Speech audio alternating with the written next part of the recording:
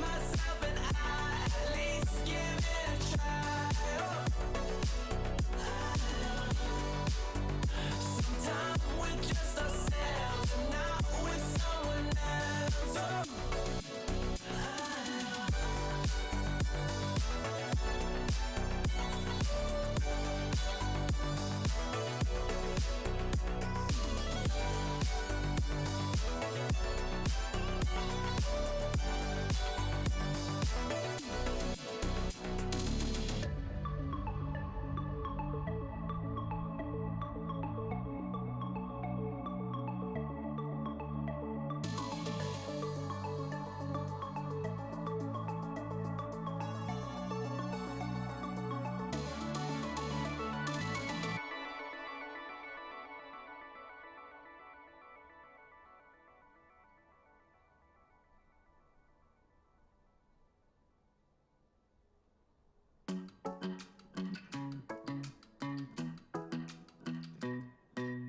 Hey pretty baby, am I in your way? Cause you walked out so fast yesterday. No, I don't think you're here to stay.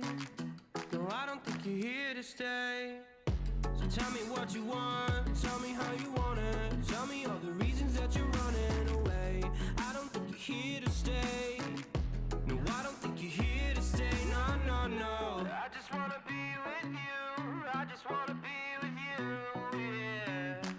I just wanna be with you. Yeah, I just wanna be with you. I just wanna be with you. I just wanna be with you, yeah. I just wanna be with you. Yeah, I just wanna be with you.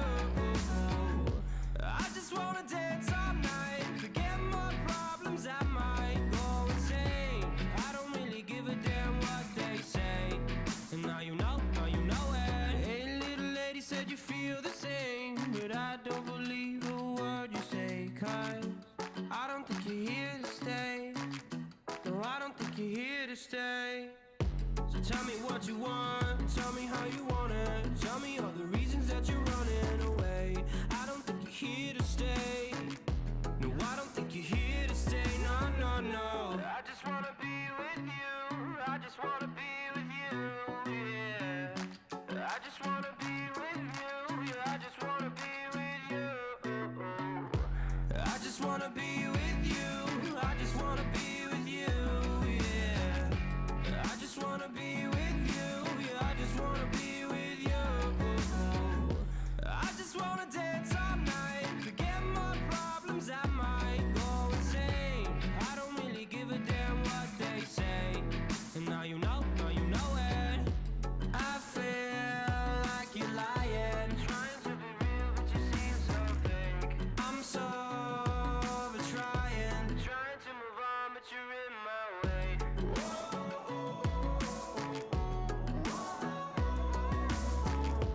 I'm so over trying to move on, but you're in my way.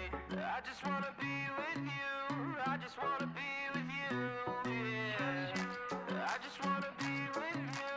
Yeah, I just wanna be with you. I just wanna be with you. I just wanna be with you, yeah. I just wanna be with you. Yeah, I just wanna be with you. I just wanna dance all night, forget my problems, I might go insane. I don't really give a damn what they say. And now you know it. I just wanna be with you. I just wanna be with you, yeah. I just wanna be with you. Yeah, I just wanna be with you.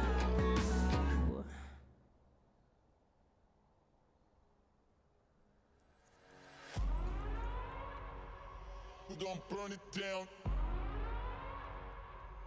Burn it down. We gon' burn it down. Burn it down. I killed it, it's murder. I killed it, it's murder. I killed it, it's murder. I killed it, it's murder. I killed it, it's murder, go crazy, berserker. I killed it, it's murder, go crazy, berserker. I killed it, it's murder, go crazy, berserker.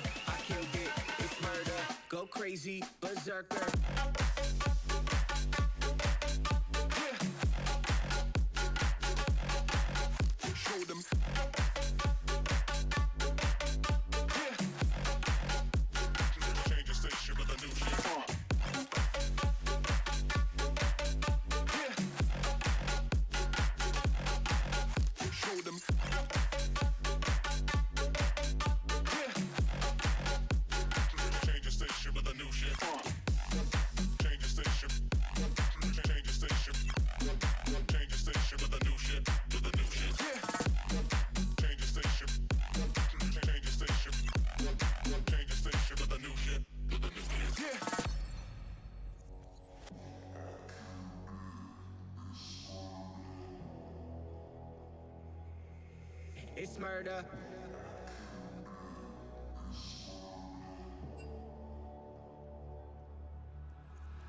I killed it, it's murder, go crazy, berserker. I killed it, it's murder, go crazy, berserker. I killed it, it's murder, go crazy, berserker. I killed it, it's murder. Alright, welcome everyone. We're just about to get in the game here. We just finally get our last member from SADBOIS here into the lobby, so we're just about to get underway here. And we're just waiting for pick and ban to start for the game 1 of this series. And my name is Escapist. I'm going to be casting tonight for Alerion Gaming versus SADBOIS. This is week 3 in our Nitrogen Conference Prophecy Cup. And it's going to be interesting. We're seeing, this is the first game that I'm casting on this new patch 9.3. We're going to see some interesting changes, nerfs coming down onto some of the most oppressive champions such as Cassiopeia, Kali, and Aatrox, who have some damage reduction as well as some healing reduction variously spread about. And the other big change obviously in this patch is the marksman changes into the changes to the crit items, so we'll see those come into play as well. And we'll see how these teams approach those changes, if they want to make any adjustments to their draft style or their draft strategy, I should say.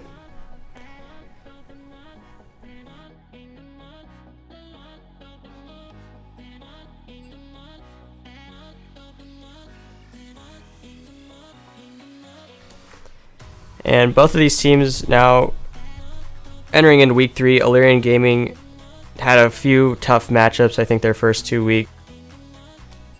And that kind of resulted in their 0-2 performance currently. They had to play IRL Sluts Reloaded last week, which was a close series. They actually brought it to 3 games. And that team, IRL Sluts Reloaded, is one of the highest performing teams right now in the conference. So definitely showing that they can hang with the best inside Nitrogen Conference. And they also had to play against XD Gaming their first week, which I think was a wake-up call for them entering Prophecy Cup for the first time,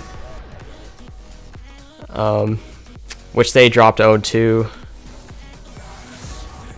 SADBOIS, the returning champions from last season, have had a bit of a wake-up call themselves. They fell in their first series, in their first regular series loss since they lost to Whale Hunters last season, and that was last week that they fell to Dolphin Slash 2-1, and so they've had a bit of a wake-up call now. They've perhaps had to make some adjustments here. They were playing down one of their key members in Morale, aka Vaughn, who looks like he's actually lined up in the mid lane position this game, whereas usually he would play that support position. So we have a bit of a sort of rotating lineup here from SADBOIS that they have to adjust week to week based on who is available to them and who is able to make the games. So as you can see, the first ban's coming out here, and we're going to see that Sejuani picked up by Alerion Gaming, which is still a great pick. Nothing really changing from patch to patch here in 9.3 for that pick. Has always been considered strong. And it looks like Morale is actually going to direct his jungler to pick up Cassiopeia here, take that for himself in the mid lane. And obviously Urgot, one of the only untouched solo lane champions that was considered strong, and being untouched in 9.3 definitely puts him on a bit of a silver platter here for a first pick. So both solo laners being selected here by SADBOIS in this first round.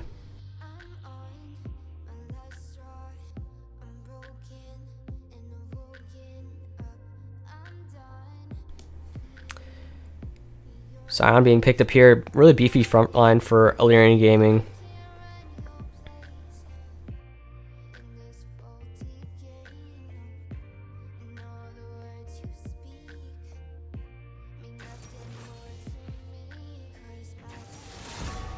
And last week, Alerion Gaming actually they played this strange comp versus IRL Sluts Reloaded where they had like a Karthus and a Xerath and an Ezreal as well and a Vel'Koz, which obviously combined together was a lot of poke, and they essentially just outscaled IRL Sluts in game 1 and managed to win the game off of their incredible amount of siege. They had a Poppy to boot as well to increase their amount of peel for those heavy artillery kind of long-range champions. And that so far has been their only win of the season, although still early in the season. And in their other games versus IRL Sluts Reloaded last week, let's see, they also drafted a Jinx comp like we're seeing here, and they accompanied it with a Cassiopeia and Urgot, but they fell in that game, which was a pretty close game actually. And they'll definitely be shaking their heads about that one, because that one was the game that could have possibly won them that series. And their final game from last week, they did select the Urgot as well again. And they had plenty of poke with the Talia, Zoe, and Ezreal and Zyra, but it just didn't work out for them that game either. Definitely a close game from them as well. Could have resulted in a win as well. So we'll see if they can make a close game out of this one. And I think if they do, then they stand a far better chance of winning close games now that they've had so much experience with them in Prophecy Cup from last week. And that IRL Sluts Reloaded team is definitely no joke. They're definitely one of the better teams in this division, or excuse me, in this conference. And we're going to see a very, very nice, well-rounded comp from SADBOIS as well. Going to lock in that Morgana for the last pick. And SADBOIS, it's kind of hard to talk about their last week performance because they had so many subs.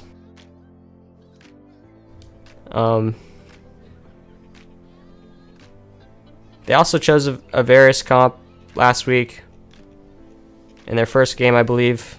It didn't do so well. They lost that one. And then in their game 2 versus Dolphin Slash, they brought it back together with a few of their starters coming back onto the Rift. And obviously, I Will Dominate Biggest Fan having a great performance on Aatrox last week in that game 2 versus Dolphin Slash. And this time he's going to bring the Kayn onto the Rift, so a very similar champion, I would say. Maybe not opting for the Aatrox this time, although it was available because of those nerfs that we see. At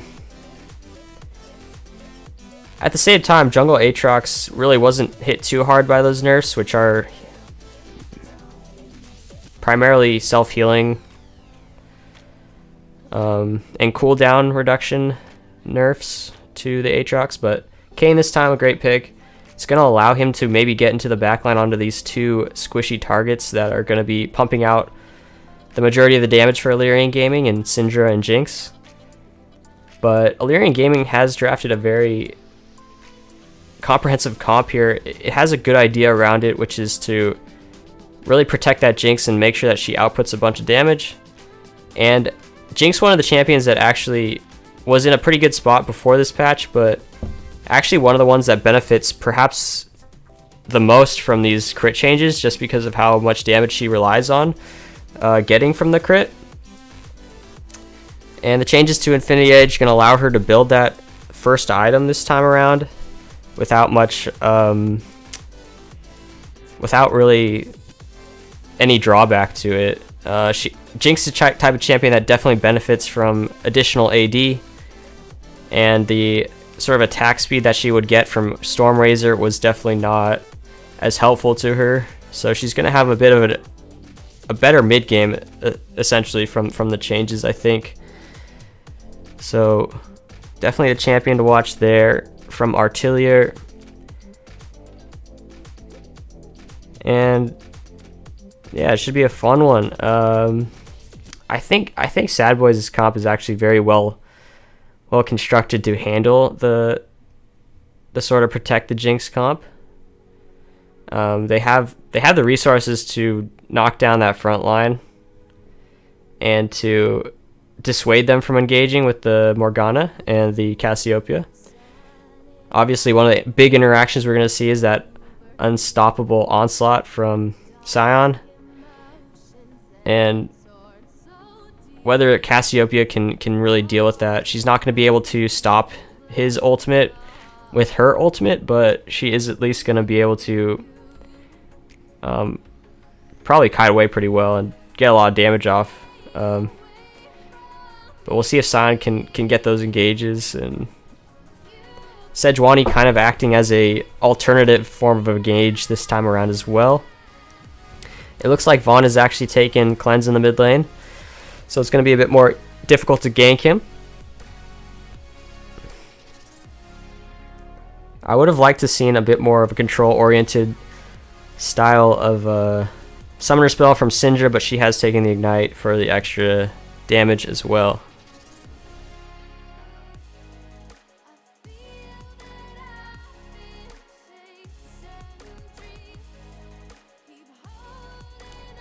And we've done it, guys. We've made it through the spectator delay.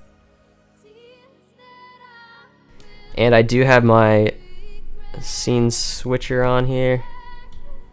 Everything looks good on the overlay, I think.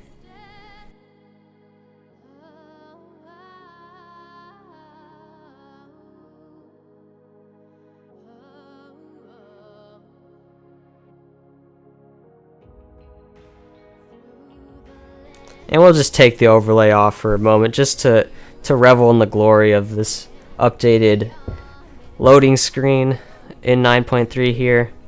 Alerion Gaming doing a really well done, actually getting almost all 5 members to have that same tag of the ALRG. SADBOIS, you know, they got some work to do on that, but they also have a bit of a difficult ability doing that given how many subs that they normally play. And yeah, should be a fun one, guys. Thanks for joining us.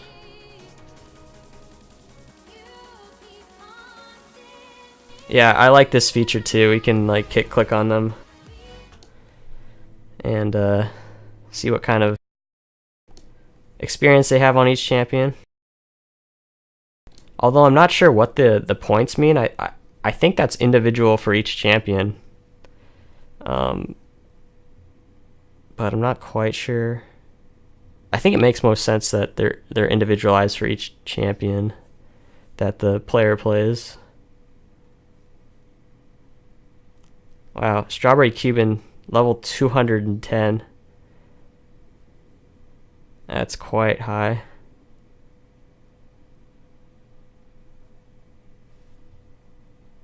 Each champ, yep, all one says it's for each champ.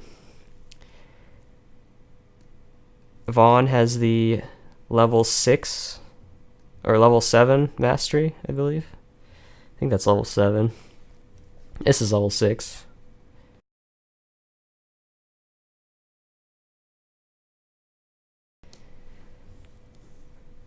Yeah. The only problem obviously is that with the loading screen you can't tell who is holding us up, because we're at 98% now, but the individualized loading icons are no longer a thing, so we can't really blame anyone anymore. Can't really solo anyone out.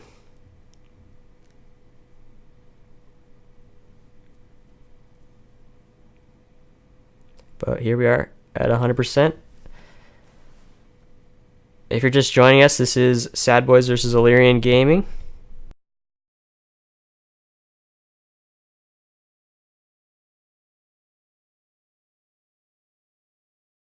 And this is game 1, of course, that we're just about to get into.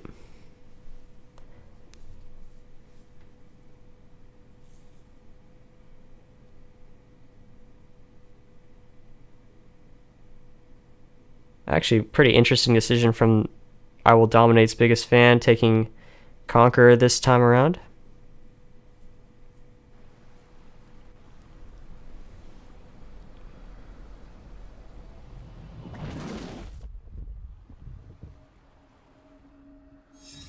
And that's something that I haven't seen really on a Kayn jungle yet. Items being purchased for both teams this time.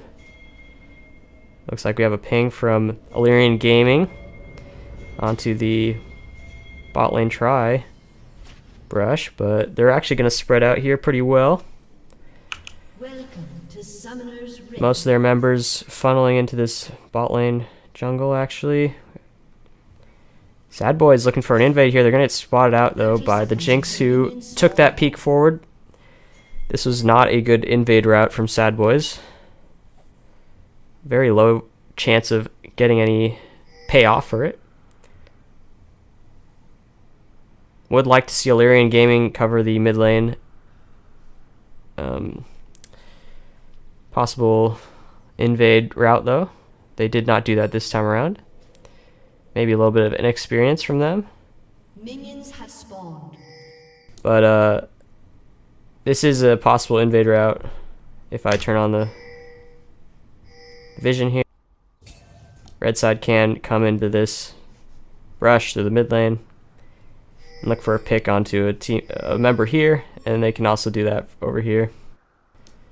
But it's a little bit easier for red side to come into this bush, so would have liked to seen Alerion covering for that. I Will Dominate's biggest fan going to be starting out the red buff, and Strawberry Cuban's going to be doing the same on his side. Both junglers receiving a small leash from their respective lanes. So Urgot will be able to get up here for the XP, but he will be a little bit late. So both teams should know where the enemy jungler is at the moment. I have a nice ward here as well from SADBOIS to spot the Sejuani on bot side river. Nice root coming down from one called Demon onto Karma. Dekron's going to be able to heal that up though. He'll just have a couple of health pots still available. Logbag taking down to about 200 health in the mid lane meanwhile. Level 2 being hit here is going to bring out the Chompers, double root onto the bot lane of SADBOIS. So nice trade here from Alerion Gaming. Going to walk away with a few extra HP in their pocket for that trade. Both health bots already being run through by Logbag on the Syndra in the mid lane. And given that he does have that ignite, it's going to make his lane a bit more vulnerable. He also does not have the necessarily advantage from the jungle pressure. But here we're going to actually see a gank here. He's going to... Strawberry Cuban with a really, really nice gank. Sneaks around both the allied jungler there of I Will Dominate's biggest fan, and also around the vision very nicely, and they make that gank work. He is down a level here. Strawberry Cuban trying to take this trade, and this is the additional amount of clear speed that we got from the Kayn here. Definitely paying off, so he will even up the kill score there. The first blood is a bit more valuable though, going over to Syndra for the time being. But the support there from the mid lane just didn't come soon enough, and I think Strawberry Cuban expected it a bit earlier. Oh, Achillier! I think it was a visual bug. It looked like he went under turret range there, but he didn't take any turret damage. Heal having to be expended there. Or, excuse me, not exactly having to be expended, but it was expended by Achillier. Ryacel having both spells still available. And the same goes for one called Demon. But definitely gonna miss that that heal on Altilier. Kayn's gonna be able to get the 3 buff here. Oh, flash in from Dicron. He gets the heal down though in time. Ryacel's gonna be able to walk away with the black shield still on. That black shield was a little bit late, so it didn't really prevent any damage. It just prevented the threat of additional damage. Dicron coming in here. Artillery getting that kill. And one called Demon's going to get the return kill. I Will Dominate's biggest fan is here, though. This should be a dead Jinx. Gets the flash out of him as well in exchange for the one called Demon's flash, but that Jinx was dead for sure. And it's gonna force her to build that Berserker's Greaves, which she doesn't want to do. So her build's gonna be delayed from that great gank from I Will Dominate's biggest fan. Definitely a bit too aggressive on the side of Alerion Gaming its bot lane that time. Strawberry Cuban looking to pressure the mid lane again. Morale does have both summoners. He didn't even burn either of them last time. So maybe a little bit, you know, a little bit cold hands this time around, forgetting to press those spells from last time. Could have saved him, but he does have them available still now, which is the payoff. Nice CS lead actually being accumulated in bot lane by Atelier.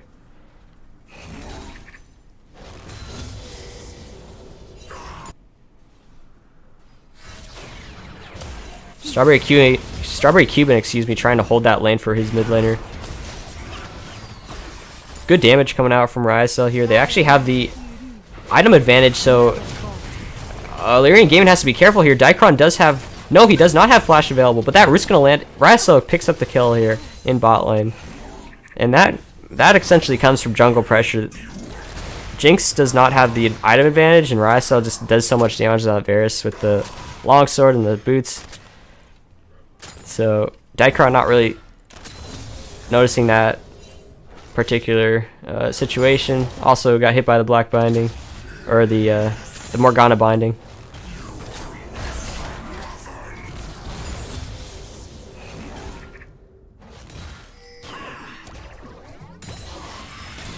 Kane actually hitting level 6 here, so we'll see what he decides to do with that. Meanwhile, Sejuani has just recalled. She's only level 4. That's the huge difference that we see from the clears from both junglers, as well as the early death from the Sejuani and the amount of time that she spent in the mid lane. Yeah, for sure. That CS is pretty huge. Currently estimated about probably like it's like 4 camps. 4 camps for the junglers. And a few CS, obviously.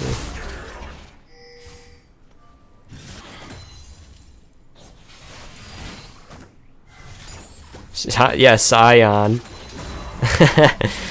Yeah. Oh, I will dominate Space Fan coming in here. Flash from Morale, gonna ground log bag with that nice W from Cassiopeia. I will dominate Biggest Fan, taking really low here. Log bag to survive, gonna get the shutdown on the I will dominate Biggest Fan. So damage calculation not quite all there. I think that was a pretty in the bag kill there, but Sejuani coming in hot does allow him to stay alive and get that kill. Dicron taking really low, does dodge the binding there. Oh wow, Ignite going down onto Ryacel, forces him to back away, and Artillery is going to get that kill onto one called Demon. Timely heal coming in from Artillery to save his support as well. That is the second time he's had to do that, but definitely worthwhile because Dicron was likely to go down there, and he did set up that nicely.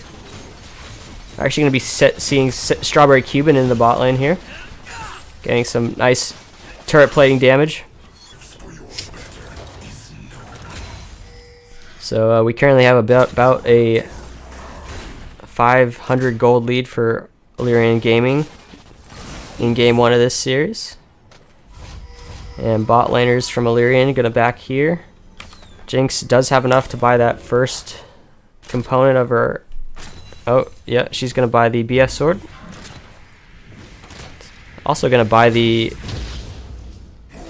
dagger, so that to me indicates that she's actually gonna build the other item, not the Infinity Edge. Oh, ult gonna land here from Strawberry Cuban. I will dominate, having to flash out of there. Morale gets the CC down, and one called Demon with a nice binding gives that kill over to Morale in the mid lane.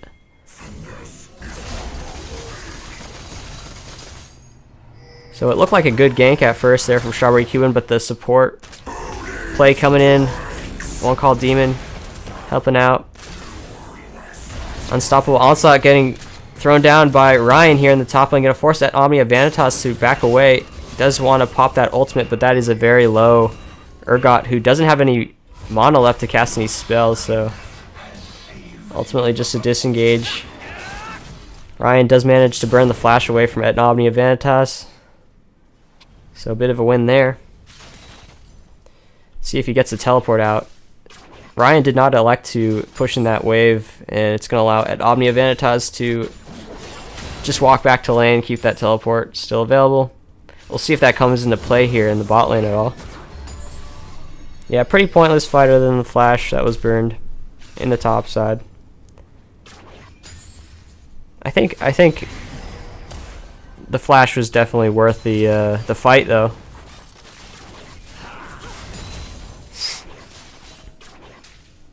Lane shoving here into the side of SADBOIS. They do hit level 7 off of that, however. And this will allow Alerion to get a bit of vision in their river. I don't think Alerion are aware of where I Will Dominate's biggest fan is in the jungle currently, but he is quite far away at the moment.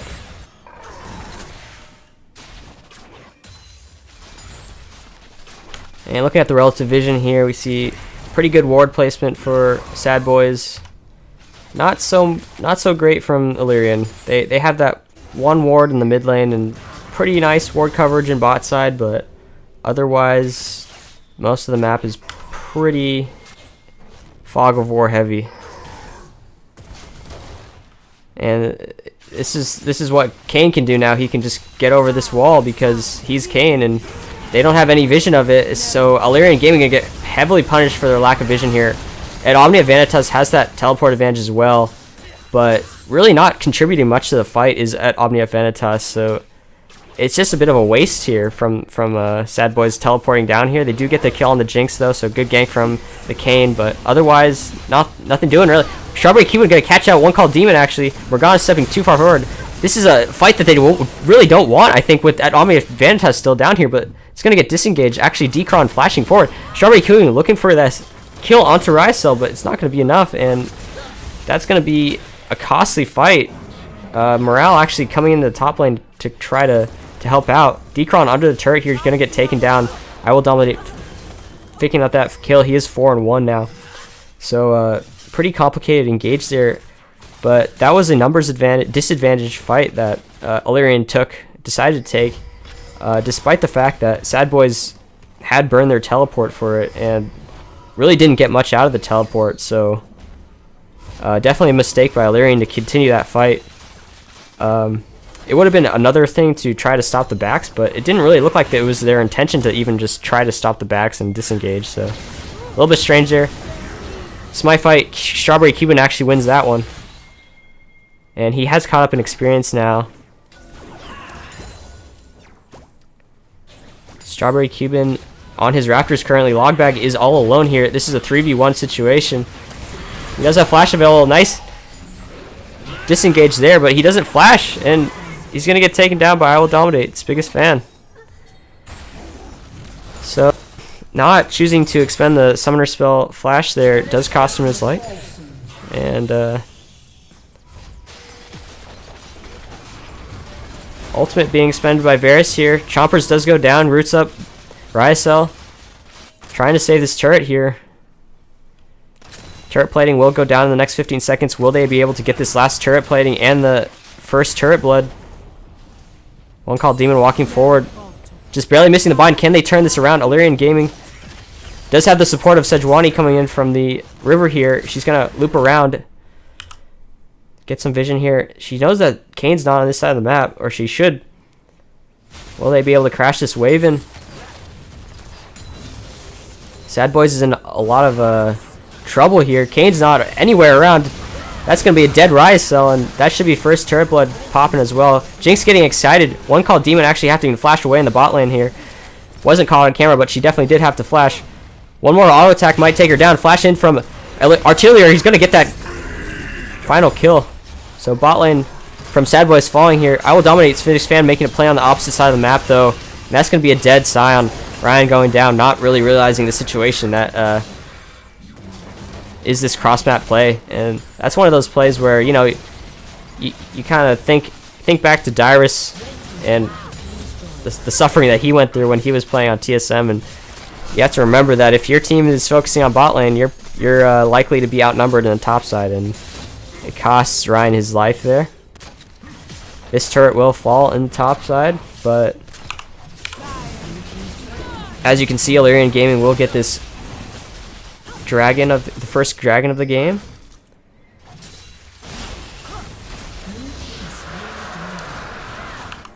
We'll see if Kane can actually take this blue buff for the second time this game. And really, it hasn't hurt Sejuani so much as it's hurt the Syndra at this point in the game, who really wants this blue buff. And I wasn't really focusing too much on the movement from Morale in the mid lane, but I believe he did get the solo kill onto Logbag. I don't see an extra assist from I Will Dominate's biggest fan, so I think it was just a solo kill in the mid lane. You can correct me if I'm wrong though, I might have missed it. So definitely a good game one here. We're actually all tied up in terms of gold. Turret plating gold went pretty heavily, I think, into Alerion Gaming's side. They managed to get that second turret as well in the bot lane. So they have the majority of the turret gold as it currently stands. Strawberry Cuban looking for a nice engage here onto Morale. Morale doesn't have that cleanse available. He gets the Petrifying Gaze onto... Oh, nice flash forward. Going to finish off Logbag. That's going to be dead Strawberry Cuban as well. So Big Black Sheard coming in there. Artillery actually getting ganked here. Oh, he's going to have to force his engage onto Ryacel just to try to get anything out of this. Dicron actually going to get chased down here by I Will Dominate. He doesn't have the support of his turret here. Playing with fire a little bit. Looking for that extra damage onto I Will Dominate biggest fan. So 3 kills now going over to SADBOIS. This game is actually turning quite in their favor as it is right now. It's still close. It's certainly not as close as it was after that sort of passage. We're gonna actually see Vaughn picking up that Medjai Soul Stealer as well. It has 9 stacks on it currently. Upgrading that from the Dark Seal. So a lot of confidence from SADBOIS mid laner this time around. Lots of control wards being purchased by SADBOIS as well. Definitely showcasing the sort of vision control that they like to take advantage of. Omnia Vanta's flashing away from his base. He's going to get stunned up here by the Sejuani. Strawberry Cuban and Ryan are going to take down this big Urgot. Kane does manage to get down here in time, and it's going to actually force a bit of a kite away from the members of Alerion Gaming. I Will Dominate's biggest fan going into the backline, getting onto, well, what is really a frontliner in the Sejuani, and that's going to be 2 dead Alerion Gaming players actually, with a nice collapse from Morale and I Will Dominate's biggest fan. Dicron flashing forward here, forcing the cleanse away from Morale, but the damage is too much from Dicron, so Karma getting that exit kill. 2 for 1 so far in favor of SADBOIS.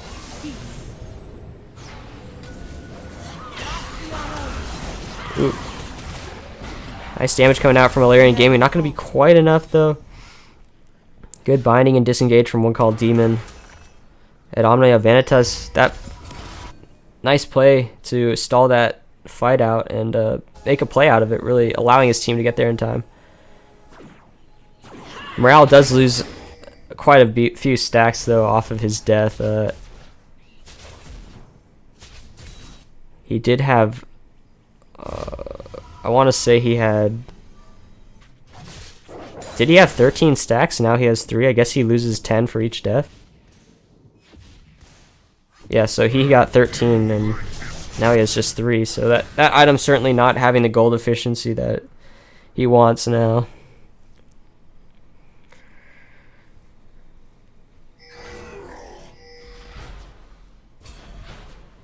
Next dragon going to be spawning in 40 seconds. Rift Herald going to be despawning for Baron in the next 20 seconds. Next dragon is an Cloud Drake, I should say, not Air. Cloud Drake.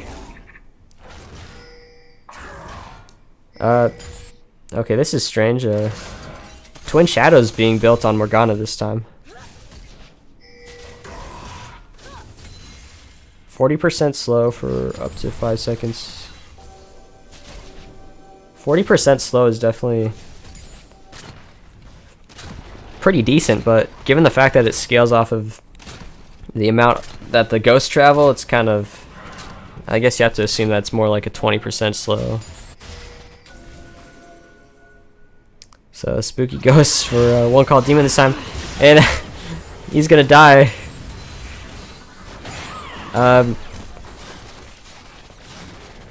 Yeah, I'm not really sure what to think about this item in this situation. It's certainly not gonna make him any tankier. The longer this game goes on, though, I mean, I can't say one team has a clear scaling advantage, but I mean, SADBOIS has a scaling advantage in the side lane, in the top lane, I should say.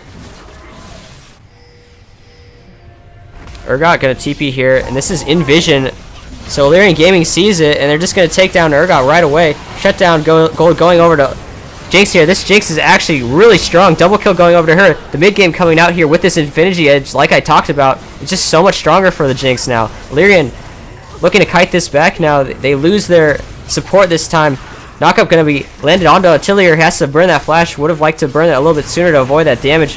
I Will Dominate's biggest fan doing so much damage here along with Ryacel. Another knockup gonna land by I Will Dominate. But Artillery actually gonna stay alive. He's gonna get the slowdown onto Ryacel. No, actually that was black shielded away, so. But that is a huge turnaround. Lots of gold going over to Jinx there. I think that was 3 kills for her. Definitely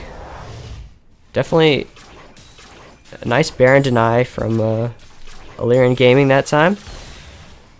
One called Demon looking for that binding over the wall. They're going to get some nice damage into the mid lane turret here, and looks like they're just going to try to reset. One called Demon actually recalling on this ward. Will she get spotted out here? Nope, nothing. Oh, what? That was strange. Jinx's ult, or Jinx's W did hit, but... Ooh, nice! Oh, wow. Oh, wow. All the ults missing, but you can't miss that Syndra ulti, and it's gonna force Ryacel to flash away. Oh! Artillery taking out Ryacel with that nice Jinx ultimate. Gets the snipe. No one was there to block it, and it was just barely in execute range. It's going to be 4 kills now in a row going over to the 80 carry of Alerion Gaming this time. And we're going to see movement here into the mid lane. Both teams going to run into each other. Scatter the Weak just barely going to miss out. Ultimate from Strawberry Q going to miss out as well. I Will Dominate, biggest fan going into the backline here. He's in trouble though. He gets knocked up by Sion. Oh wow, Abnami Vanitas gets that 4-man sphere there, and Cassiopeia going to essentially 2-shot the Jinx, so funneling in there for Alerion Gaming does not work out in the end for them. So massive Urgot ultimate gets that fear down, fear beyond death, and turning that fight around. Logbag the only one alive left for Alerion this time, and he does have the ultimate available, but that's not really enough to save this inhib turret. Shutdown gold also going down, I believe. Yeah, Morale did pick up that shutdown gold from Jinx, so he's got 1,700 gold in his pocket. Urgot actually has 3,000 gold in his pocket. After this reset, they should be able to buy quite a few items for themselves, our SADBOIS. And that Medjay Soul Stealer back up to 16 stacks. Jinx ulti not going to quite take down at Omnia Vanitas. He is a little bit too tanky for the Executor coming down.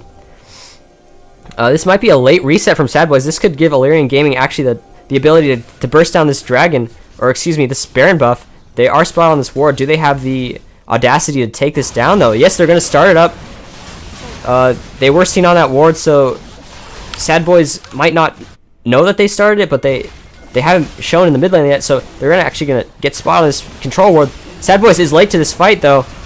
Ultimate comes over from Varus trying to get the steal. That is going to be a smited away from Strawberry Cuban, and Alerion Gaming going to get out of here with a Baron for themselves. If they are able to get their recalls off in time, this should be really, really good for them. They have minions, super minion in the mid lane, knocking on their Nexus turrets currently. This should allow Alerion Gaming to at least turtle well enough to save their other inhib turrets. It might cause them to lose this top lane turret, but really not a bad sacrifice to make. That was a Baron that SADBOIS was in all likelihood going to pick up, so that really is nice for Alerion. They do deny that away. Infernal Drake actually spawning next, so that should be SADBOIS' to take, I think. No vision on it currently for both teams. SADBOIS does have some nice vision in the bot side jungle though. They might look for a pick here. They don't see anyone on vision yet. Karma actually going to show here. She's going to get caught out, knocked up by I Will Dominate's biggest fan, and One Call Demon gets the nice binding down. So that's going to be a pick onto Dicron, the support for Alerion Gaming. Mid lane push coming out from Alerion in response. They're going to get that mid lane turret, finally knocking that one down, which morale had been keeping up so nicely this whole game.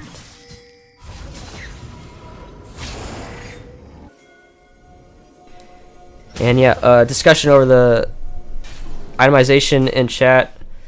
Artillery actually going for the Runaan's Hurricane this time, and the Phantom Dancer not going to be able to take that rapid fire cannon. But I definitely like the decision to take the Infinity Edge over the Storm Razor's Edge. So Baron buff for Alerion allows them to get a few extra outer turrets in the mid lane and the top side. It also allows them to defend their top side turret. They did lose one member while they had the Baron buff. And actually they still have about 45 seconds with it.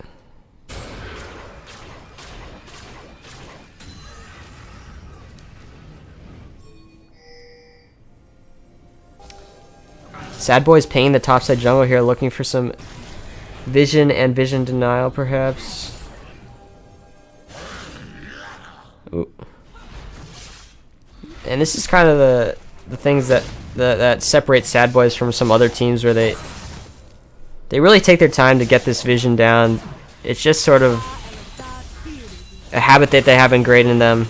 We're actually getting taken a little bit low there, or excuse me, at least slowed down a little bit. He was in a bit of a perilous situation. Strawberry Cuban looking for that ultimate. Gonna get stunned up by the morale ulti, and he's gonna get taken down. Oh. Flashing for Iowa Dominate's biggest fan. He's gonna get 3-man knockup. Is he too deep though? He's gonna get the ulti down on the Logbag. Choppers get pressed down. He is rooted, and that's gonna be Logbag just barely staying alive. Artillery getting excited in the backline. He gets a double kill now. He's gonna get that triple kill. That's gonna be Artillery popping off and getting the nice turnaround for his team there. Alerion now with the advantage on the map, so they're gonna send Logbag back into the mid lane, clean this up. And how much work can Jinx do with this amount of death timers? She definitely doesn't want to stay for when I Will Dominate's biggest fan respawns. I would have liked to see Ami advance this recall here just to get out of a position where he could potentially trouble himself and defend this top lane turret. But Artillery is going to be able to knock this one down with that red buff. I don't think red buff, I don't think dealing damage, any additional damage to turrets anymore. But Artillery does have that GA now, which is, I would say it's a pretty good idea versus the Kayn. It's certainly an item that her entire team can play around. If they want to play this game extremely slow and protect the Jinx, they definitely have to be careful of their engages. You know, because Sejuani going in there getting killed right off the bat. It started the fight off, but it put them at a numbers disadvantage right off the bat. So it did, however, it did manage to burn both summoners from morale there, so it made morale a bit of an easier target for Jinx there in that last fight.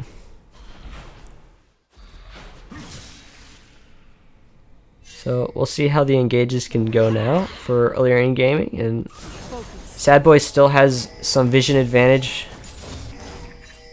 on the map. We'll see what they can do.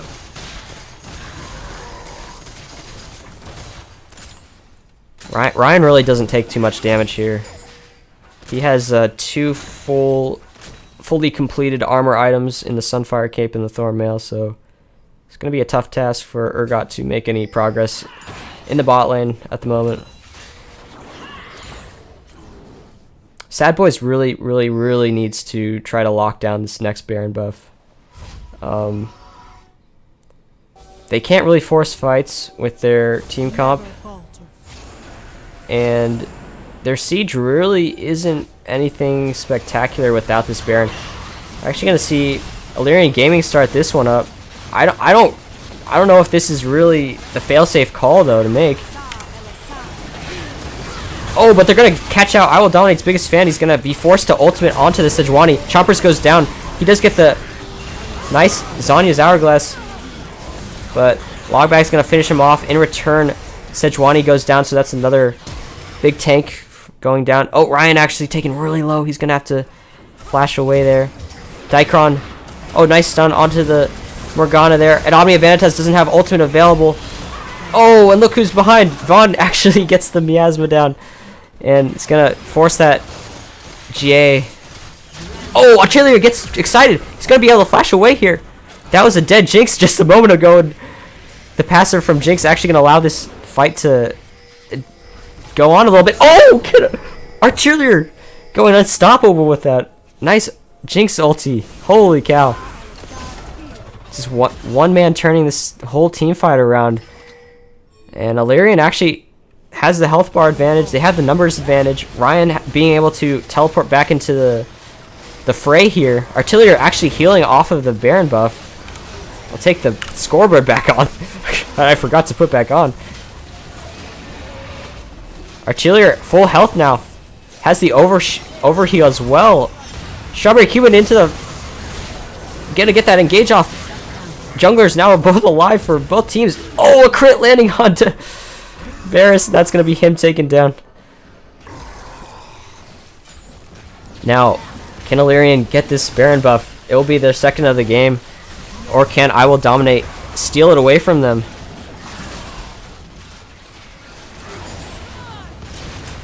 Morale and one called Demon respawning here. They're going to be able to help out Kayn here. Can they get the Black Shield onto Kayn? They're actually going to...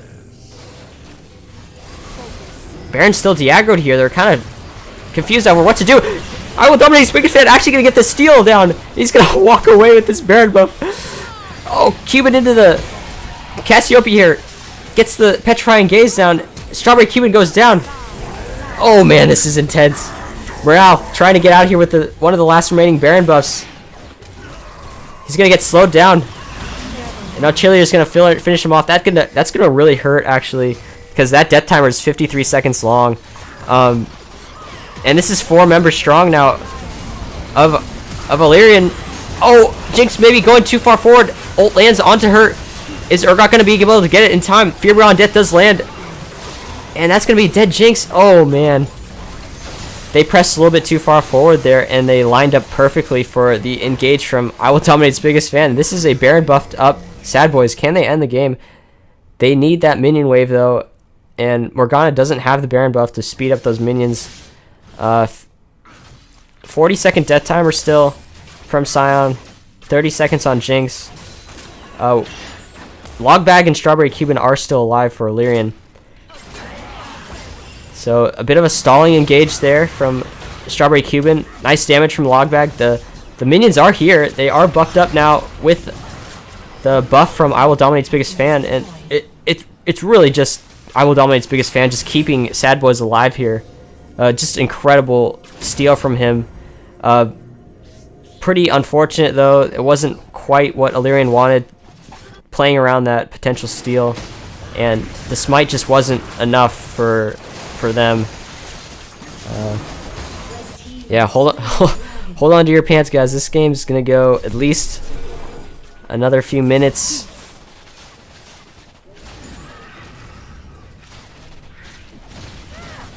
GA still on cooldown for Artillery, so definitely a critical cooldown to watch closely. Logbag pretty under-leveled, or at least under-itemized. He's trying to complete that Rabadon's death cap, but still just sitting on 2 needlessly large rods. Full build for Jinx currently.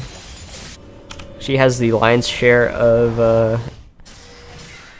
the gold for Alerion Gaming.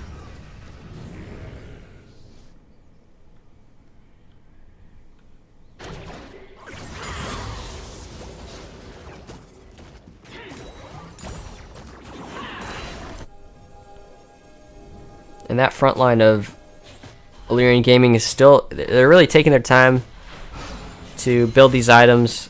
Scion, for example, still just sitting on 2.5 items, so he's pretty dang far behind.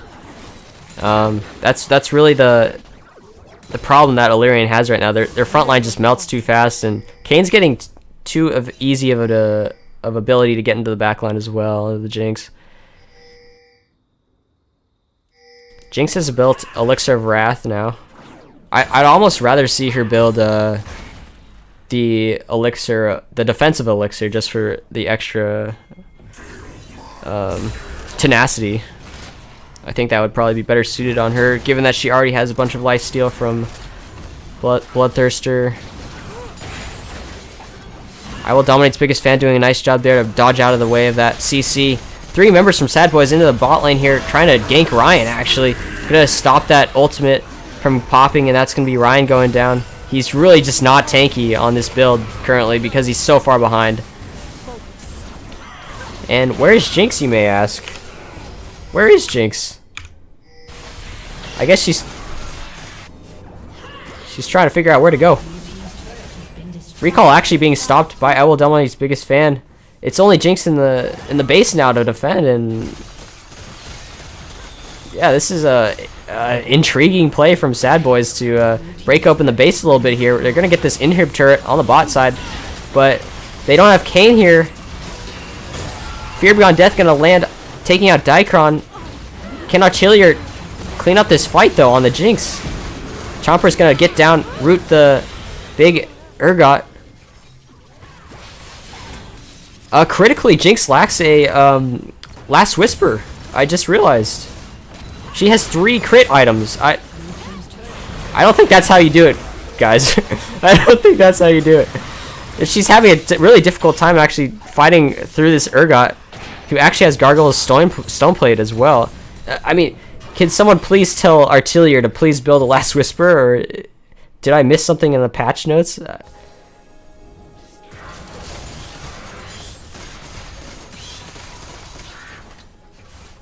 Alrighty.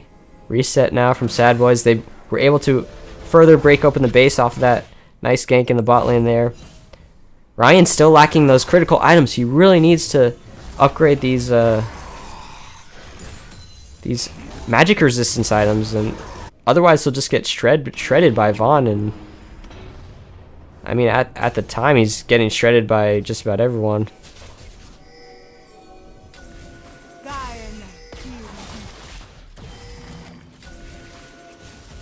Baron actually going to be spawning here in 15 seconds. As we see them fighting over Vision here. One Call Demon looking for a binding. Can he find one? Not quite. Vision being cleared away now by both sides simultaneously. And yeah, this is what the Baron dance is all about, ladies and gentlemen.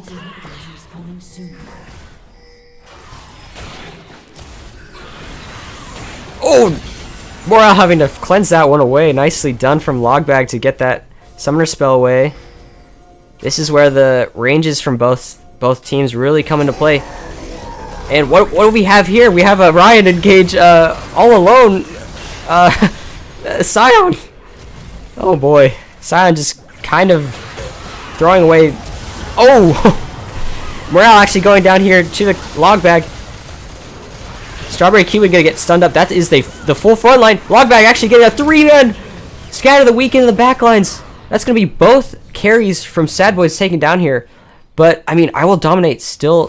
He's got so much damage. So him staying alive is really critical here. Also, being able to stay up and further stop the Baron from being started. Just his threat is so menacing here. Because he can really just stall this game out further and steal another Baron, and it looks like he's actually pathing down into the Dragon Pit here. And is he really gonna trade away Baron buff for Dragon? I think that's a nice actually idea. But Alerion Gaming aren't aware of the fact that Kane isn't around, and they're just too scared of another steal, so they're not even gonna try to pick that Baron up. Now they're aware of it. Jinx is checking it with a rocket here, so I Will Dominate's gonna be spotted here. Can Sejuani get there in time? It's only at half health. I think they could actually, if they so choose, disrupt that elemental. Look at the bot lane. Alerion, you've left the bot lane open. There's no Nexus turrets. What's going on? Yeah. Meanwhile, alright, Alerion's gonna get this Baron buff. Spooky Ghost has to actually land onto Dicron. Might deny his recall here. Alrighty. Everything. Let's take a deep breath. Oh, that's one big Urgot. Okay, Ryan's got the bot lane under control again. That inhib should respawn in I want to say it's like a minute left. It looks actually really close. I can't tell though.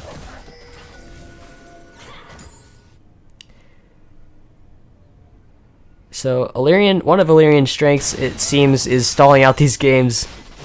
They certainly like to draft these comps that scale really heavily, and that maybe is why they draft the late scaling comps. It's because they are likely to get here, but you know they've sacrificed so much. They've lost 2 Nexus turrets in the process. They've lost this Elemental Drake. So it might be too late here for Alerion Gaming. I mean, their front line still isn't tanky enough either. They're just gonna melt to this Elemental Drake, and they're just holding on for dear life here, trying to suppress the minions as much as possible. If I Will Dominate's biggest fan is able to get an engage off here, I think Alerion just completely collapse. We'll see if SADBOIS can get this engage off. Okay, so they take the mid lane inhibitor. Bot lane inhibitor has respawned for Alerion now. Scatterweak just barely gonna miss out from morale there. Oh, he's gonna flash forward, get the Petrifying Gaze, damage down to Logbag. Logbag taking extremely low. He's melting down to the Elemental Drake. He's taken out for the fight here. Oh, re-engage from Ryan, but he's really not as tanky as he wants to be versus this Elemental Drake. And he's gonna get taken down by the Fear Beyond Death. Flash forward, gets Decron. Achillier in the backline still alive, hasn't been CC'd, is full health as well. I Will Dominate taken into the fountain, actually gets taken really low and actually gonna pop his GA. And Omnia trying to chase down Dicron. Where's Artilleer? He still has a GA available and it's gonna get popped, but Ryacel's auto attacking the Nexus here. Can he finish it off? Logbag's still alive. Is he gonna save the game for Alerion here? No! Oh, the minions! Oh, and this is gonna be SADBOIS taking game 1 on an exciting finish from them. Finally finishing it out, able to get that team fight win with the Elemental Dragon, and they're just gonna have a little bit of fun here. Slowly increase their CS scores as they finish that game out. Wow, that was quite the fiesta, if I say so myself. Definitely a fun one to cast, and SADBOIS is gonna be energized into that game too with that win. Yeah, we'll see if there are any adjustments to be made as well going into the game 2, but for now I'm going to take a bit of a break. We could take a look at the stats in the lead client here as soon as I can get there.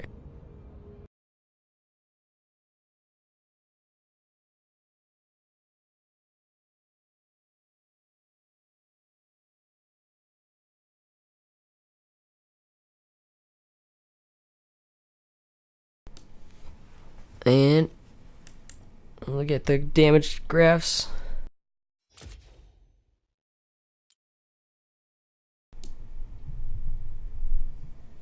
So yeah, Vaughn, yeah, you want to see these damage graphs and show them off to everyone. That's 58k damage from Vaughn this game, and wow, that's pretty impressive. Definitely picking up some of the slack perhaps from his bot lane this time, and exceeding the damage from the hyper carry of Artillier on the Jinx. Lots of late game damage actually coming out from Logbag on the Syndra as well. He's actually able to do a lot with the Scout of the Weeks there and deny Baron. Actually was pretty instrumental in that one of those final Baron fights, or fights around Baron, where Ryan went in on the Scion and kind of died super early, but she was able to continually hit Scout of the Weeks onto SADBOIS. So pretty well played by both sides. Definitely a chaotic one, and they're gonna definitely, I think, clean it up in the second game, because that was game one, and game ones tend to be pretty chaotic because both teams are still getting used to the team play aspect of warming up and making calls and listening to one another. So we'll see how it goes, but hopefully get into game two shortly as I get the tournament code right now.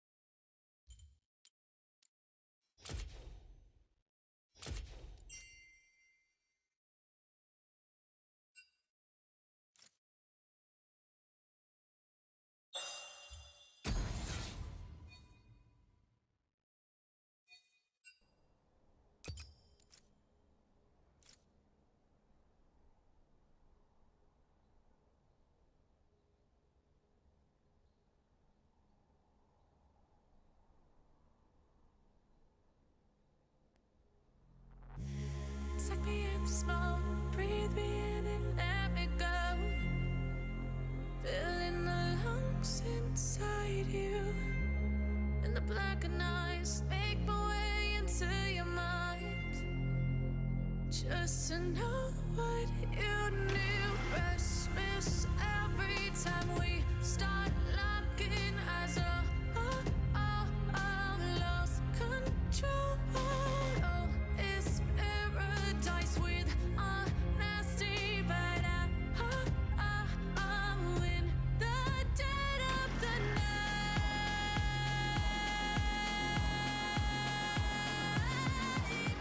Let the darkness take control.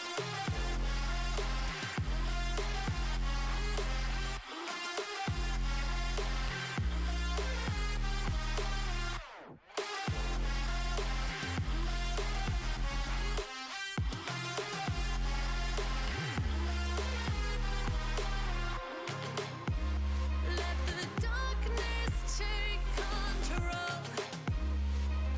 Darkness take control. May the darkness take control.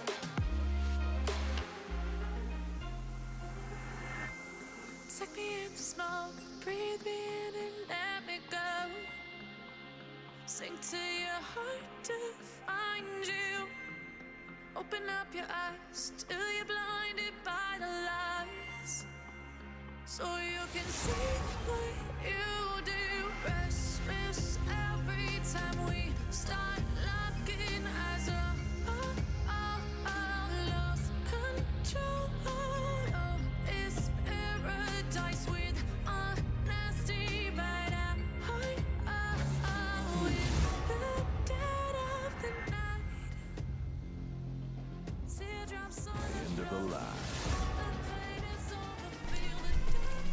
Alrighty, Prophecy Cup, we got game 2 coming in hot off the press now. SADBOIS took that first game, exciting finish, and a lot of exciting action as well. It looks like both sides are gonna maintain their same bans.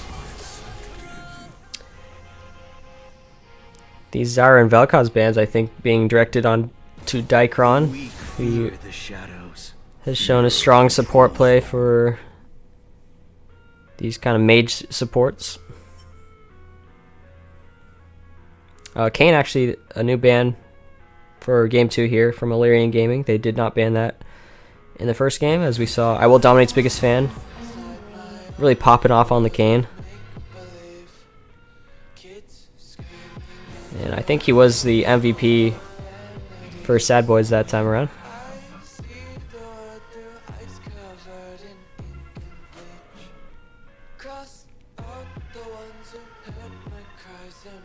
Urgot also a new ban, so gonna deny that pick away from Ed Omnia Vanitas, who was also pretty huge in some of the team fight wins that SADBOIS had in game 1.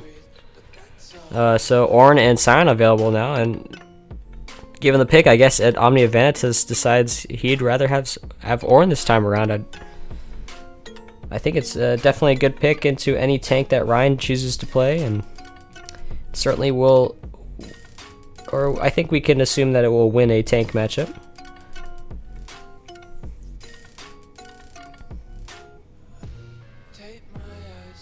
But Ryan actually looking towards a potential anti-tank in the Trundle, gonna actually switch it over to Sion instead.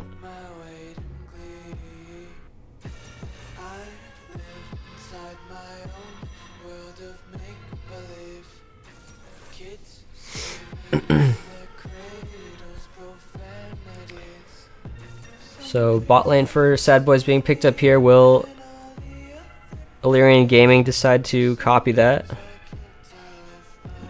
Morgana is available for Alerion here if they want to take it.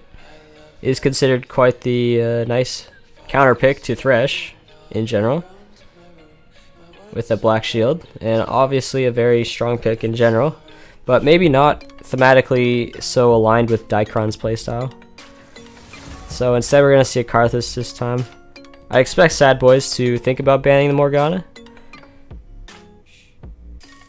but I mean, they've already sent two bans Dicron's way, so they might just decide to ban some more kind of mage supports from him, like last game's Karma maybe.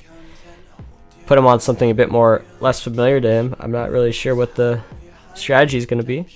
Sejuani also taken away, so I mean, this comp from Alerion Gaming to me looks like almost the same exact comp that they beat IRL Sluts Reloaded with, minus of course the top laner, who's going to be Sion instead of Poppy. But this is kind of like their poke comp, as it looks to me, and so it'll be interesting to see if they do opt into a Xerath pick in the mid lane. They already have a ton of poke with Ezreal and Karthus kind of being a finisher after they poke them down, so we'll see if they opt for more poke. The bans would in that case be indicative of what they want to do, because if they're banning away things such as Sejuani and Kha'Zix that can get in the backline or sneak into the backline or hard engage, then maybe they are going to opt in for more poke.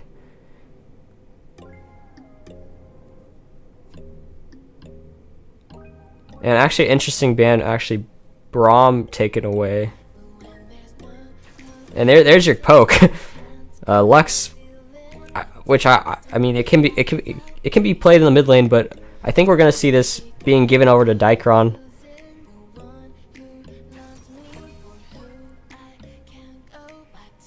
And he did play that Vel'Koz in the support role in that victory versus IRL Sluts Reloaded last week. So it being not available this time, perhaps they're thinking, okay, we can pull off the same kind of thing with a Lux this time.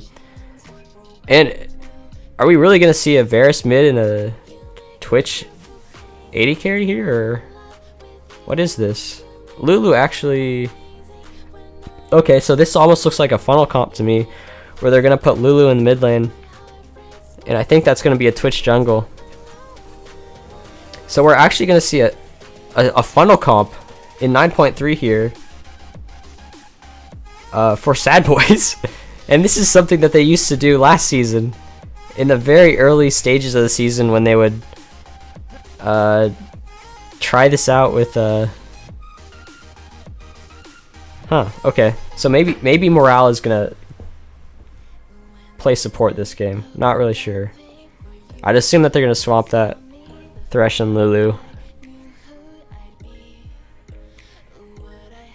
But when funnel comp was a thing in season 8, I believe SADBOIS were early adapters of the strategy, and they won a lot of early season 6 Prophecy Cup games using that strategy, I believe.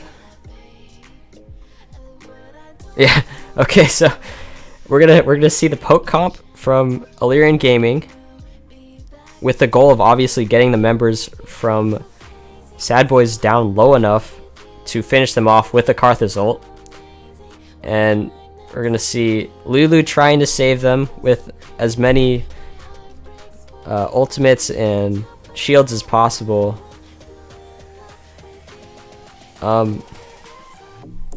At the same time, maybe funneling here. I'm not really sure if they're gonna put Thresh in the bot lane or if they're gonna put Lulu in the bot lane, but I'm pretty sure that Morale's gonna support this game, and one called Demon is gonna play mid lane.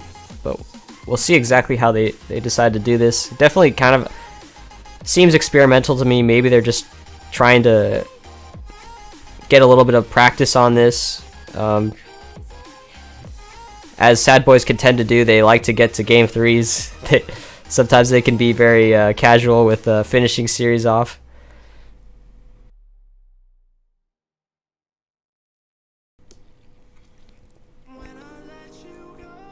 But I mean, if it is a Thresh mid, then boy oh boy, what are we gonna see here?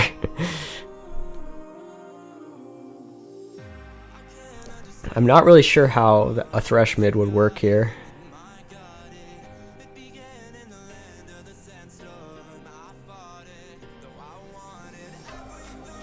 I mean, feel free to predict away in chat, guys. Like, I think that Alerion Gaming is gonna absolutely dismantle SADBOIS' comp. I just don't. I think it's the perfect comp to play a poke comp against. Like, there's not really a lot of hard engage for SADBOIS, and there's just a ton of like ranged poke from Alerion Gaming that they should be able to get off pretty much without punishment.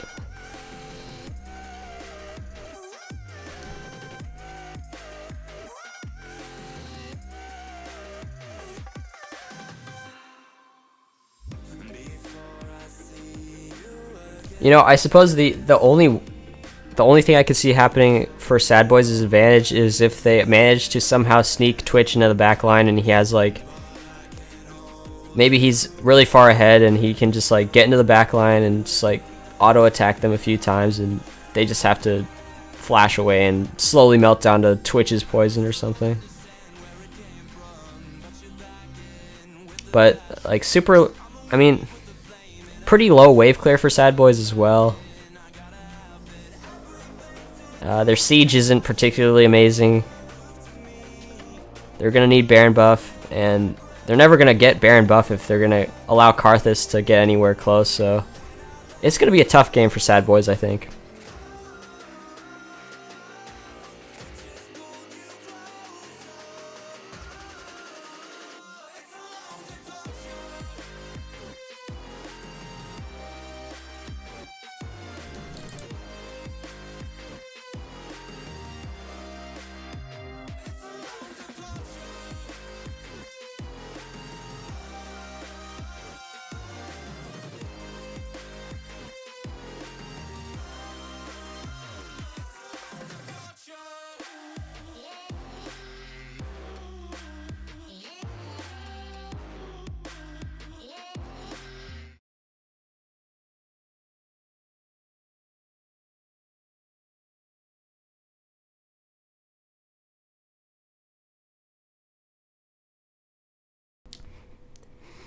Just showing off some of the banners here.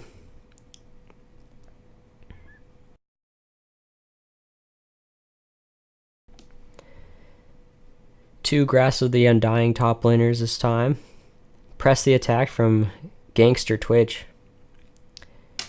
And Fleet Footwork for High Noon Thresh in the mid lane. Taking Ignite as well. So that is a mid lane Thresh as far as I can see.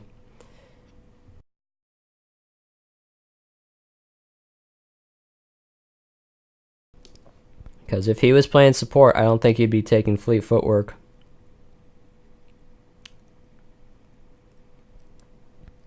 Very, very standard runes from Alerion this time.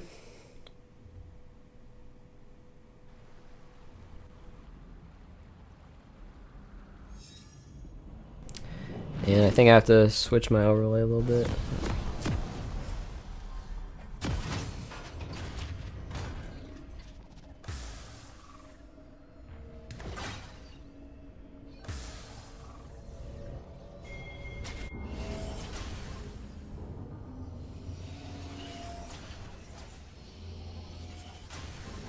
Welcome to Summoner's Rift.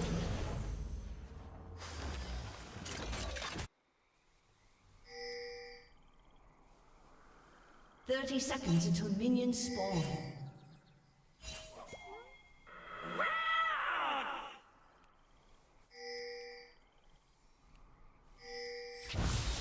Marvel at that!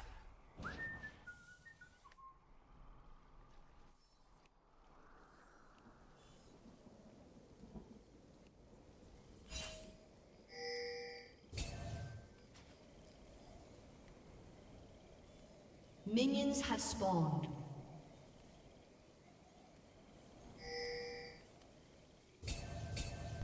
Alrighty, there we go. Sorry for the radio silence there, but we got SADBOIS with the game 1 victory, are taking blue side this time. They did have side selection, so they opted for that. And Alerion Gaming gonna be starting on red side, or playing from red side, excuse me.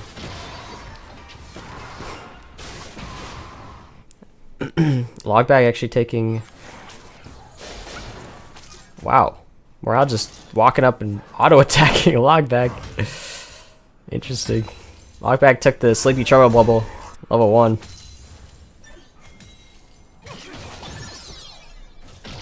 Twitch rocking forward here, looking for a mid lane gank from the lane. Flay actually comes down. It's going to be first blood for SADBOIS. Are you kidding me? Wow. So, definitely cheesy little pick there.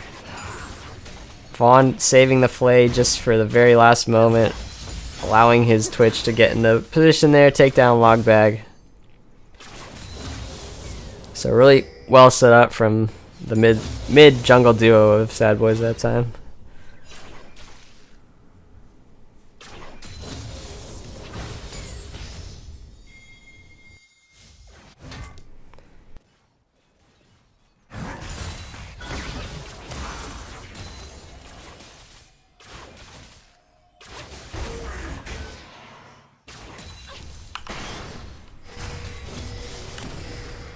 Twitch is on a ward here.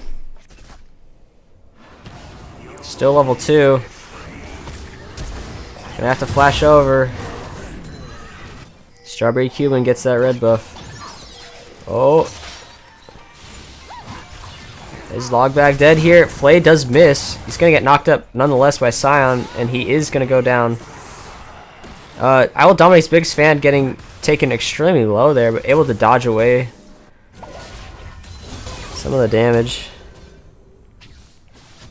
So this is going to be a pretty painful laning phase for Alerion Gaming, but you know, eventually they hope to overcome that with an outscaling comp here. Although it is pretty scary to think about 2 ranged 80 carries in the late game for SADBOIS as well. Artillery jumping forward there, getting a lot of damage onto Ryacell. arrow gonna land onto Dicron, so he's taking about to half health. The binding just barely gonna miss from him.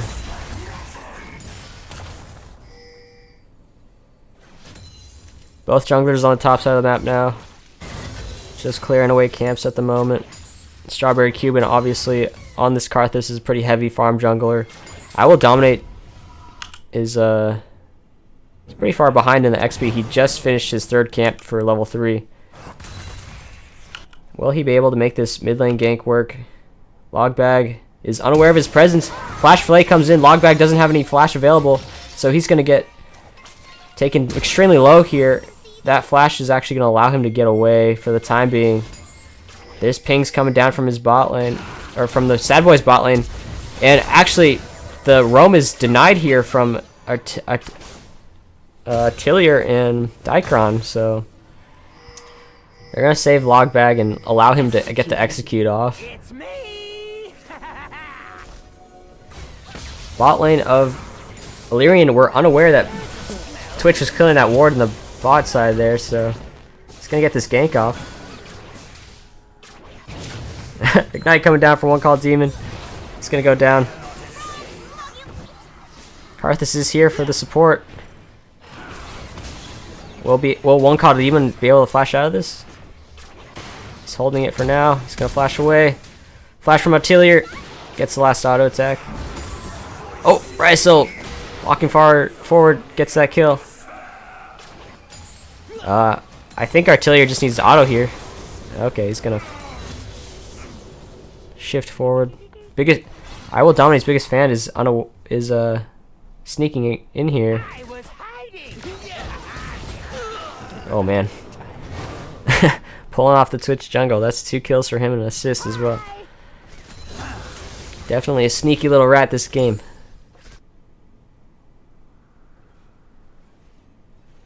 And he really hasn't had to purchase any items to make this pick work, so going well for him so far. Zoe's looking for a Sleepy Trouble Bubble in the bot lane, potentially. Takes a blast count over. Will she find Twitch here? Nope, not in time. She's not been spotted yet. Ezreal's coming here. It's going to be a 2-on-3 potentially. Karthus coming down from the river as well. Oh, Prismatic Binding going to land onto Lulu. One Call Demon doesn't have any summoners available. Look at this. Logbag is behind them. Drowsy onto Rysel. He's going to be taken down. Logbag, excuse me, with the kill onto One Call Demon. It's going to wrap up that 2-for-0 for Alerion. And pretty quiet from the top side this time around.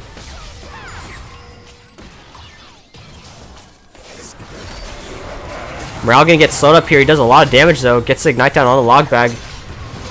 And Dicron with a nice shield there does save his mid laner from certain death there. Morale is building armor penetration, so make of that of what you will, but this is definitely an aggressive Thresh.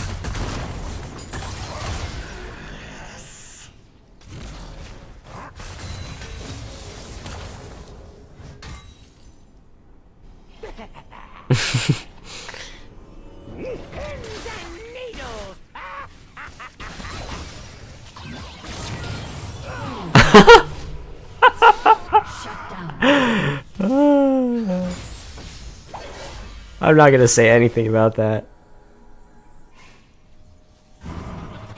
Holy cow. Interesting.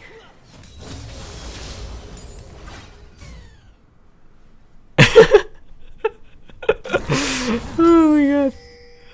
What can you say about that?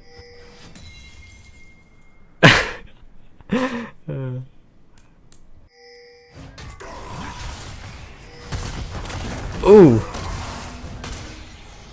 Well, if Sign got knocked up there, that would have been a pretty hairy situation for him. Twitch is looking for a gank in the bot line. Ooh. Ryan gonna interrupt the teleport there. I think a mistake for sure from Ryan, because that teleport wasn't going to do anything, really.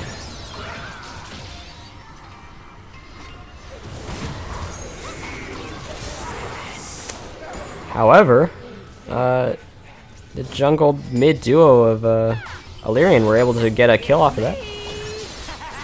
But Logbag is going to have to pop a stopwatch there, and he's going to get finished off by one called Demon. So Alerion Gaming does know that Lulu is in the mid lane here, so they can make a little bit of a play in bot side. But oh, some nice abilities being landed there from Dicron. So Rise Selk taking a bit of extra damage. Lulu is walking down here with the support of Twitch. Oh, almost sniped out there from Dicron. Artillery is going to come back here, try to help out his support, but Dicron does fall in the meantime, and I Will Dominate's biggest fan going to pick up a double kill here off of that sneaky play. Well set up by Rysel and company. So Alerion Gaming just not quite respecting the cheesy pick of Twitch jungle this time around, and it's costing them a lot of time that they could be spent farming. Essentially, really all they want to do is just farm this game and deny Twitch the ability to farm their kills, really. Oh! Really well synchronized there to sort of surprise the Lulu.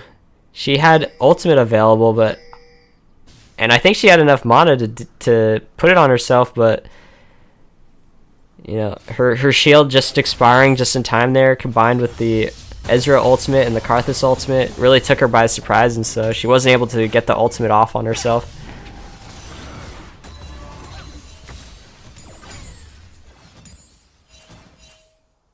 Not exactly the most significant kill. It's just going to be a little bit of extra gold for the Karthus, but really doesn't cost SADBOIS all that much, because Lulu was trying to recall anyway shortly after that. We'll see if another lane gank can work out here from Twitch. Have they learned their lesson? This Alerion Gaming bot lane has died a couple times to Twitch now. Rysel gets the ult off onto Atelier. Shield not going to hit. Dicron going to get slowed down a little bit, but not going to be finished off this time around. That's 5 deaths now, really resulting from the Twitch ganks for Alerian's bot side jungle, or bot side here. Okay, well.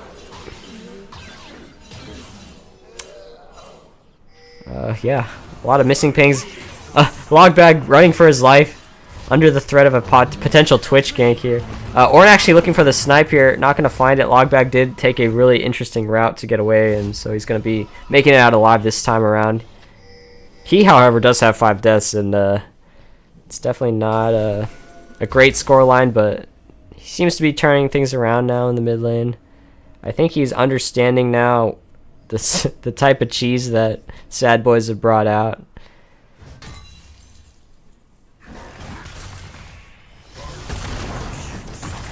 Just a little skirmish in the top side here. Oh, Artiller's gonna get ganked 3 times in a row. It's gonna force his flash away. Oh boy. So yeah, this. Oh, oh, oh, oh, oh, oh, oh, oh.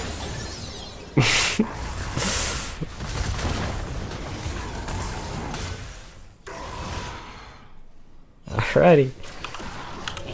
Twitch makes it out alive. Manages to keep his red buff.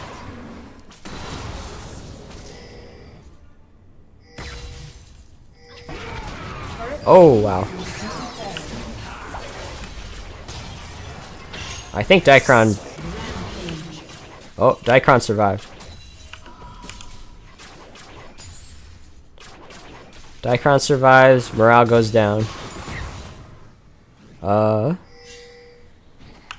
Karthus got the Griff Skyler, okay.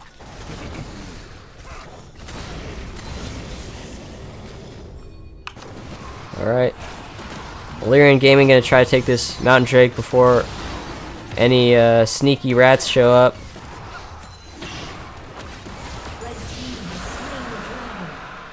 We're actually kind of close. Lulu almost stole that one. Ooh. Uh-oh. Uh-oh. Red buff does wear off, though. He did get the slowdown onto Logbag. Wasn't able to convert that kill, though. And I Will Dominate's biggest fan has built the attack speed jungle item this time, so he's sacrificing a little bit of early game damage, I would say, for the ability to potentially build more defensive items later on in the game and not have to build that second attack speed item on the Twitch jungle.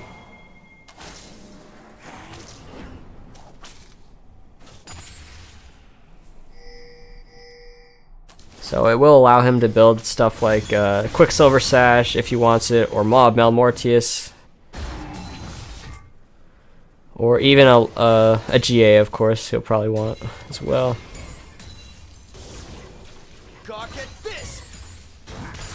And you have to assume that he'll eventually finish a Infinity Edge, because it looks like he is going for a Phantom Dancer here.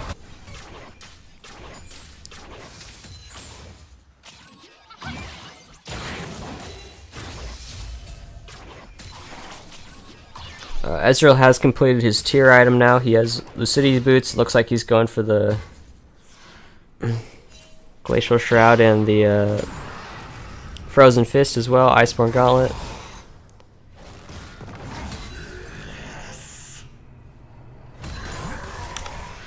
In terms of gold value, we see that the junglers are actually pretty even, given that they have fairly even kill scores. I Will Dominate's biggest fan showing up here in the mid lane, actually. Can Karthus potentially finish off the Thresh? Logbag does manage to stay alive here. Strawberry Cuban not looking for that execute, though. Thresh is almost within execute range. I thought he was for a moment there. Oh, he's gonna pop the ulti, actually. It's not gonna be enough. Ryan going down in the top lane here. So that Ornn has a nice lane matchup for sure. He's also building really interestingly. What the heck is he building? Ornn has built a Phage and a Sheen, and it looks like he's maybe building... What is that? Adaptive Helm, maybe. But it looks like it's potentially... Yeah, it's a Triforce Ornn. Okay. Interesting. I mean, I guess that's a thing now, because... I don't know. Like, Ornn doesn't have a lot of base damage anymore that he used to have, so I guess that's going to make up for it. He's not going to really get punished with the Karthus either. And he's just looking to win his lane, win this side lane as hard as possible, so I think a Triforce actually makes a lot of sense here. I mean, Ornn could even go... I don't know what his scaling's like, but... If he wanted to go even more damage items, I guess he could.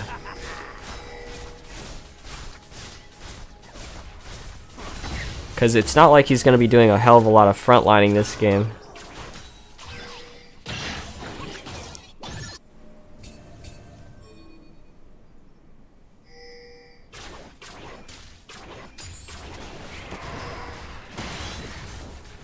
Oh, Twitch is gonna find Strawberry Cuban doing his Raptors here. He's gonna get shut down by I Will Dominate's biggest fan. It looks like we're gonna actually see a top side jungle fight. One Call Demon's gonna have to burn the ultimate onto himself. I Will Dominate's biggest fan taking extremely low here. Artillery gets a shutdown on him. Morale getting slowed by the Iceborne Gauntlets, but that's gonna be Ryosel finishing him off. Thresh passive doing so much damage here. Logbag picks up a second kill for his side, but Ryosel is taking Dicron down in the meantime, so far gonna be a 2 for 2 here. As long as he can finish it off, yes he does. Logbag actually, underestimating Morale's damage there maybe a little bit, and trying to take that skirmish results in him falling as well, so At the end of the day there, if you throw in the Karthus going down, it was a 2 for 4. Oh, right, still gonna get the shield from Morale this time, gonna keep him alive. Strawberry Cuban not quite calculating the additional shield that he would get there. So far the SADBOIS comp looking like it's doing what it's supposed to do, which is get this early game lead and keep pushing it with their double marksman.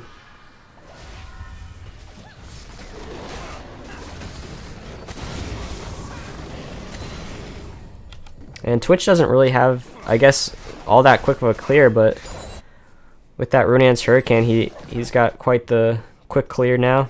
So he should be able to maybe slowly catch up in jungle camps to Karthus. Okay, Ornn actually building the upgraded Triforce now, which is called Trinity Fusion. So that's going to be his first item. I really don't know what that's... I mean, I don't know the difference really, so... Hook gonna land on the Strawberry Cuban. He's actually surprisingly tanky here. Gonna get knocked up again, but I will dominate. Kites that back and takes him down. So dead jungler here for Alerion.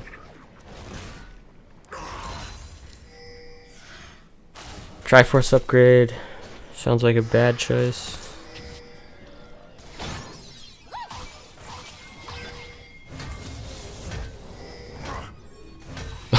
He auto attacks extremely quickly.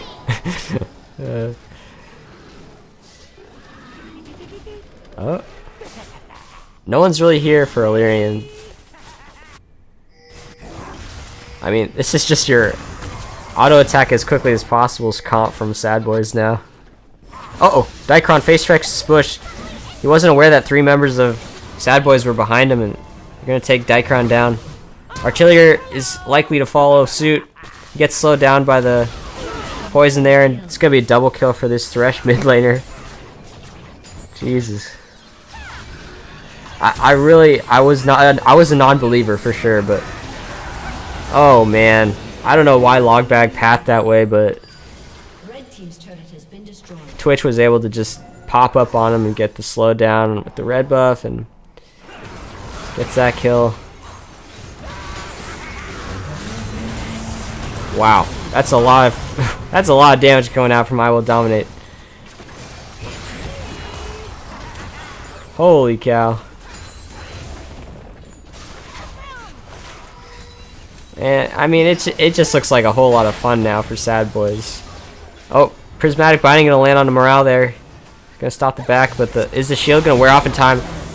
Sauce goes down and Lux does manage to pick that one up, but Rysel goes on a killing spree there, and he's gonna pick up another kill for himself.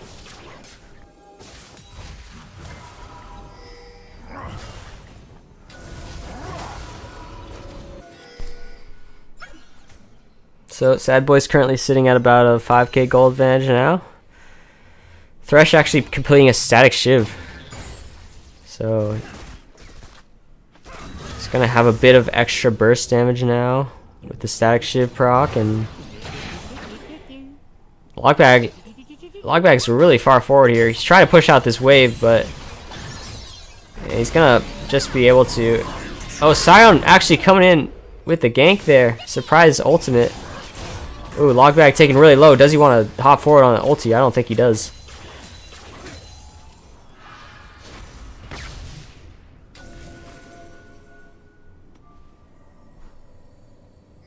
Oh, yeah. Ornn upgrade, I guess, doesn't cost gold anymore, so makes sense. Something I did not know. Varus ulti just gonna be barely missing out there. And here comes all the abilities from Alerion Gaming, and I mean, if they all hit, maybe they would take down a member really low, but none of it hit.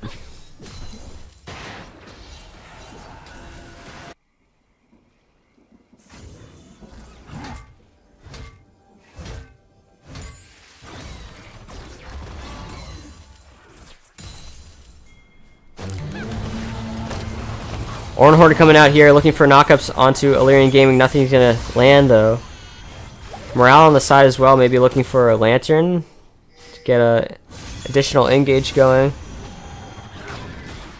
So kind of a strange, I mean, I didn't really see this playing out this way, but oh, they're just not respecting the Twitch. It's, oh, Logbag gets that return kill, but nice hook from Morale. That's gonna finish off Logbag.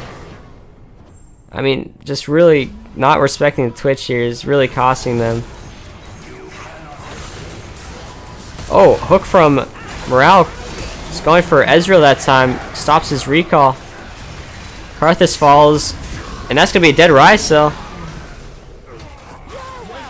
Members of SADBOIS extremely low here. We're going to look to reset. Maybe they'll get a dragon out of it as well. It is a Mountain Drake.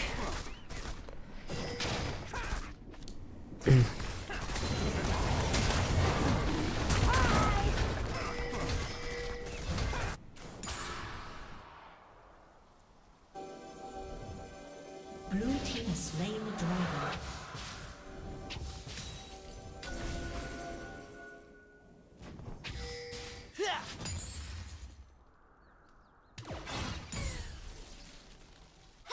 And Twitch actually finished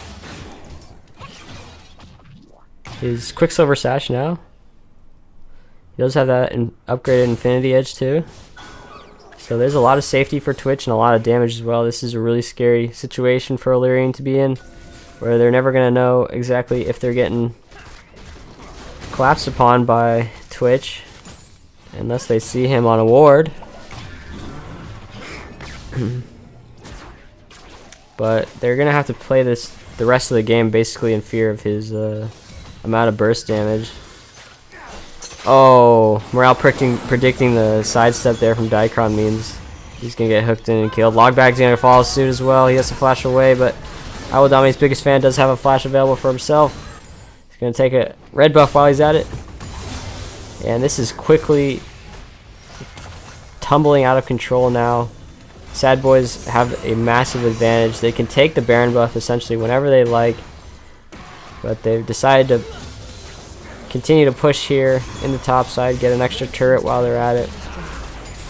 They do have this numbers advantage, 5v3. They should be able to siege up this turret as well pretty safely. But certainly going to Baron now would be a nice prize for them. Alerion Gaming are so far behind that I don't think they can even contest Baron. They do have a lot of poke tools available to them, however. So they might be able to deny it for the time being.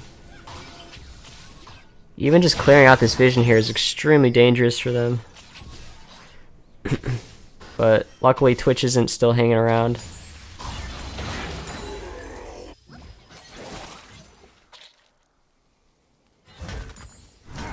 Twitch now sitting at almost 1400 gold. That's extremely high value for 27 minutes into the game. Ornn looking for an engage here. He's going to try to help set up a possible burst from Twitch. Twitch is looking for the engage still, but he can only find it onto Ryan. We're going to get a re-engage here. I don't know if Ryan really wants this. Hook lands onto support Dicron here. Oh, all the abilities landing now. Dicron takes down one called Demon with the nice help from a True Shot Barrage from Ezreal there. Raizel taking extremely low from the Ignite. Iwildami trying to re-engage for his side. He manages to pick up Dicron that time. Strawberry Cuban gonna have to go in and try to look for an ulti, and he does find it onto Morale. So 1-for-1 there on the end of the passage of time. Ultimately resulting in a 2-for-3 advantage for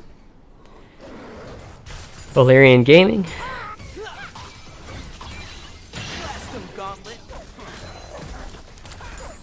At Omnia Vanitas still deathless in this game. Really not facing too much resistance from anyone. And he's still got shutdown goal on him. I Will Dominate's biggest fan also has that huge amount of bounty on him. that he's accumulated over the last 10 minutes or so.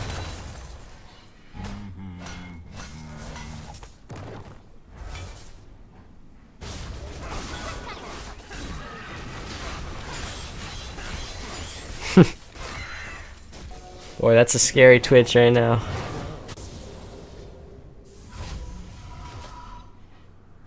And you can see just how far forward he's going, looking for these kills.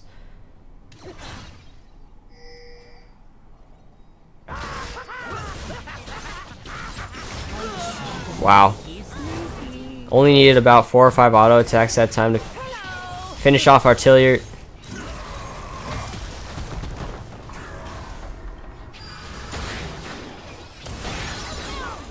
Sleepy Trouble Bubble does land onto Morale, but he has got such a big shield. It's not gonna really do too much damage.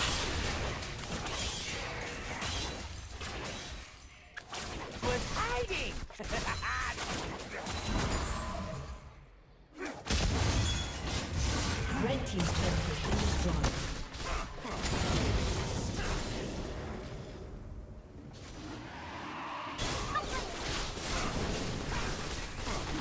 And slowly but surely, SADBOIS are chipping down these turrets. Slain the dragon.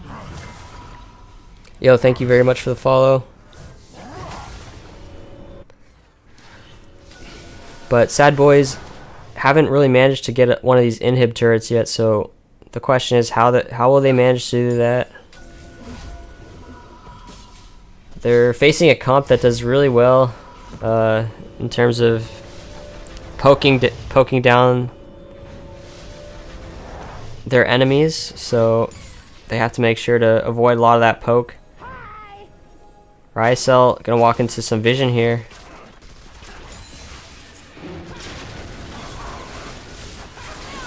I believe that. Oh, I think Alerion saw this getting started up. Yeah, but oh, that was almost sniped away by Lux there. Sleepy Trouble Bibble lands on the Rysel. He's gonna force out the Quicksilver Sash. Strawberry Cuban picks it up. The shield did time out from Lulu there. I think a Lantern Shield as well, but so it's gonna be Rysel being sacrificed essentially to get this Baron buff. Strawberry Cuban maybe getting collapsed upon here. Twitch gonna show himself on that control ward. This is a very strange spot to be in, as Alerion Gaming try to kite their way out of this. Definitely playing with fire here, or at least an invisible Twitch that can pop off in front of them at any time.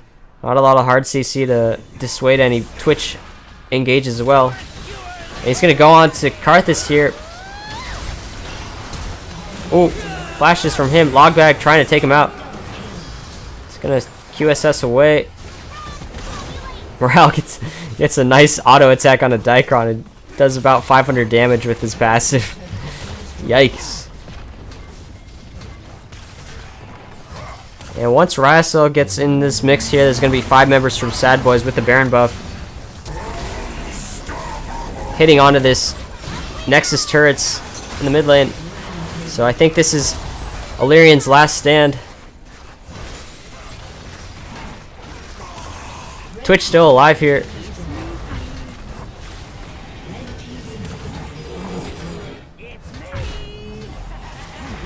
And Rysel gonna contribute 1 auto attack to that inhib turret, or that inhib, just as he respawns and get back into the fray here. But his team's resetting, so he's gonna reset too. Twitch now at full build, 33 minutes in. Pretty crazy. He's actually gone and built an additional Zeal item instead of going for the GA. So he feels safe enough with just a QSS this time.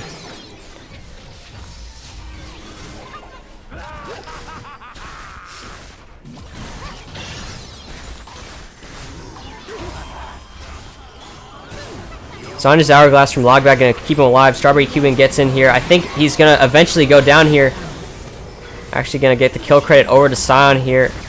Dicron looking for another kill onto one called Demon. But Mikhail's Crucible gonna save him. Dicron flashing away here. Still gonna get knocked up. And then rooted by Varus. But is Varus too far forward? Nope, he's got the shield. And IRL Dominate's gonna disconnect here. I think he's pretty confident that this game's over. Ryan falling here, looking for some damage before he gets polymorphed onto Ryacell. This is 3 inhibs down now for Alerion Gaming, and lots of minions buffed up by the Baron here. Achillier gets 1 kill onto Morale here.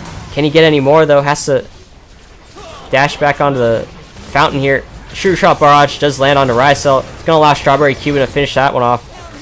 Sleepy Trouble Bubble does land onto Omnia Vanitas, but he's going to be able to get away from that. One called Demon does fall, and so this is going to be Alerion holding on for the next few seconds, but there's just too many minions for them to deal with, and that's going to be a GG. And really quick game, quick series actually all around. And SADBOIS looking like they had a lot of fun that game with that kind of experimental comp, but clearly something that it seems like they played before, and they definitely made it work with the double marksman and the Twitch jungle. So yeah, pretty exciting stuff.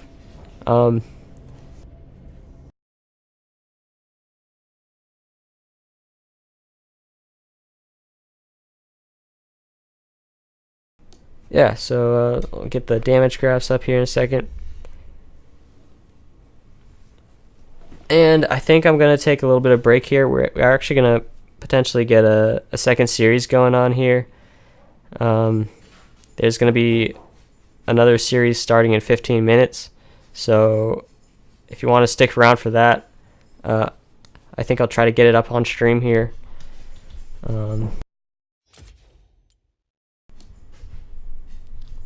Yeah, pretty clear-cut story from this game. IRL Dominate's biggest fan, doing almost 43k damage, and really just kind of like a one damage source comp. I mean, Morale did a lot of damage, and I think Ed Omnia Vanitas did as well, but their numbers definitely pale in comparison to that huge bar on the graph there that Alerion really just couldn't resist. But I'm going to take a break for now, guys. I'm going to put up the intermission slide, and then we'll get into that next series at 10:15 p.m. Eastern Standard Time. So definitely stay tuned. Thanks for watching for the time being, and hope you'll stick around for the next series.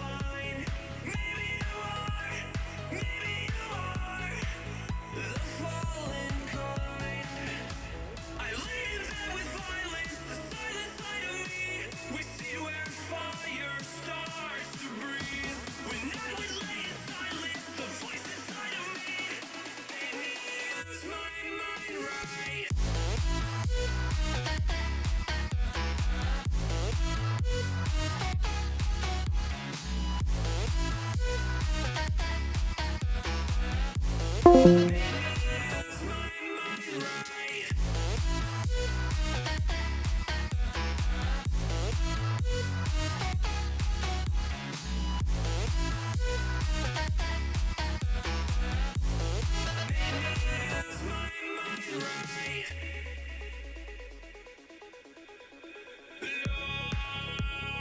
in the moment, I found myself. Do you ever wanna turn back time? I never even got to say goodbye.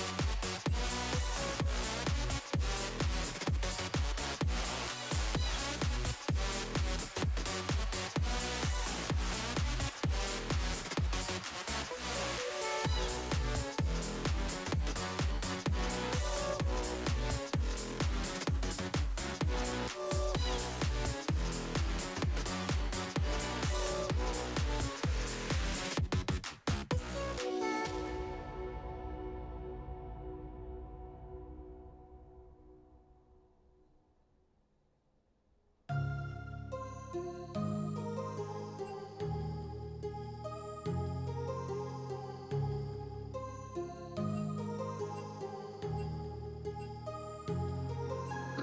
heart rages around like an ocean in my head because there are so many things that I left unsaid.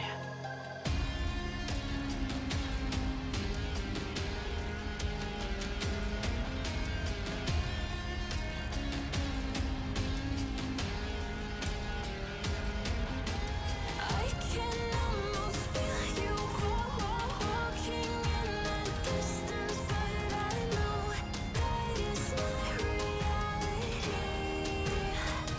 If you are echoing around inside these parallel dimensions all alone, know I'll find you in my dreams.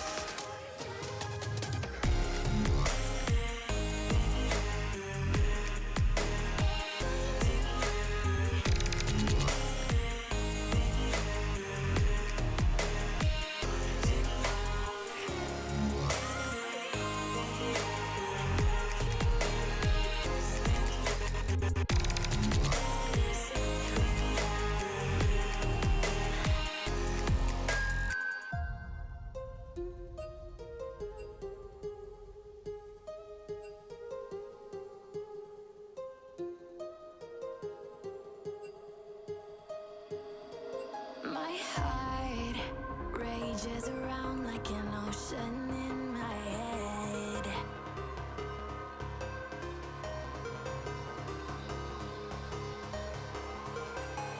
I can almost feel you walking in the distance, but I know that it's not reality. If you are echoing around inside these parallel dimensions all alone, know I'll find you in my dreams.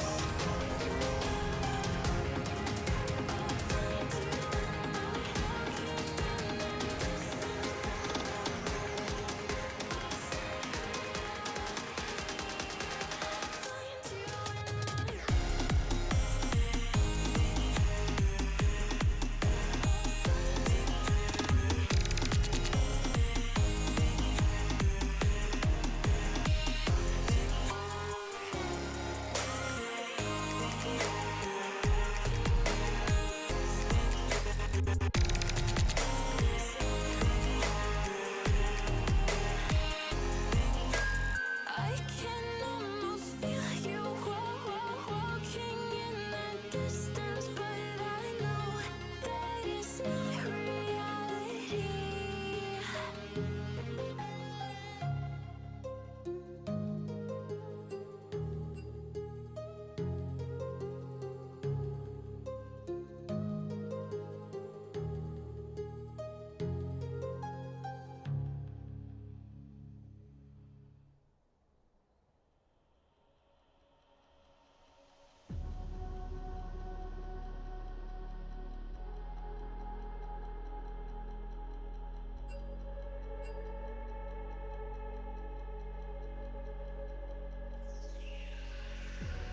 Never reminded, never taking whatever you told me.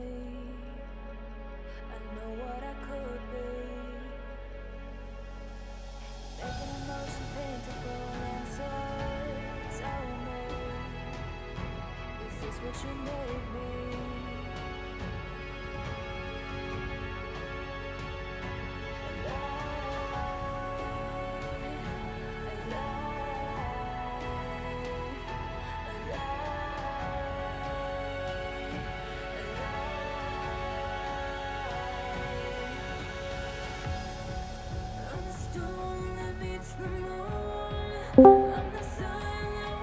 Hog, here I am. Hey, we got a caster for game 1. I'll step in for the quick E-sub. Hell yeah. Alright, well. Wait, are you in the game? No.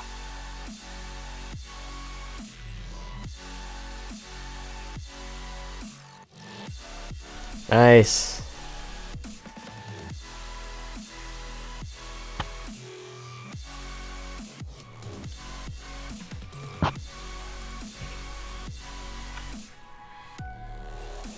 Hey, just in time. Okay, so I'll leave you to it because I'm gonna go eat dinner. Alright. Sounds good, dude. You enjoy your food. Well, yeah, I'll change the scenes and stuff, but I'll try to be back for game sure. 2. Yeah. Sure, I'll hold down the... Thanks, bud.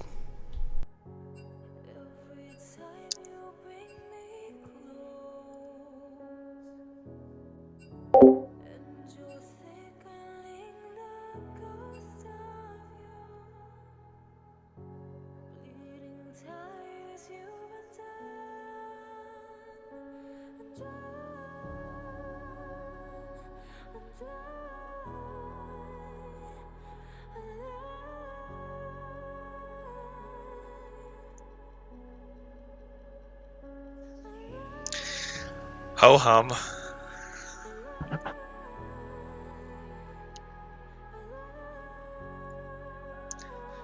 And now we wait. Yo, how's everyone's day doing? I didn't watch that cool last series. SADBOIS versus Alerion. Some hypey shit. Just saying. That's some hypey shit. This game's not going to be as exciting, but it'll still be pretty cool, I bet. I'm kind of tired. I was going to play Smash Ultimate, but my boy Jacob sent a cry for help saying, "Hey, I have my dinner here. Can I eat dinner? Someone please take over the stream." I was like, damn, that's a mood. Now, I bet it'll be one-sided. This one? No, definitely not. Definitely not. This is the match of the week, bro. Certified. So I'm kind of tired from the game, so I won't like go really hard in draft. Rather just kind of chill here. Right. But we'll talk about what is getting picked. Alright, Caitlyn Man is good. Socratic's obviously the best player in the league. So Socratic's Caitlyn is really good now because of the ADC changes or the item changes in this patch. And actually I saw on Reddit where like she outranges tower at full build, which is, I don't know if it works anymore, but that's wild. Like, if you make it all the way to the end, that's nuts. They banned Pyke. I don't know if Pyke was a necessarily okay ban because I know that their support on IRL really likes Morgana, and Morgana just destroys Pyke. So they could have saved that Pyke ban and seen if they banned Morgana because blue side has to show their bans first, and then they could have countered. But maybe they are scared of that. Maybe their plan is not to pick Morgana here. So another ADC ban, Socratic. Socratic Zaya sucks, so waste of a ban. I know this from Duo Q. Socratic, your Zaya blows. It's about as good as my Braum. So honestly, I might be looking at triple ADC ban, or they could ban Scion because Real Mark Twain is a Scion one trick, and I don't say that like facetiously. Pretty sure he one tricks that champ with a little bit on the side, but they decided to take out Socratic's Lucian as well. So that wasn't one of his best champs historically. So I understand the triple ADC ban, but this team is falling into the trap of thinking that banning out ADC is going to stop Socratic from doing what he does, because there's still so many potential picks for him. And I don't know if I necessarily agree with their strategy. I understand it, but I think if you take away the supporting pieces of the team and pick apart, my theory in Peek Up is you pick apart the weaker members of the team, because then they can't play to the level that they need to support their star carries. So we'll see if their strategy works out better than mine, because I definitely would have taken a different approach, but again, maybe they know something I don't. So they're going to pick the Urgot, which is a good flex pick, but I'm sure it's going to go top lane. Urgot didn't get touched at all, and he's so strong. He is a good matchup into any of the tops they're going to pick, which it's going to be the Ornn. We saw Real Mark Twain play Ornn last week, and it was a little shaky. Definitely not on the same level as a Scion, but serviceable. And that's going to be a really beefy frontline already drafted for IRL, so they're making sure they have Engage. Interestingly enough, they did not opt into the Braum or ban it, which is really good into Sedge. Also, a Nocturne is really good into Sedge because Ornn doesn't know where to shoot his ult. So Braum and Nocturne are both up, which are really nice counters in Ornn. I don't know if you'd want to pick Nocturne into that double tank, but it's an option. And that's a Shen. And I've seen Pabu play Shen support. I'll try to watch all the games that I can. And this is a pocket that we see in Peak Up. It's also played by Vortex's support, Alaskan Bullworm. And you see it every once in a while. It's definitely not a priority pick, but it's a really, really nice addition to the pool. And now I wouldn't feel as guilty if they picked Nocturne here, because they have the Shen to back it up. But the Kindred's being hovered, and I don't necessarily dislike the Kindred. Kindred is good shred. I think with the crit items, she'll do better, and I'm not sure if Bork's going to come out. There's the Corky lock. I know Socratic thinks this champ's really good. I agree. I think the changes look really nice. They have full magic damage though so far on the side of red team. So what I want to see is I want to see red side pinch ADs. I'd really like to see that, or they ban out counters to an AD mid. That's a really nice one to start with. Sandra, solid engage, solid choice. Not IRL. Phub is opted into drafting Lissandra every series, if I'm not mistaken. So that's a good pant to just not have on the board. Gives your mid laner a lot more flexibility in how they can play around the lane in the 2v2. Sana's going down. They don't understand that this is bot lane. Corky. They're wasting their bans, unfortunately. So at least pick ban. Really don't like what I'm seeing, except for the first pick Urgot from the side of blue. I don't think I agree with what is coming out. That Corky will be going bottom lane. I'll bet my council roll on it. Mid lane, I'm not sure what's going to happen here. Banning the Xerath away from Wurpak. Wurpak sucks at Xerath, so another interesting ban coming out. I do know a lot of these players pretty well, so it could be a potential where it's just like we're not entirely familiar with what the enemies are comfortable playing with, or what they like or prefer to pick. I think a Morgana ban from the side of blue would be nice. But they go to Twitch, which is a really strong champ. But again, they're opting into 5 ADC bans when ADC's already been picked, and they don't realize it. So we'll have to see how that pans out. And I'd really like to see an AD mid laner. I don't know what Colin can play AD. Maybe Yasuo. Yasuo wouldn't be bad with Ornn. I think that could make a nice round out to the comp, especially if your support is something like Alistar, for example. Oh, there's the Morgana, which I do think does really well into their team. They don't really have an effective means of engaging with Morgana's black shield down. So unless they pick an engage support... Oh man, I'm tired. I'm sounding like Jacob over here. Unless they pick an engage support, their team comp essentially is run really fast with Urgot, Righteous Glory, and Sivir R. Wait, they already picked support. I'm trolling. They picked Galio. I've not seen a lot of Galio ever since he got gutted. I don't think the champion is necessarily god-awful, but definitely nowhere near the pick ban priority it was, which I am glad about, because, fun fact, I was Galio one trick before the rework, and I'm just really pissed that he's a super pick ban now. Oh, that's Vayne mid. That's hype. That's really slick. So the Galio, back when he was OP, got Vayne mid picked into it, and now that he sucks and Vayne mid is chilling, like, I'm really into this pick actually. My boy Galio got gunned down in the streets. Agree. Galio's a nice pocket pick. I mean, it's not a pocket pick. Everyone can play Galio. I don't know. And Galio's ult targets are sort of awkward. They have to either be used defensively, or maybe if Shen can get in there and land a nice taunt. But the thing is, if Shen is taunting in, and Morgana plays her champion correctly, Shen taunts in, does not get an actual CC landed, and then the enemy walks out before the Galio CC comes down from the righteous entrance, or heroic entrance. So let's talk about win conditions for each team. So let's talk about blue side. Blue side has a Kindred and a Sivir. Those champions scale very nicely.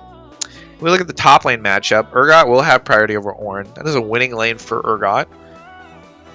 Kindred will, interesting enough, usually if an enemy team picks a Sejuani, things you want to do with Sejuani is Sejuani has legitimate early pressure, and not the sense that she'll invade you, but she can make nice plays around her laners early. Unfortunately for her, she does not have any melee auto attackers except for Ornn, so her passive is not as effective as it could be, but that's a no point. And so I like Kindred here. Usually you see a Graves into Sejuani, or Kayn is also a nice pick into Sedge if you want something beefier. But Kindred is nice. Kindred is nice as well. You can play around the Sejuani well with the Q.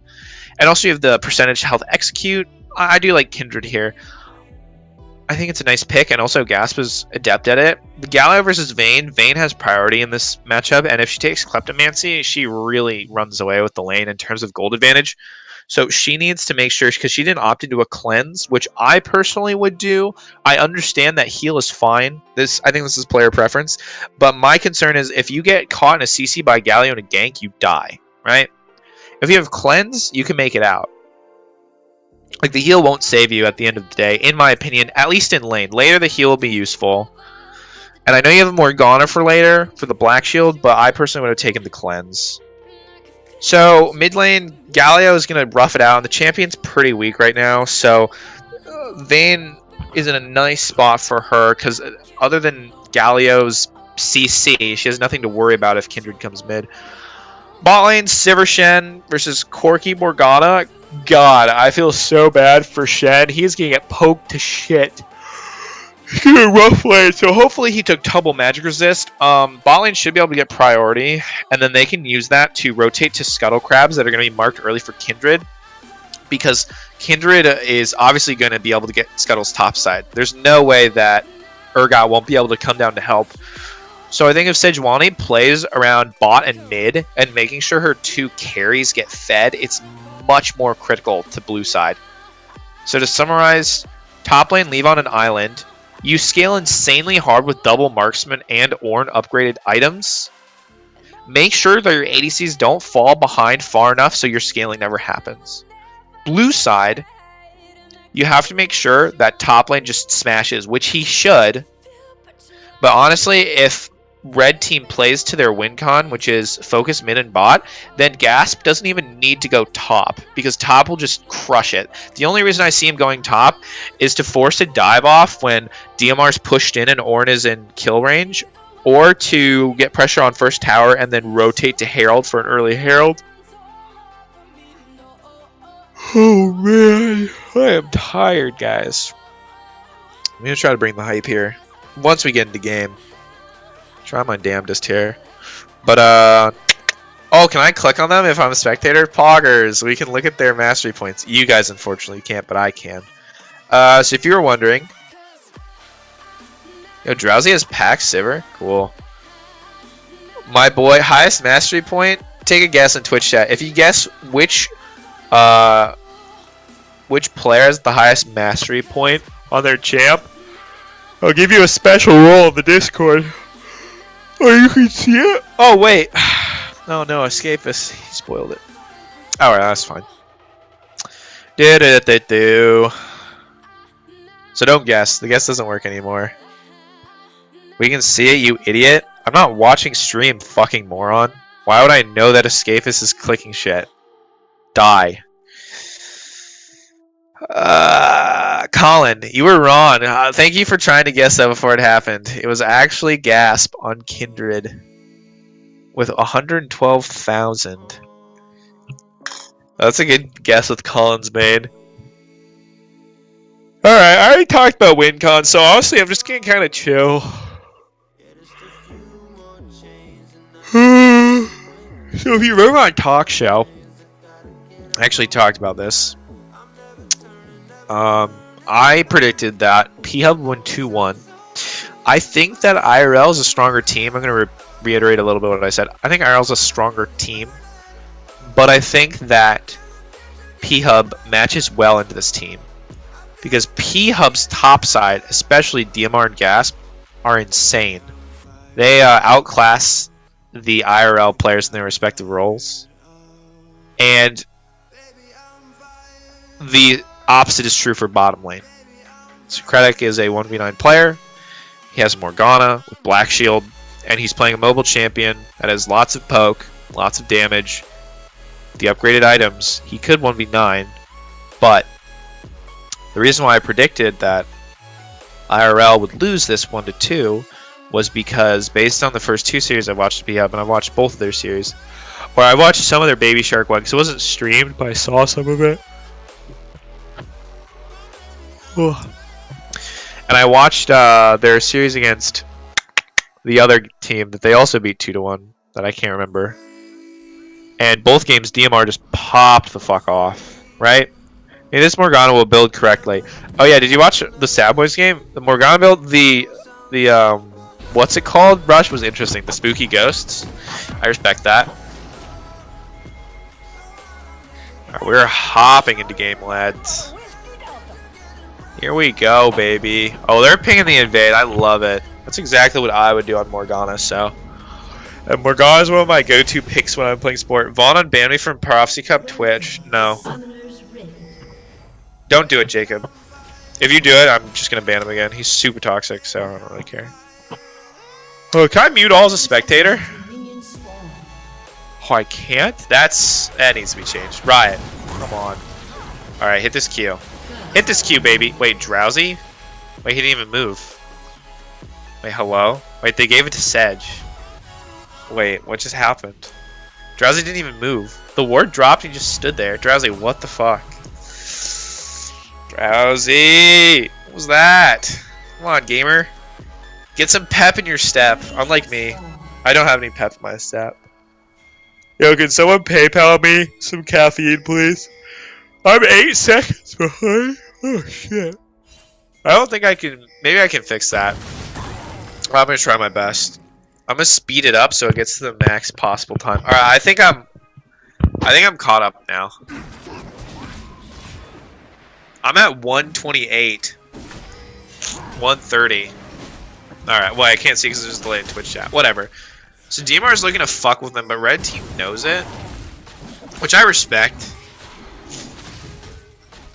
Oh, my boy DMR is getting whapped by the real Mark Twain. This is pog as shit. Wait. Oh my... Okay, I thought he stole that. Holy shit, that was so close. That would have been hyphy. I would have really liked that. Get rid of the nice level 2 gank. It's actually really, really good gank. Even though it doesn't give kill pressure, this is a really, really solid gank because it allows Warpack to hit level 2 first. Otherwise, he's just going to get bullied out of mid lane. And when he's able to have that pressure and get that XP lead, he has the ability to accurately fight. And now, Susu is actually going for Scuttle. First of all, I don't agree, because Kindred is just going to massacre you, right? Yeah, that's what happens. I thought he stole it too. It's just stole. It's not stoled. Grammar. Poggers. Yeah, so that was a int by Sejuani. I don't know. That champion does not win level 2 against a Kindred, but I respect the attempt. So now Warpack is pathing straight to the Scuttle with gas. Exactly what should happen. And if blue team's bot lane can Mongo push here before red team's bot can rotate into river, that would be really beneficial. Unfortunately, it looks like for red team, they're not aware, or if they are aware, they're not choosing to contest the Scuttle. So Krennic's going to take some damage here going to ward. He's going to have to burn flash. Oh my god, he died from the execute. He is tilted. Wow. This is brutal. Yeah, Chandler, this Sedge is a random, so. Real Mark Twain going hard in the paint. Let's get it, Mark Twain. Unfortunately, he does not have his dash. He's going to have to flash out as well if he's not careful. DMR doesn't do enough damage, though, so I'm mistaken. Real Mark Twain is able to walk out of that one. How the fuck do you open the scoreboard again? Oh, I did something bad. I paused it. Oh, no, guys. I'm not even streaming and I'm scuffing it. Wait, why can't I play? My league just crashed. Wait, my league crashed.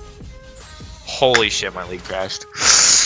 Alright, I'm just going to commentate what I guess is happening, and then I'll watch the stream and we'll figure it out. Alright, so, mid lane is, there's a trade going between Vayne and Galio. Vayne is autoing and Galio is trying to farm under tower. Top lane, some shit's going down. Check Snapchat, bet. Some shit's going down the top lane right now. I bet. He's pretty low. Probably Urgot's trying to kill him under tower at this point. Stream delay is really, really long. I also now cannot tab out of the league client, and I'm stuck on the league client. So hopefully that's happening.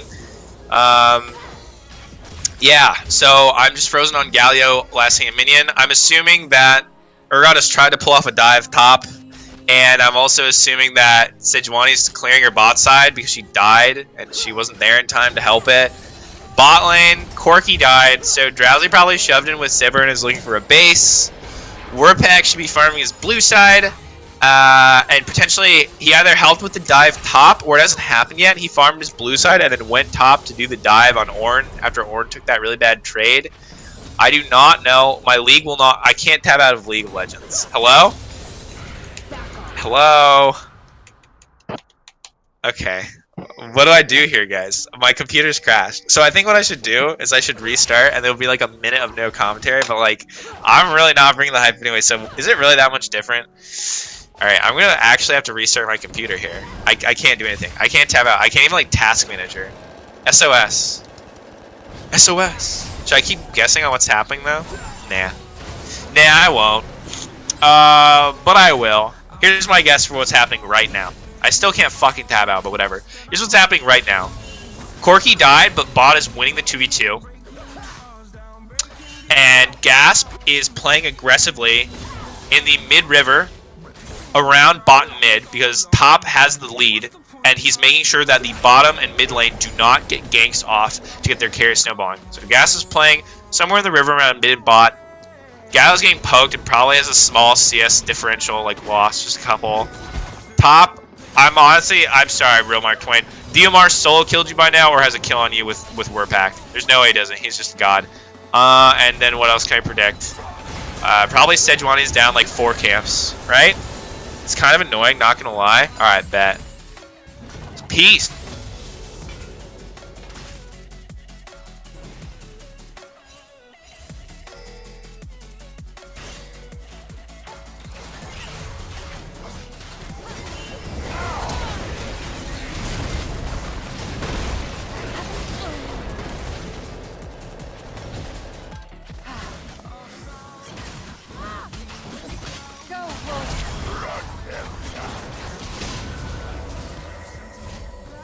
Alright, lads, we're back. We're launching League of Legends. Wait, question. Am I still able to spectate even though I've left? Hopefully.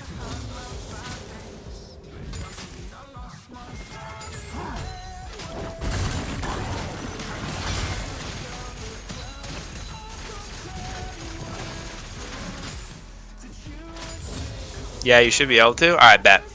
Let's do it.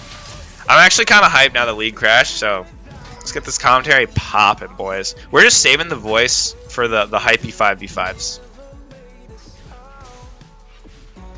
Coming in hot. Wait. Oh, reconnect. You were right. My boy, who said that? Just joined. Why is there music? Oh, yo, Jacob, turn off the music. I can't. Turn off the music, gamer. I don't know, Swifty. So, long story short, I'm emergency casting right now.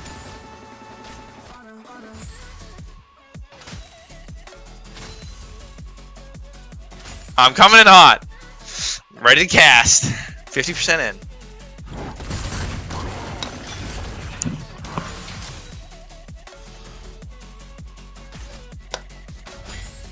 Oh, we're in it now. Let's check what I missed. Oh wait, I'm really behind. Hold on. I'm gonna catch up. Poggers, we got a 2v2 going down bottom lane, but nothing happens because yeah, they don't have kill pressure. So, am I caught up? Let me know in Twitch chat if I'm not caught up when I'm commentating. This league is really giving me a bully here. Oh, that was a nice bind going down. They're actually level 6. I guess we're gonna burn her flash. Oh, she died at one point. So no kill pressure. Unfortunately, she cannot flash R there to secure the kill. But bottom 2v2 priority is just swung completely inside of red. I missed something. There's some kills that got accrued. Oh, Gas was 1v9ing. Not surprised. I've said it before. If you're around like 40, but there's a delay in stream chat. So like, just let me know if I'm commentating. I'm behind. Sejuani's looking for a dive. She's probably gonna look for a lane gank here, which is what I would do. Instead, opts for the tri brush, which gives away her position. A little disappointed about how she decided to play that, but it is what it is. Gas might opt over the wall here and 1v1 her. He definitely wins this, so I would be doing it if I was him, which he does. Makes Susu back out. Morgana hits another nice binding. Her accuracy with those is pretty good. I like that a lot. Both junglers decided to call it a day. Respectable. Unfortunately, there's no mid laner, so Gasp was unable to contest that that mark. But he already has 4 marks in less than 10 minutes. He is on record pace, so he's chilling. Let's take a look at the lane states. Jesus, top lane down 5 waves, and before game started, this is honestly what you expect, right? Like, DMR is probably the best player other than Gasp, and the real Mark Twain is a Platinum 5 tank player, points-wise, so you just try to staunch the bleeding on your top side of the map, and try your best to let Socratic and Colin get ahead, but unfortunately they haven't been able to get a single kill, because after Sejuani into that level 2 in River, she just gave up all potential pressure of making a play early, and Gasp was able to just run rampant. So early game not going in the way that IRL would like, and despite this, they still scale. I'm no means saying this is over. It's less than a 2k lead, which is, you know, potatoes. It's pennies and potatoes. Socratic decides to package in.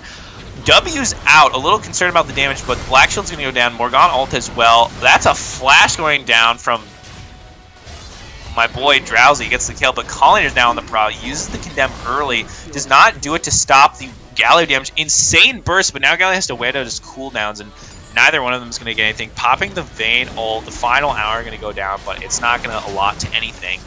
A nice play down bottom lane. Getting that pressure. Unfortunately, Sejuani gets another kill, which you really, really want to be going on. Check snap. I will later, dude. You really want to be going on Corki here, and they're going to be setting up a dive. DMR does not tank. Nice job, actually, switching the aggro there. That was really good. No need for the Kindred ult to go down as well. That's just going to be resulting in dead Ornn. Ornn had to, you know, he tried his best to use his ult, and that's going to be an early herald for confirmed first tower.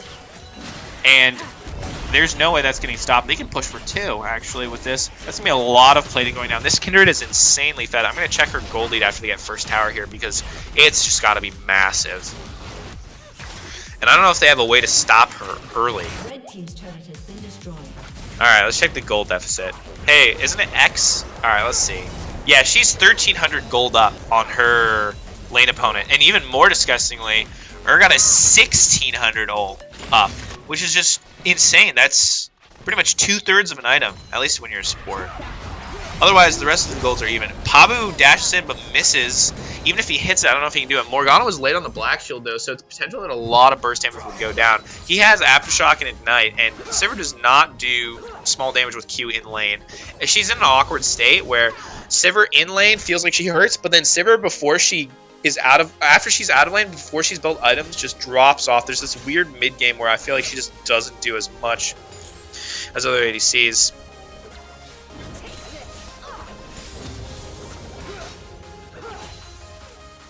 So we've got no neutral objectives on the map after Herald was taken, and Urgot is now free to, if he decides to, make a play bot, but it looks like he's just going to be walking back up and continue to push his ginormous advantage. I am almost positive he could 2v1 at this point. He's pretty tanky, and the only way he fails is if he gets CC locked perfectly between Ornn and Sejuani, but I'm not entirely sure.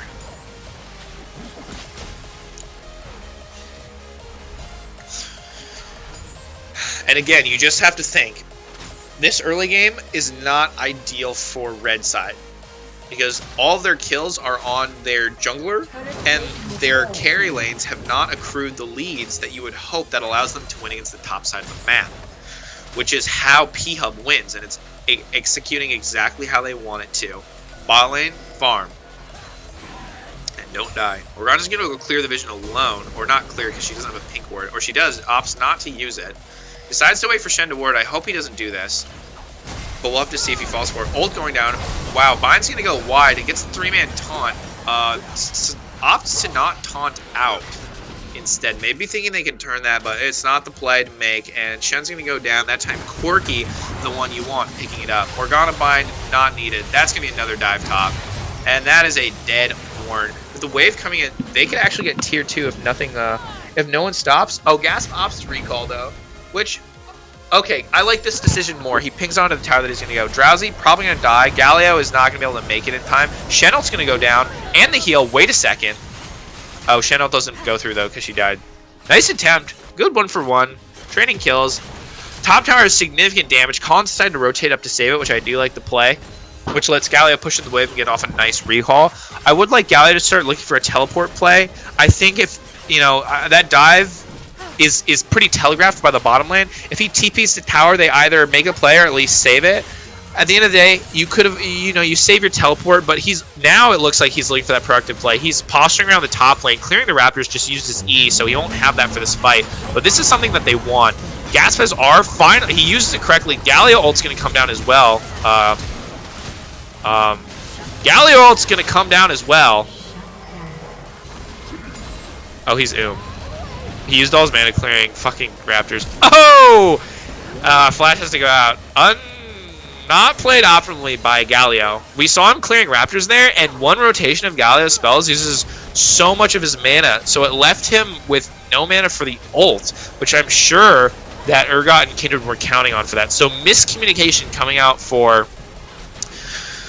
Phub, which results in double shutdown, a double kill, burned flash from Galio, and what was ballooning to be a substantial gold lead has now closed the gap back down to only less than 2k, which keeps red team in the game, buying precious time for their scaling. I'm not saying they 100% outscale because a Sivir Kindred is nothing to scoff at, but double marksman with Ornn items, I'm going to say again, you do not want to go up against that as any team if you make it to 30, maybe pushing even 40 minutes. And especially when you don't have consistent engage.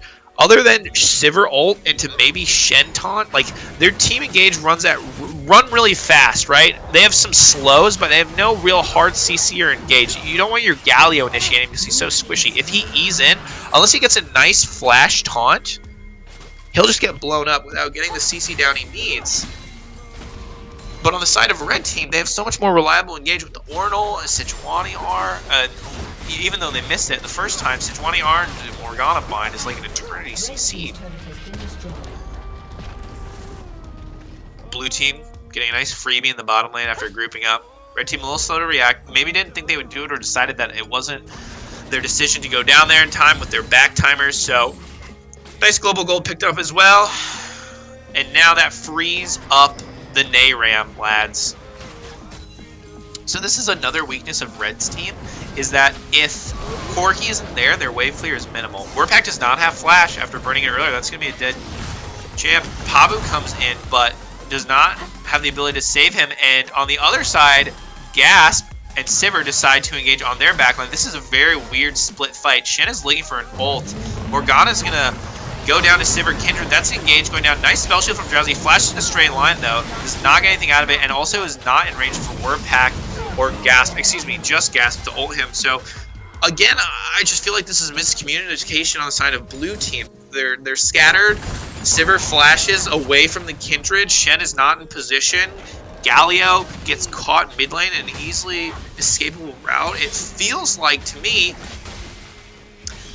that they're squandering this gold lead that they worked up so easily by playing around their top side of the map. Why is there still music? Yeah, Escapist is AFK because his dinner arrived, lads. He's a busy guy, alright? He went to eat dinner, yeah. Let's cut him some slack. I'm here for my boy Jacob, dude. I'm gonna open Snapchat stream from my jungler. I will dominate's biggest fan. Are you there? Just sitting here. Feet up. Watching Peak up. I like that Snapchat. Feet up, watching Peak up. Me all day. Yo, by the way, lads, Ariana Grande's album dropped. Why are we not listening to that? I'm sure it's a banger. I mean, after Thank You Next, how could it not? That singer 1v9s in the music industry. That's all we're gonna say about that one. Woo! A big fan. Fun fact, celebrity gossip. Apparently, apparently DMR is just dead here, I'm pretty sure. He will not escape. They opted not to chase, which I can respect because they don't vision that they need to know where the rest of the team is. Just agreed for the tower here. Galio's there at the right place at the right time. Dismays the 2v3. There's no time for the run back to. I'm gonna keep casting through my yawn. We're back to the NROP, lads.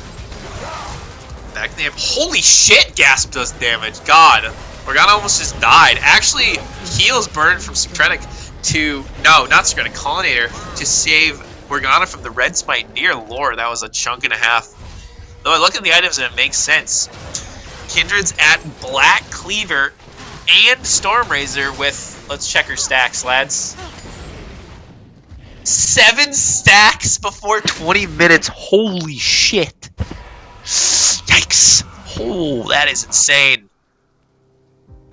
I really would have liked to see, seeing as how blue team doesn't have engaged, I'm going to go back. I don't like to nitpick, but I think if they had a heal slut support, God, this team would be slick. It would be really nice. But they opted with the Shen, and it's not doing poorly. I just think imagine blue team right now, right? Think about blue team. Picture blue team in your mind. You've got an Urgot, right? You got Kindred, you got Sever. Just consider that. Think about it. Take a second, Twitch chat. Now, imagine that team, but with Lulu. Oh, yeah. Yeah, doesn't that sound good? Oh, we got the package, lads. We got the package. Honestly, I want to see a hypey shit. You got Ornn, you got Sejuani and Ornn, right? But imagine this: Black shielding, Corki. Oh, this is gonna be an engage. Okay. Damn. I'm glad I didn't. Well, I started getting into hype mode, but then I stopped, and then nothing happened. So I'm glad I didn't get too into hype mode there. I was ready to cast that fight. Lads, we're just saving the energy. I'm tired after my Peak Up series. Tired after the quick 2-0. By the way, if you didn't watch that, I played Thresh mid, odd flex. It's pretty cool. I got camped, but we don't have to talk about it. So actually, even though in that fight nothing happened, it was really critical. Oh, wait a minute. He's running fast. That's how their team wins. That's their engage. Run really fast. Sivir and Urgot. Wee. But that's really critical.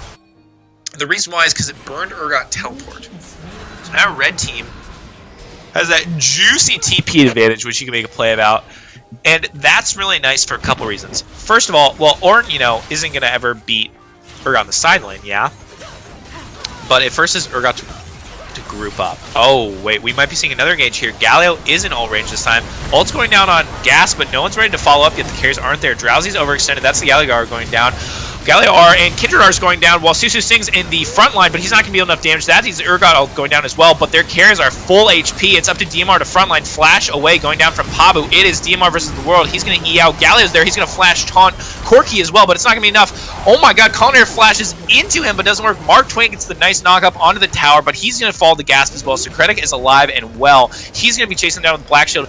And he's going to be getting ult time, but he is He cannot do anything as well. Actually, Phub can turn this. Ooh, nice bind's going to stop him from getting E'd, but Gasp just does too much damage. That's a crit going down. Ignite, but Gasp is just going to destroy them all. And a back-and-forth fight results in a 4-for-3 in the side of blue team. Gasp just outputting too much damage there. Jeez, that was a cluster. So I cannot control stream, but I want to point out 2 things. One, Galio E'd straight into Ornn Pillar and went nowhere, which I thought was funny. Second, Collinator flashes into the Galio CC like an absolute Chad. And a couple other things happen, sure. But we see, while I've only been highlighting the weaknesses of Blue's comp, which they don't engage, we see the strengths of it, which is their ability to kite back effectively. That was a really, really well-played disengage. What looked like they were on the back foot, awkwardly positioned right in front of red tower, right? Sivir burning heal and going down. Flashes being burned defensively to escape. Shen really not being able to participate in the fight after the first maybe 10 or 15 seconds. Gasp getting ulted early and being taken low, burning the ult at the start of the fight. But what looked like a losing fight, they slowly turned off of the nice kiting. Because once Ornn and Sejuani use their engage, it's Marksman trying to catch up with some slow-ass tanks in pursuit, and those double Wind Dragons actually were a huge boon there. It gave them the movement speed to outrun, because since the cloud changes... Oh, that's Sivir ult, they're running fast. Okay, so, I'm sorry. This is the second time now that Shen has decided to taunt in instead of just escaping normally, and it's frustrating me. I don't like seeing that happen. Please don't do it again, Papu. It's your last warning. Also, while I've been chattering, Colin has picked up a nice, tidy little shutdown of 600 off his 405 performance. I will say, Colin, who is the ADC for Sentinels, now rebranded to First Blood Knights, for those who aren't aware. Colin was the ADC for Sentinels and has looked like the most consistent player on IRL since his role swap to mid. Man, they're chasing. Whoa! Wow, that's really bad. That's all I'm going to say, honestly. That's really bad. That's a free Baron. Oh, man. Oh, man. We have a moment of silence in chat. Please press F to pay respects. Other than the music, of course. Just pretend like it's silent. Okay. What is happening here, guys? So, something that I dislike about this as well. This is great productivity, right, on the side of Red Team deciding to chase. Collinator might go down here. No, he is not. Man, Red Team is just taking advantage of these Phub misplays. This is disgusting. This is a huge gold swing. That was a 6k gold swing, and they just got the Baron. They haven't even started to use it yet. They're going to take this tower and reset, probably. Actually, no, they can take inhib if they were really feeling it, which I think they should. They opt into the second choice, which I agree with on second thought. Nice ult going down. Gas is going to have ult. We're going to see what happens. The carriers are hitting the tower. Gasp is low. Actually, they can just end here, honestly. Well, Susu goes down. I don't think that's the play. I changed my mind. Mark Twain and Colin are really low. Critic's and Corky just needs that mana to be able to play effectively. But wow, this was a throw in the half by the side of Phub over the past 5 minutes. Jeez. And it all snowballs off of one misplay, right? Gas blast coming over there.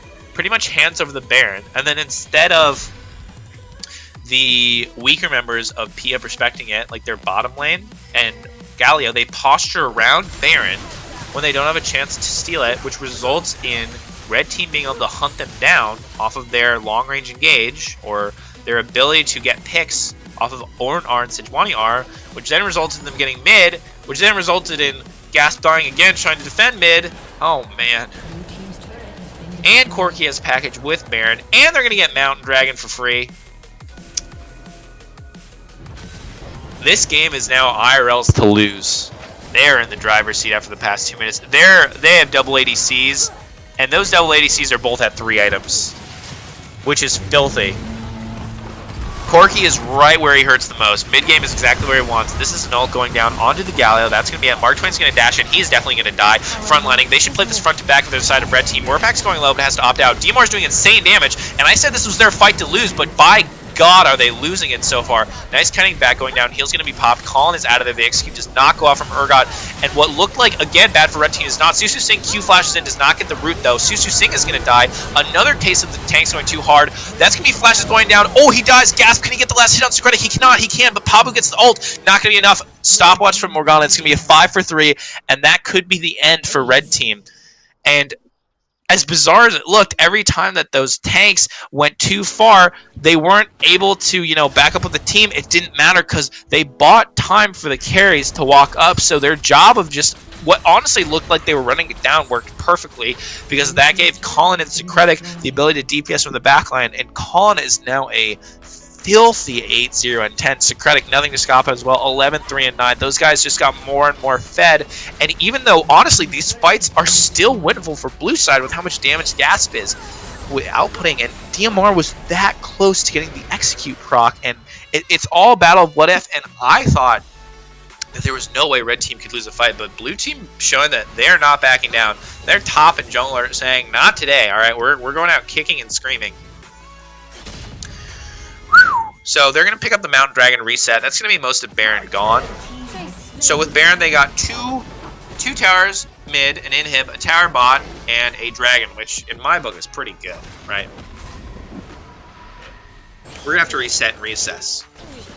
So if I had another caster that I trusted the opinion of, I would say, hey, other caster that I trust the opinion of that isn't low elo and or bad at the game, what do you think Blue Team can do to win here? And then my other caster would say, well, I think XYZ, but I don't have another caster. So instead, I'm just going to talk to myself.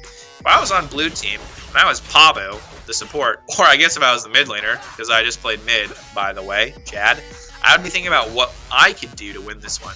So in that last fight, what happened was Sejuani burned Flash. So we know that's not an option for them. And usually when a champ doesn't have Flash, you want to try to get a pick on it, but it's hard as fuck to get a pick on Sedge. So my goal is, first of all, you have Sivir, and you have Galio. So your wave clear is slick. Do not force something. You need to pick a fight where only one of the carries is there. You don't want Corki and Vayne, but if you just have one, maybe it's enough. Or what you want is if they're both there, you need to make sure that neither of their tanks are there. That way, if you pick a fight, you can have the opportunity to kill one versus the other. But, unfortunately, the vision control is just not there for the side of blue team to get these picks that they're going to. And when I say they need picks, I don't say they need picks in the essence that they need picks to survive or else the game is over. They need picks to start getting back into this game. Baron's going to run out in 45 seconds, and it doesn't look like Red Team's going to get anything more off of that, which I'm a little disappointed about. Secretic and Vayne were posturing on the top side, but it looks like they're just running it down mid, which I respect. Warpack has a nice flank here, actually. Oh, wow, they don't not cancel Kindred back. Whoa, wait, this is pretty good. Mark Twain has TP, but it's going to take a while to channel it. Wow, they like trying to end with Baron? This is ambitious. Okay. Gasp just somehow lost all of his health. Holy shit, and so did Sejuani. Galio with a nice flank going down. Wait a minute, this is their fight to lose. Mark Twain's going to try to get the ult appeal. Does it the wrong way, but still does nice 2cc down, and Galio dies fighting the backline. Gasp, wow, Morgana respects the fuck out of damage. Flashes after the first auto attack, and Gasp is going to keep on trucking. Nice binds going down, though. This Morgana's accuracy on her Qs has been really nice. I like that. Good job, Bernard. That is a Baron. I like this. Corki is down, which is huge for them, because if Corki was up, this would be really hard, but Vayne being the marksman that's alive is really nice. I'd like Pablo to E over and hit the blast cone. Not going to opt to do it, though. I can respect that. They burn this shit, though, with Mountain Dragon. Joanne's going to have to go for a nice steal, but she doesn't have enough. Yeah, that's not going to be it. Let's see if she can live long enough to get her Q back up, but it's definitely not going to happen. And all of a sudden, this game is seesawed back into blue team's driver's seat. Inhibs popped up as well, so they didn't have to worry about supers in the base. God, who is going to win this game? I will tell you who's losing this stand, though. Me. I'm tired. Not because this game is boring, though. This game is actually really good. Like, if I wasn't running on fumes right now, I'd be really gassed. Like, this is a fun one to watch. I cannot tell who's going to win. Every time I think one team just has in the bag, they falter. They have a small misstep, and the best part about these sort of games is when those teams have a misstep, the other team just snaps on them fast, like a little crocodile jaw, right? And we saw originally the team that snapped those jaws was IRL when Red Team made that misplay around Baron and converted it into a Nexus tower. They got close to ending. And now we saw that overengage in the middle lane, or that overextension, resulted in another Baron being turned over. Let me check what dragon's coming up. It's Ocean. We don't care. Okay. RG on these dragons? Meh. Ocean is kind of nice at this stage. I mean, it doesn't mean a lot for blue, but that Corki poke is legit. Especially when you don't have any magic resist on the side of blue team. The only magic resist being Merc Treads for their carries. So those Corki missiles are going to hurt like a motherfucker. So Ocean Dragon will be nice. Give him that nice little pop off. Not sure what the play is here. They have double TP. And I really like to see them use that in a 1-3-1 scenario. But I understand if they're nervous to do it, because all it takes is one Ornn ult, and those three are dead in the mid lane. And I don't know if they can make it over fast enough. But they would be utilizing their Baron more effectively, I feel, if Galio and Urgot were sitting in the side lanes. But again, that's up to them. Ideally, you'd have Urgot top, and their bottom lane bot, and Galio mid. That way, Galio can ult to either lane. Urgot is top lane with teleport, while their team rotates to Dragon.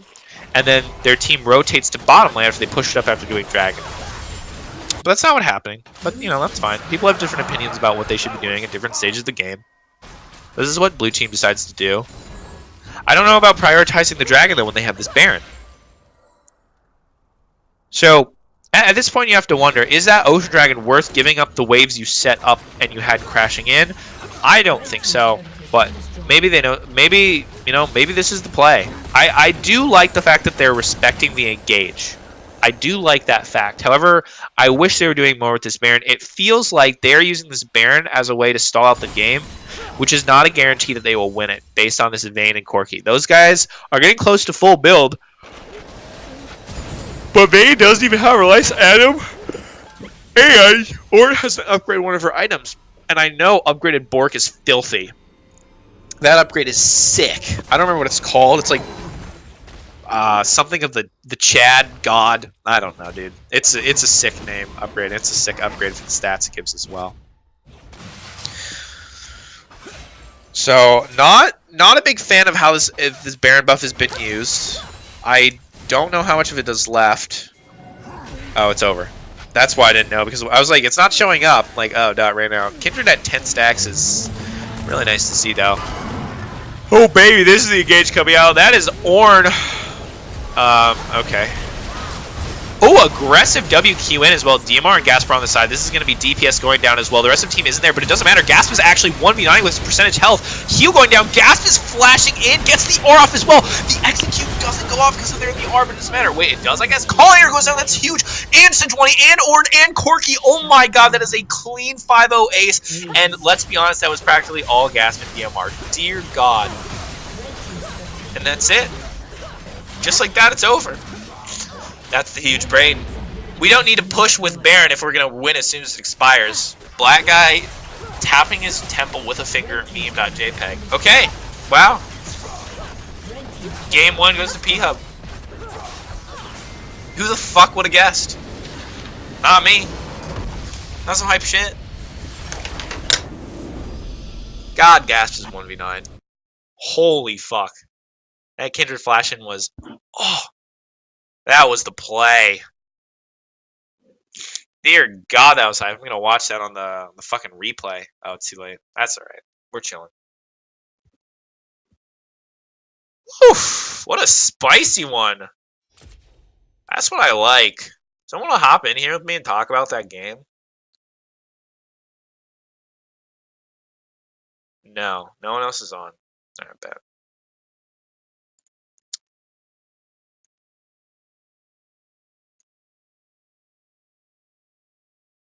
Whew. I don't got gold graph. I don't know if Jacob's here. Oh, Jacob, can you look at can you view on web for us? View it on the web, pal, while you're eating. I want to see the gold fluctuation. View on web, gamer.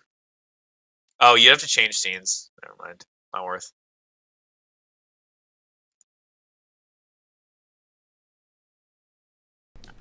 Okay, well. How's your dinner, bro? Oh, that's good. Hell yeah. I'm eating my own dinner now. I'm hungry as fuck. Nice, dude. Yo, PayPal me, says Susu. Nice. Alright, all you. That was a hypey game 1. Let me know if you need me to come back in. Peace. Alrighty.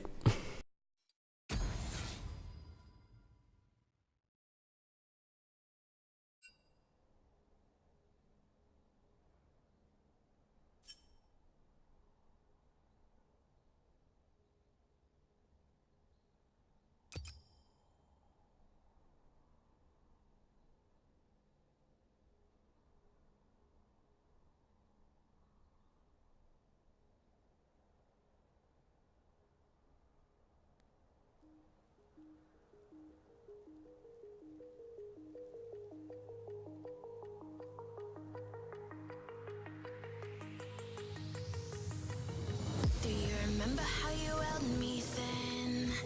Now you got me reaching out.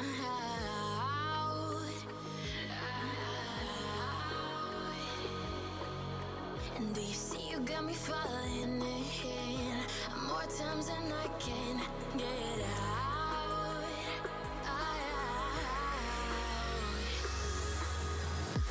Down in the deep of my mind, I crawl for you and you're always inside.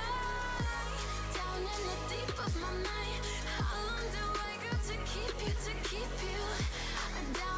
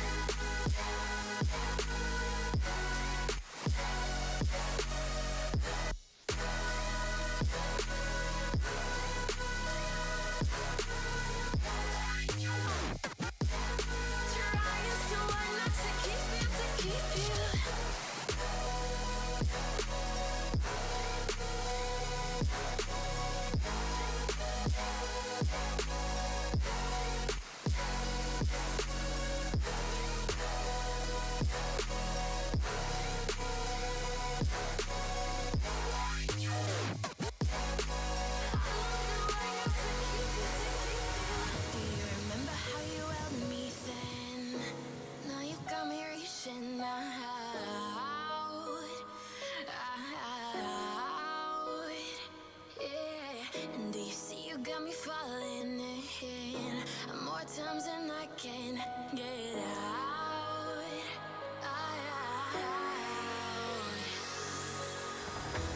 Down in the deep of my mind, I call for you and you're always inside. Down in the deep of my mind, how long do I got to keep you, to keep you?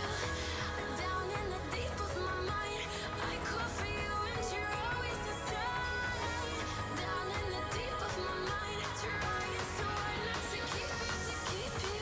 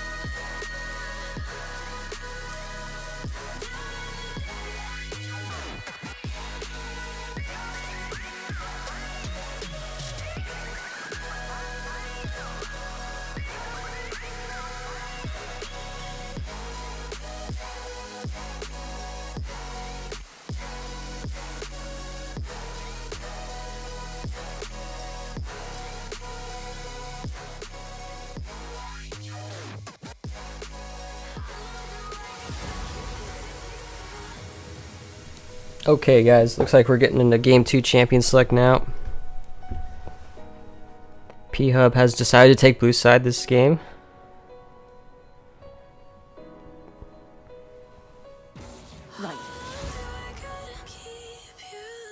And it looks like they're going to keep the strategy fairly similar to last game's pick and ban, where they took away a bunch of the 80 carries.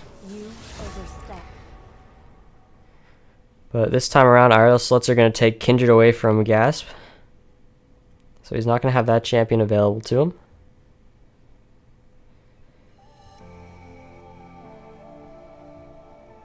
And thank you again, Vaughn, for filling in for me. I hope you enjoy the rest of your night. Whether that be eating dinner or playing Smash, etc., etc. But I'm stuck with you guys for the next game or two here.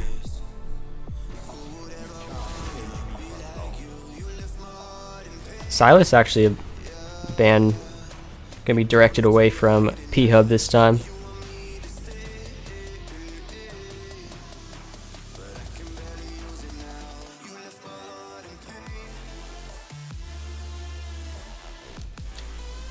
See if Phub decide to ban a third marksman for this first round, and they are going to indeed stick with that Lucian ban. Final ban going over to IRL Sluts now. And it's going to be an Urgot ban, which I believe was the same as last game. Actually, no, I think, yeah, DMR actually played that pick, so this is taking the Urgot away from DMR for sure. After a nice performance on it from him. Kog'Maw actually the hover here. Don't think they're going to actually lock this one in. I'd be very surprised to see a first pick Kog'Maw. It's instead going to be a Shen.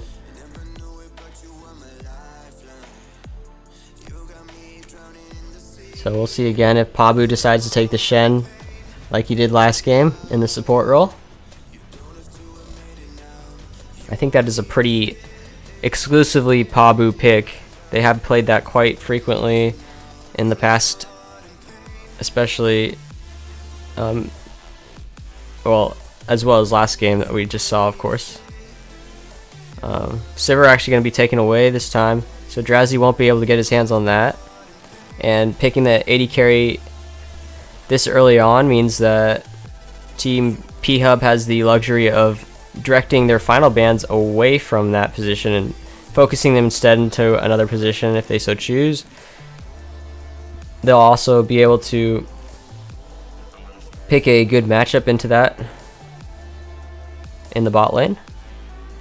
But Sivir also, in general, a good pick versus the Shen because she can spell shield that taunt.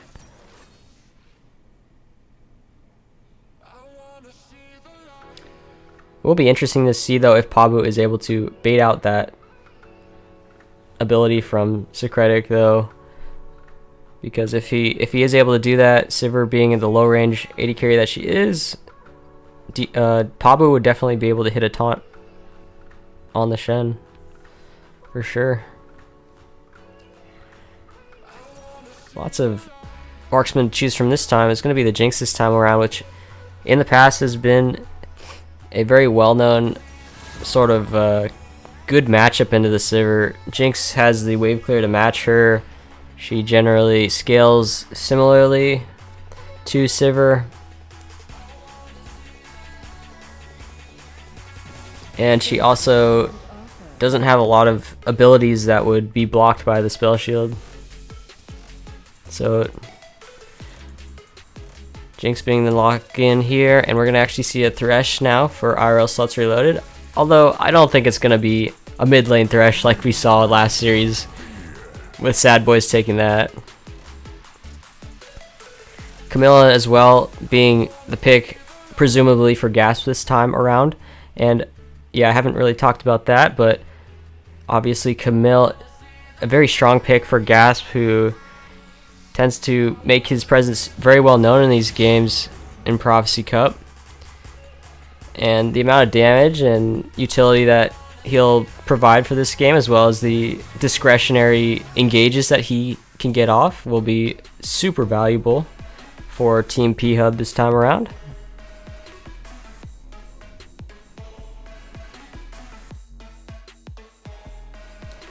That's right. Jungle Camille was nerfed in terms of not being able to stun the jungle camp monsters anymore, so it's possible that DMR could be picking this one up. But we'll find out shortly, as Poppy is the lock-in for IRL Sluts, and that should be given over to Real Mark Twain, presumably. Equipping their squad with a little bit of extra protection for the Sivir, and allowing that top lane to be less of a priority for the Graves, who will likely direct his pathing away from top lane. And we're actually going to see, yep, a Xin Zhao lock in here, so that allows the Camille to go into top lane if they so choose. But in general, still a little bit hazy on where both of those champions are going. They could be flexed, although the flex in this situation not necessarily anything to write home about, because both jungle and top lane for IRL Sluts have been shown. Garen is a placeholder, presumably. We still have yet to see the mid lane champion pick for Team Phub, so likely a placeholder with the Garen lock-in right there to allow Phub to let Warpack pick his champion there.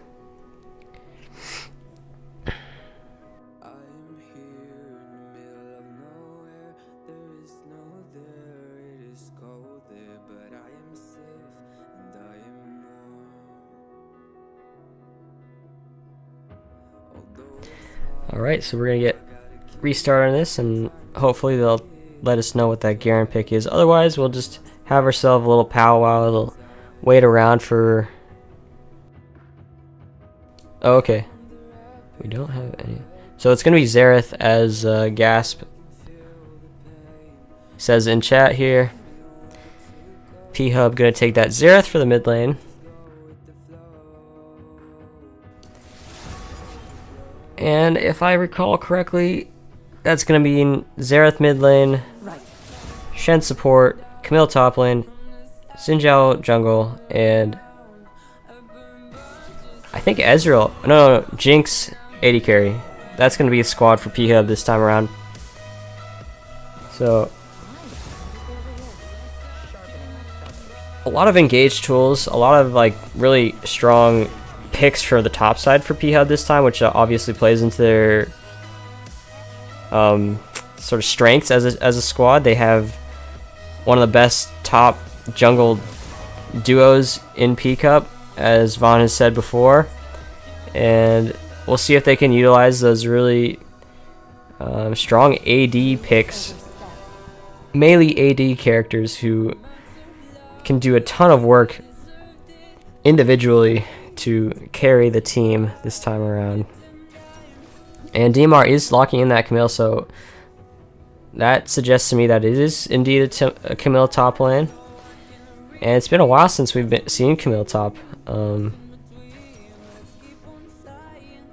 kind of actually funny that we're actually seeing it against a Poppy this time around.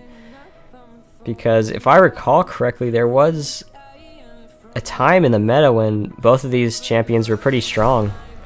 And it seems like their reappearance here is mirrored in terms of the timeline of strength here. Orianna actually picked up for Colonnade, so that is going to be the squad locked in for IRL Sluts this time around. We're going to get Poppy in the top lane, Graves in the jungle, Orianna in the mid lane. Socratic going to hop on the Sivir this time around. And Aheen, I believe... Oh, I can't remember his pick, but... It's certainly a comp that does well at protecting Sivir this time. Sort of versus the more chaotic comp that Team Phub has. It is a Thresh for Aheen. So plenty of peel for the side of IRL Sluts Reloaded, and plenty of chaos that can be sown by Team Phub this time around. There's a lot of nice engage tools from them, but they don't really care so much about maintaining such a safe guard around their AD carry. They're just going to let Drowsy do his thing. You know, see if he can position properly. The Jinx flash cooldown is going to be something that we have to track really closely, because he's going to want to have that every time they look for a team fight. And we're going to also have to watch out for this Camille in the top lane, because if he's able to get ahead against the Poppy, then he should have a fairly good time in the split push this game. And that could really force sort of a difficult mid game out of IRL Sluts, where they're kind of tugged and pushed and pulled and pried by this squad from Phub, and maybe even force them to make some engages that they might not even really want to take, but just because they have the ability to in the 4v4, and really that's like their win condition to win the 4v4.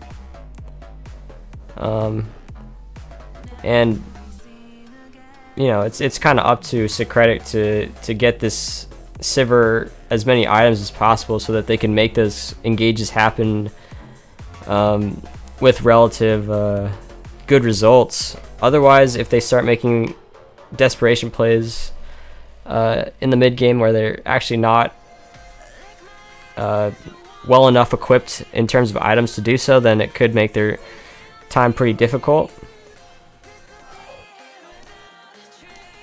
And of course, it all kind of falls apart for Team Phub if Camille isn't able to put that pressure down like they want her to.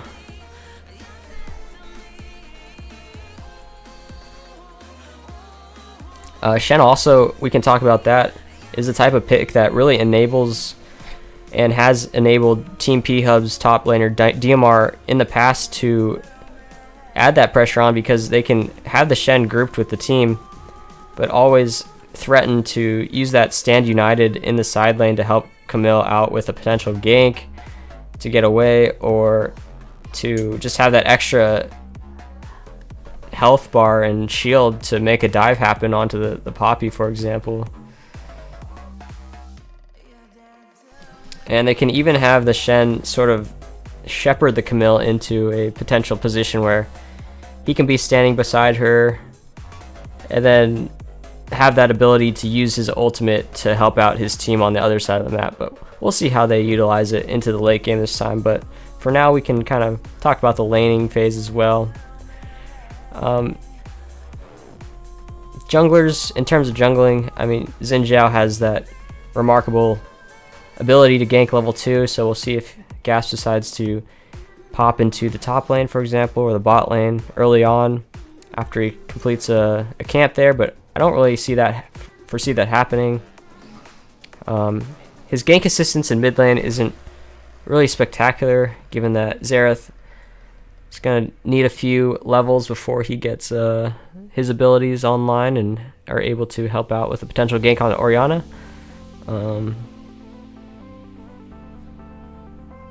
And I think bot lane, it's pretty even matchup there. It's going to come down to if Thresh can hit the hooks, and if which side essentially is going to be able to get that lane push going first.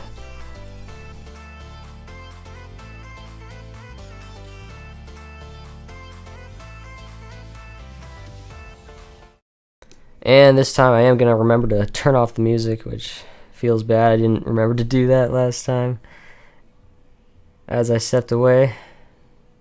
So I'll turn it off nice and early to make sure that we turn it off now. Hail of Blade's going to be picked up for Xin Zhao. Conqueror for the Camille in the top lane. Pretty standard stuff all around. Otherwise, Phase Rush actually for Collinator in mid lane on the Orianna, which is not something I've seen very often, but will allow him to escape some of these engages that we expect to see from the Shen, the Xin Zhao, and the Camille, as long as he's able to get off the damage.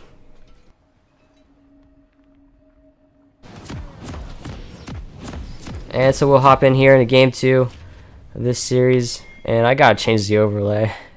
I always forget.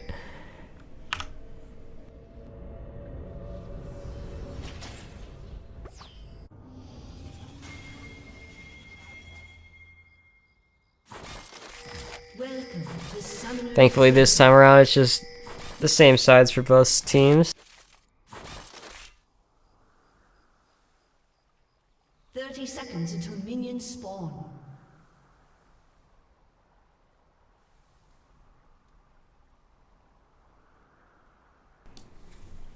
And it's going to be both sides actually looking for a 5-man invade. Team Phub has decided to go all the way through the top lane and look for a potential pick in the red buff area. And IRL Sluts has decided to come through the mid lane and look for the pick over there. Oh, Susu Singh is a little bit far forward here as he comes into the fog of war. But that is going to be a dispersal from both teams, essentially, going back to where the vision is from the enemy sides. Susu Singh did take a couple hundred damage there. DMR looking maybe to harass this early red buff take. This is going to force Susu Singh to pull the red buff all the way out. And DMR just going to force that smite out from Susu Singh and make sure that he smites that. Secretic and Ahinwar down here first. Xin Zhao actually walks over a ward, so bot lane of IRL Sluts are going to be aware of his presence on the Scuttle Crab. And they're going to really back up big time. And I mean, if you're the bot lane of Team Phub there, I think you want to be communicating that movement from the IRL Sluts bot lane, and it can be valuable because it can tell Xin Zhao that he's been spotted on the ward, but he's going to go for the skank anyway, so clearly not much communication in terms of the information that was gleaned from that short play there being shared with the Team Phub from the bot lane. Gasp going to go in here with the help of DMR. This is a top side that is heavily favored by Team Phub, and the Real Mark Twain is still level 1. He's maybe going to get off the min here, but this is a wave that was really delayed, and so he's going to have to be forced to flash away there. Hook actually going to land onto Babuki in the bot lane here, but he's just a little bit too hanky. Too tanky, excuse me, not too hanky, too tanky. So Team Phub taking the early advantage here off of their huge advantage in the top side. They have two of those really 80 heavy skirmishers with Camille and Xin Zhao. Ooh, nice prediction from Ahin. Gets the hook down. Pabu is going to get really low on the Ignite, but he does have that shield available to him. It's going to save him. So he's going to get out there with his life. It's going to put Drowsy in a bit of a tough position. Not too many resources, like I said, being shared with Drowsy this game. He's going to miss all 3 melee minions and a range creep as well to go with it. He's kind of just... He's got to do his own thing this game. He's got to make do with the little sort of resources he has. We actually saw a flash, I believe, in the mid lane.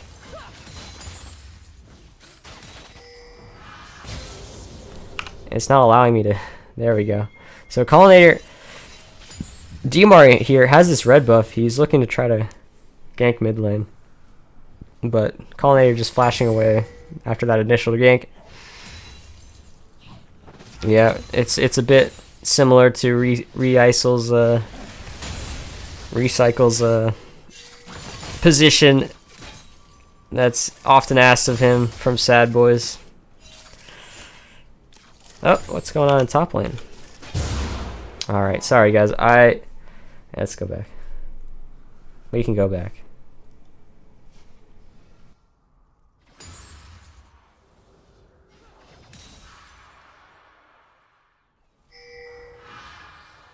Alright.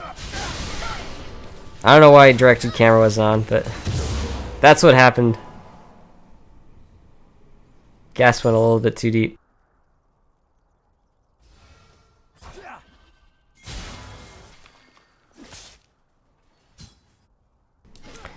So Real Mark Twain was able to pick up that kill.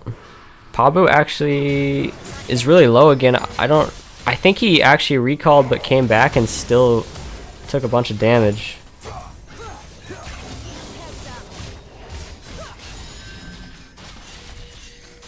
So the bot lane of IRL Sluts like pretty clearly getting the shove advantage and shutting down this bot side. Really shutting down the ability for the Shen to do much of anything but kind of distract from the real action.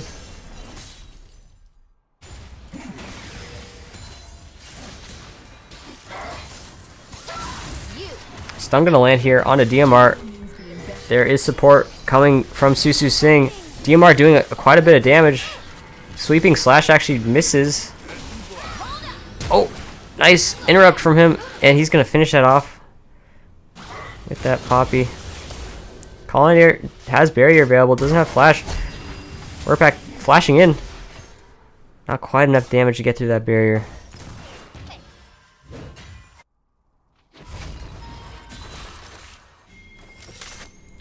Oh, Gas with the nice vision, and he helps Warpack land that ulti onto Orianna. So it's gonna be Collinator falling down. It's gonna even up the kill score 2-2 now.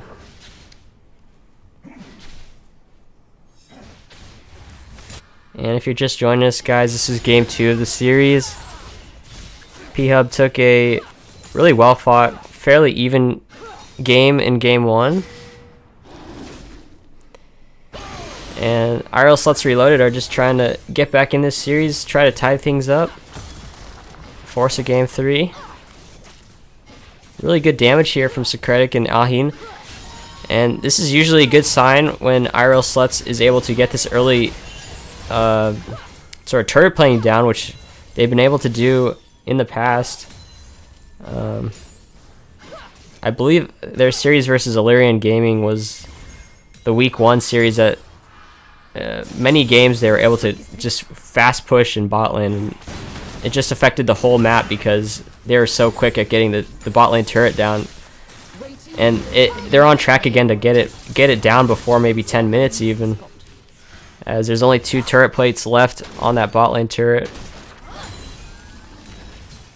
And there's definitely gonna need to be some sort of strategy to play around this for Phub. They either have to sacrifice that turret and just sort of slowly try to win the other side of the map, or they maybe make a play in bot lane, try to deny them the ability to take it. Certainly their team comp suggests that they will just eventually sacrifice their turret. And this is Gas gonna have to flash out here with a nice Orianna shockwave coming through. Nice knockup actually from Gas to try to save himself, but it's not going to be enough. He's going to fall. EMR trying to get his way out here. Warpack, oh, just trying to snipe out Susu Singh with the last bit of mana he has. Is he actually going to get it with the ultimate? So that's 2 kills for Warpack now on that ultimate. Look who's roaming it in though. Ahin is looking for this Hex Flash. The Hex Flash is in the mid lane just at the right time when Warpack is channeling his Q, and he's going to get it. Get that kill over to Colin. EMR maybe trying a bit too hard here to push his advantage. Likely it's going to take him a full item before he's really able to fully pressure this copy.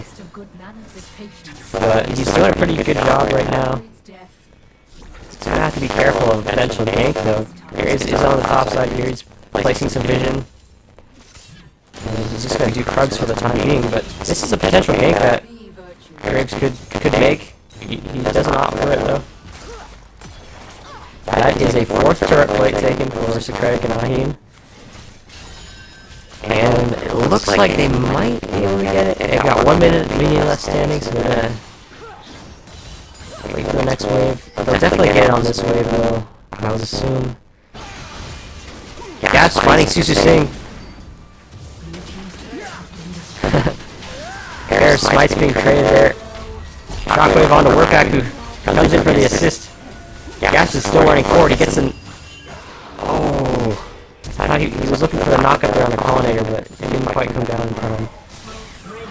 And Collinator's going to pick up that double kill.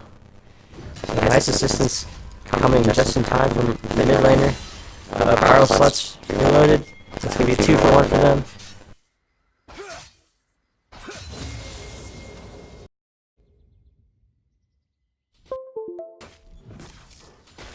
Okay, hopefully that's better.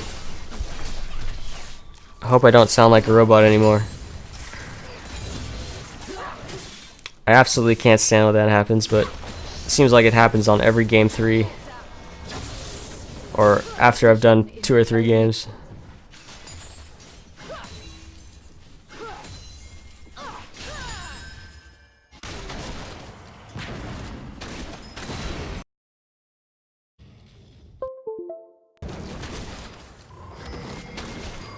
Okay, how's that, guys? That should be better. I think I see it's back to normal.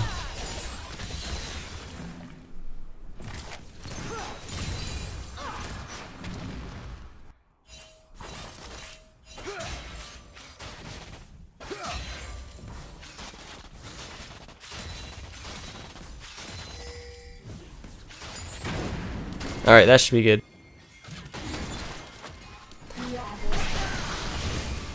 Thank you, Nightwolf. Ooh, lots of damage coming down onto Collinator. Romlock Twain, though, has different ideas about what to do here. Going forward still. Ultimate from Xerath. It's going to slow up Romlock Twain, but there's... Actually, Gas was... But meanwhile, we're going to get a fight in the top side here. Both bot laners looking for that engage. Hook gonna get blocked by that minion.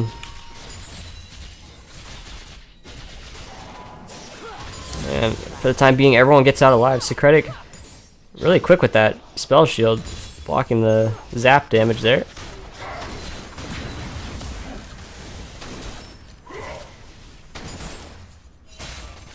And yeah, Sivir is another champion that definitely seems to benefit quite greatly from these item changes.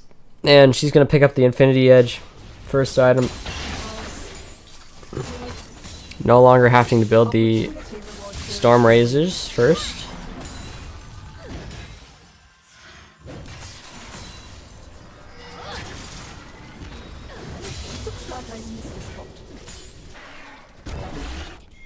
Gasp's going to start off this Rift Trail, but then juke around, kind of going to Collinator. Collinator has to expend his Shockwave. But it's gonna, in the meantime, stop the Rift Herald from getting taken. Susu Singh, nice dodge away to get out of the taunt damage. Or taunt CC, and Socratic flashes in for a double kill off of the Q there. Meanwhile, we're gonna get DMR teleport. That's going to be him going down though, as his team fell before he could really get in there. Wurpak does salvage it with one shutdown onto Collinator. So 2 for 1 for them, but this is the top side of Team Phub that's just not quite doing as well as they should. 6 deaths shared amongst them now. So a little bit disappointing performance so far from them.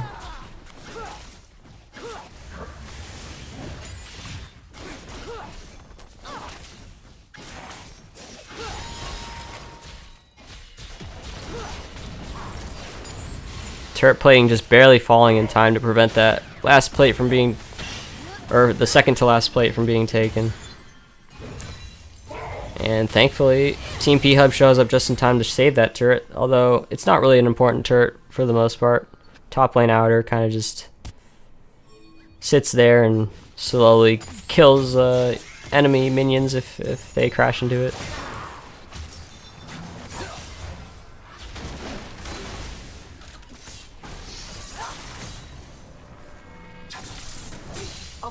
Looking at the gold differences here, you see DMR has accumulated a bit of a lead in top lane, but it's not too huge. It's just 600 gold.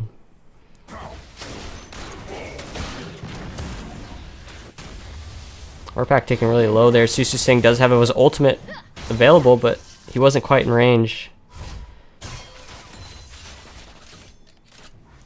And also we have this huge Socratic gold lead.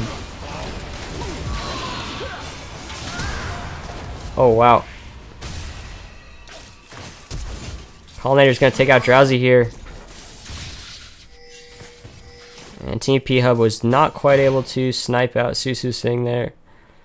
You can see the interplay though between Gasp and Wurpak on Xerath and the Xin Zhao, where Wurpak can ultimate from quite long range and kind of use the skill shots to slow down and make that enemy target deke away or juke away, and it'll allow Gas to get into range to jump on him with the Xin Zhao.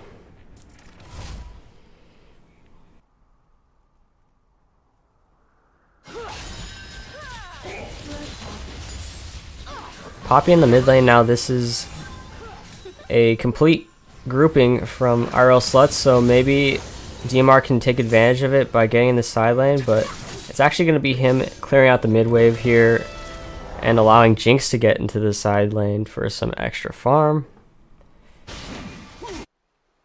Mountain Drake will spawn up here in 15 seconds. And this is an objective that isn't really all that important for either team, I don't think. It's certainly not worth expending your life over. Wurpak gonna have to pop the barrier here. Gas goes in with the Xin Zhao, but he really doesn't do a lot of damage at this point in time. Romark Twain looking for an engage in here, and the hook's gonna land on the Phub and take him out. Chompers does land onto Susu Singh. DMR trying to re-engage, doesn't get there in time. He's gonna have to flash away. And that's gonna be Rift Herald actually taking the mid lane turret off to the side of the screen there while this is all going on. Spell shield a little bit late. Not gonna quite get that mana refund. And Jinx almost took down, I want to say it was Graves there. He almost was able to get that kill, but not quite enough damage from him at this point in time.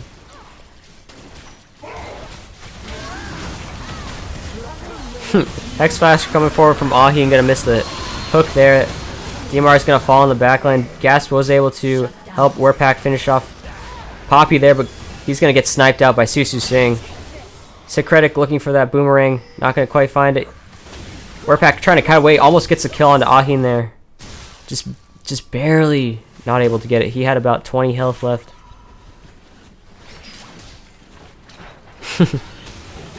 So Ahin's gonna recall there.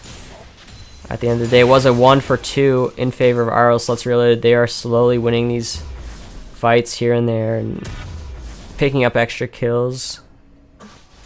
So at the moment, they do have 7 extra kills and about a 5k advantage actually, which is quite significant given that they are a comp that will do quite well in the late game. They can't get too ahead of themselves, however. The mid game is going to be a strong point for Phub, even though they are so far behind. It might be their last chance sort of to get back in this game.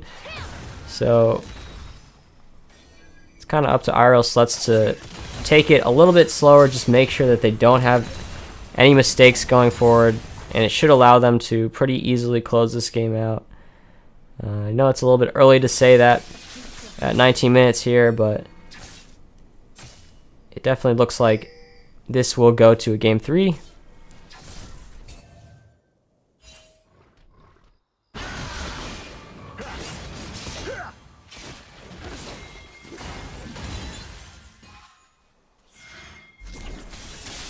DMR has a slight level advantage here, so we'll make his ultimate a little bit more effective.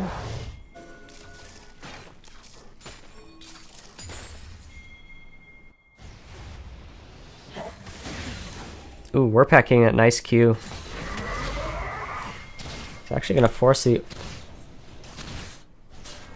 Pollinator does back away there. Pretty unscathed.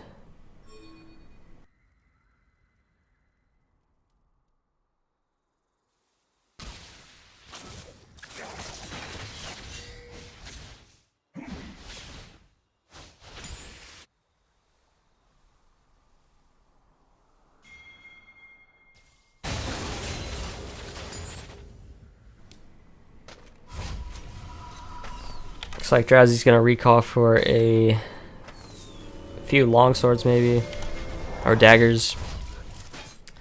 Yep, gonna start building into that zeal item.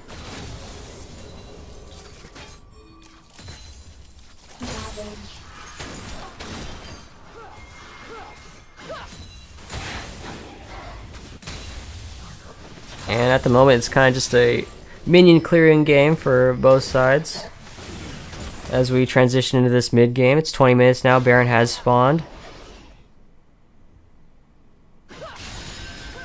2 items completed here for Secretic, so he's definitely quite far ahead of the Jinx.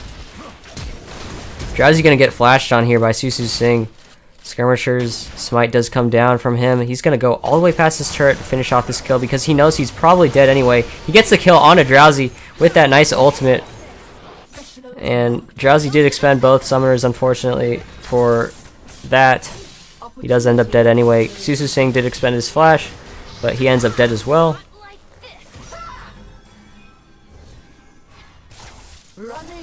DMR, oh, gonna get smashed into the turret by Real Octane. He's gonna go down here for sure.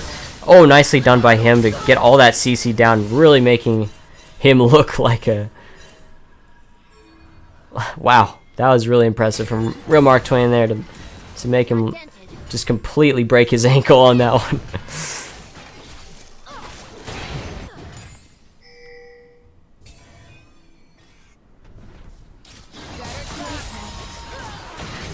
And with that numbers advantage, yeah, the IRL Sluts are going to make that turret fall.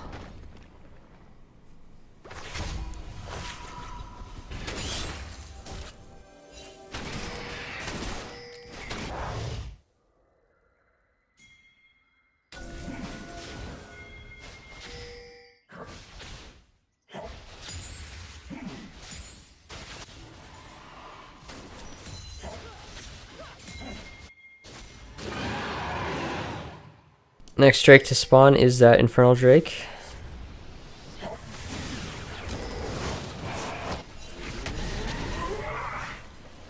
Rurpak really popping that Rite of the Arcane quite early.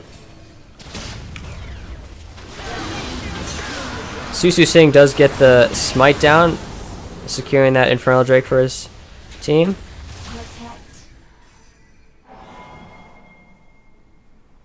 And this is a 5-member strong IRL Sluts Reloaded team. They do have some low health bars on Susu Singh, and Secretic's about half health, but are they confident enough to take this Baron or start it up? They do have a pair of Mountain Drakes, so they do this Drake pretty fast. Shockwave going to be used pretty early here onto Warpack and Pabu. That's one more cooldown that Gasp doesn't have to worry about if he wants to come in for a steal here, but he's so far away. Yeah, he did go down earlier there on the attempt at stealing the dragon, so he wasn't actually even able to catch up there. Pabu's going to sacrifice himself, maybe for an engage here, but Xerath ends up going down anyway on the right side of the screen, off screen a bit. And that's going to be 4 members falling for just Collinator. And this should be an inhib turret being taken now. Gasp is the only one left alive for Team Phub.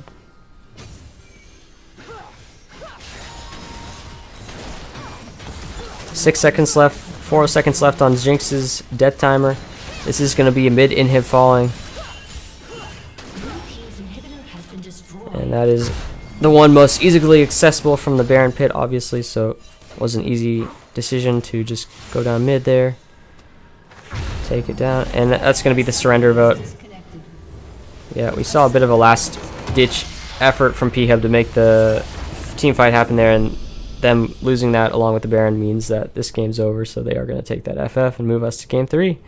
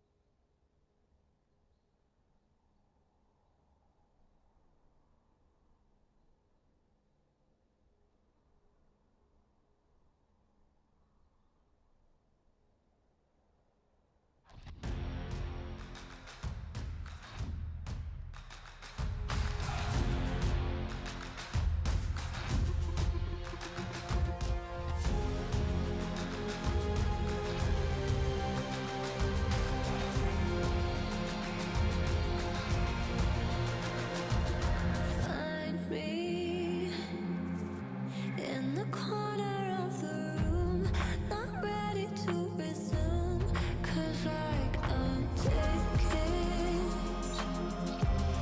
don't wanna be alone, but I'm not in the zone.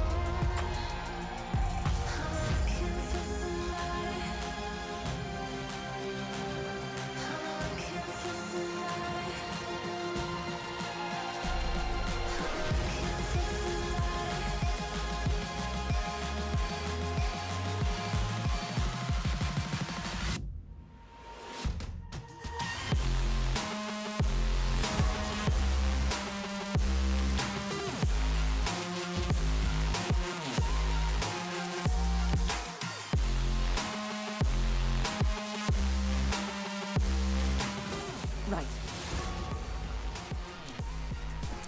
Alright, Prophecy up.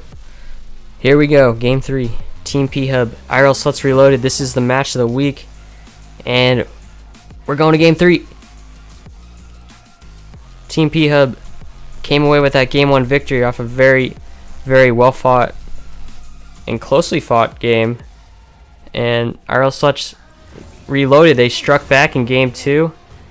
And they took down Team Phub in a impressive performance. Really shutting down the top side of the map, which was the win condition, I think we can say, from Team Phub.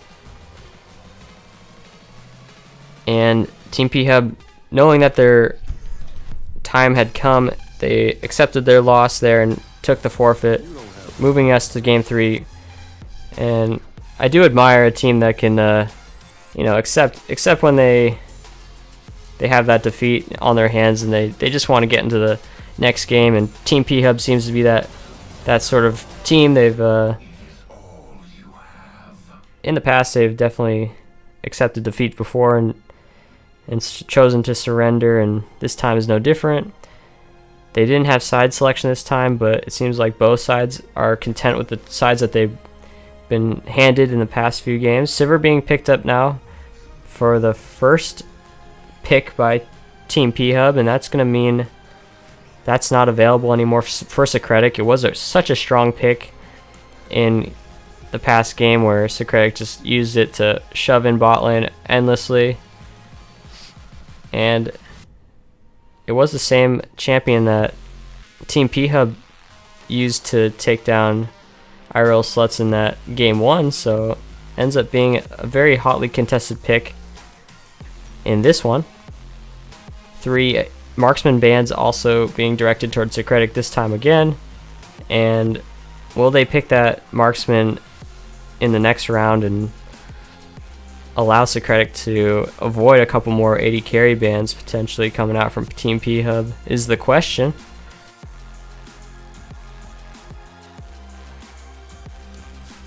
Collinator saying that it's doomed now because they picked Thresh for a second time in a row.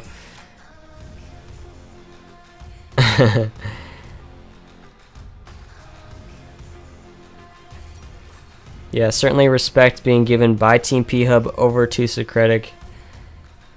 And Xerath being picked up along with Kha'Zix this time, which was... oh, I can't remember if it was banned last time, but certainly Xin Zhao did not work out quite as well for him as Kindred did in game 1. This time, Socratic's going to take the Twitch. He's going to stop us from guessing at anything else. And it's going to allow Team Phub to focus their final bans on another role, potentially top lane, potentially mid lane.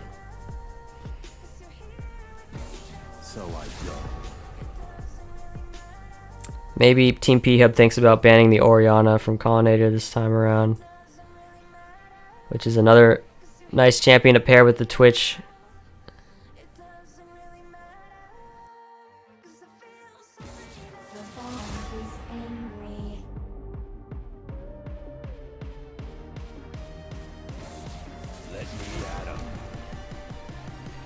And Team Phub are indeed going to take away Orianna from Collinator this time around. We'll see what their final ban is. Shen and Jax being taken away this time, so Pabu is not going to be able to get that Shen for the 3rd time in a row. And potentially DMR taking the Jax is a scary thought because he is a very good carry top lane champion player. So they're going to take away that from DMR. No Jax this time. Sion being taken away as well. Poppy is still open if they want to keep that for the Sluts Reloaded. I do expect to see a top lane this time. Taken for Real Mark Twain. Ornn is available as well. And they're going to take that Ornn. So, nice tanky top laner for Real Mark Twain again. Although I did like the Poppy pick last time. I think he piloted it quite well. But that was picked with the information that they knew that they were going to be facing against a Camille top laner. And this time they don't have that information. So they go with a safer pick and just pick Ornn. Is this really going to be Riven? Yes, it is. So DMR is going to hop on that Riven train this time around.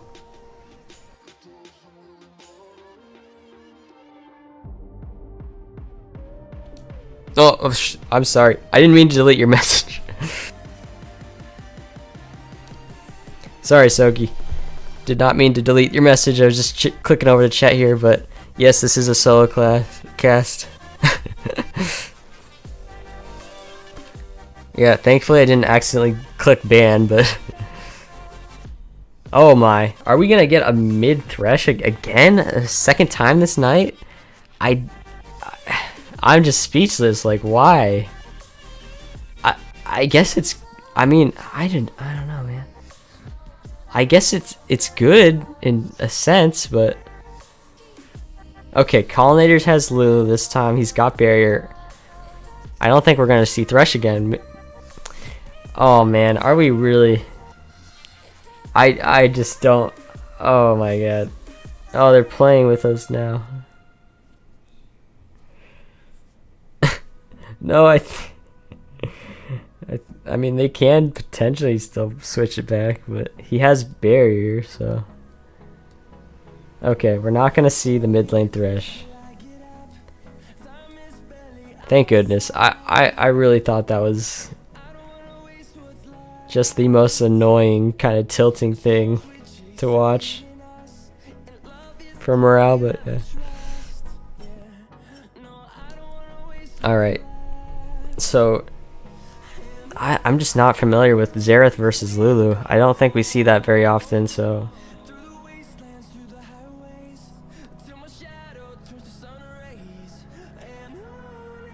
I mean, I think that's a pretty good matchup for Warpack. If Drowsy and Morgana are able to push that lane in bot lane, then they'll have a really good time. They are on blue side though, so it's a little bit more difficult to continually shove in from blue side if you're in the bot lane, because there is an extra sort of gank path available to the enemy jungler, which is going to be Graves this time. In order to protect against that, we're going to look to see if Pabu can get good vision down in bot lane to cover the potential blast cone gank from the Graves. And we're going to also see if Warpack can get good vision over his right side river to protect his bot lane this time. And yeah, that's essentially going to be the key to winning the early game for Phub, which is just constantly shoving in bot lane. It's going to be really hard for DMR to do what he wants on this champion if Susu Singh comes up in the top lane and harasses him at all. Ornn also is tanky enough to resist the Riven damage early on in the game, and he does a significant amount of or he should be able to do some significant amount of damage, I think, to the Riven in general. So definitely a tough job for Riven, but if DMR is up to the task, obviously as soon as he gets a few items, he'll be pushing the Ornn around pretty well, I think.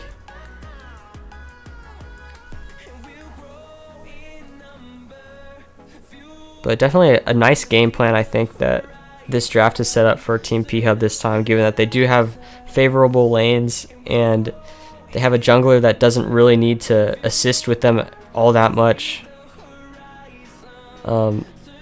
And then obviously it's going to be the Socratic show as soon as we start getting into the late game. Along with that Lulu, it's just going to be a lot of pain for them in the early game, I think, in their lanes.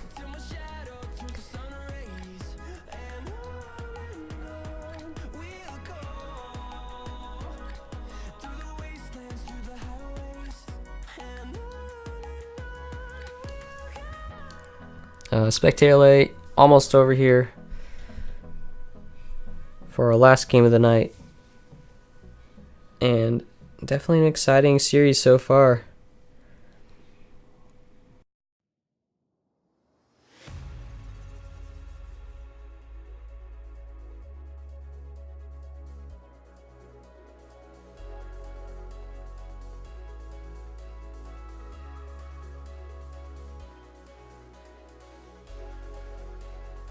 Okay, let's take a look. How much experience does DMR have on the Riven? Ooh, that's a lot of points. I think this is a pretty experienced Riven player. How's it compare to Gasp? Ooh, he has more than Gasp's Kha'Zix. So I guess you take those points with a grain of salt that they're achieved in solo queue and normals and whatnot, but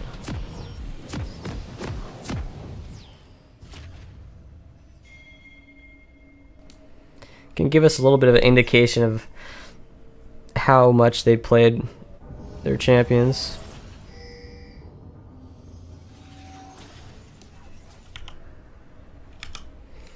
Welcome to Summoner's Rift.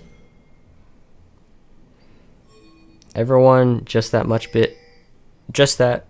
bit more tired, given that this is Until minions spawn. a game happening after midnight on a Friday, East Coast time. And game 3 it is. Everyone taking their time to get to their positions in the 5-point for both sides.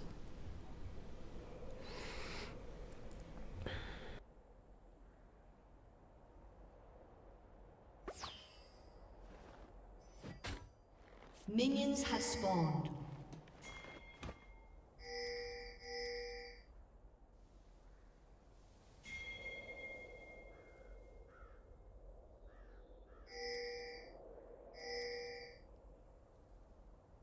Certainly a lot of pings going down early on from the side of IRL Sluts Reloaded.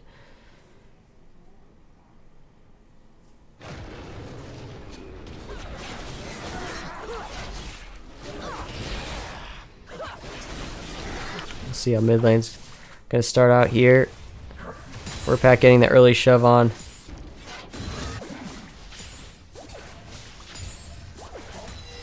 Perfect CS from him so far. Ooh, that's actually taking bone plating this time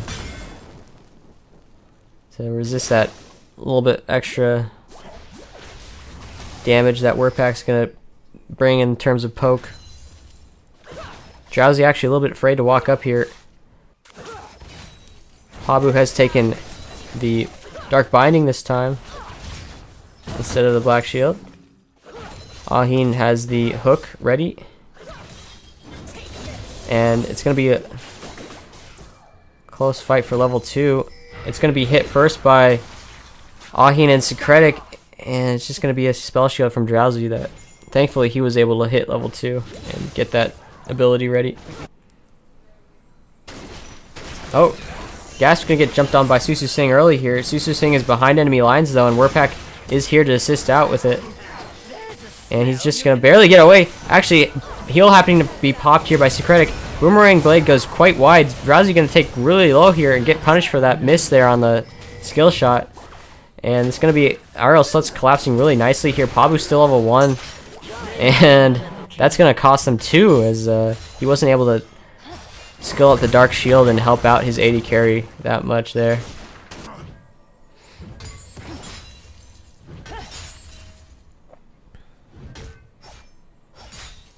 And actually Collinator did pick up both of the kills there. So maybe not the target you wanted it to go over to. But it is going to give 2 assists to each of the other members involved in that fight. So you definitely are getting a lot of value out of that fight. Aheen walking forward here. Play's going to land onto Drowsy, but we're going to see a fight in the top lane as well. DMR trying to do as much damage to the Ornn as possible to pressure him into missing CS. He's done a pretty good job of it so far. He's got about a 9 CS lead.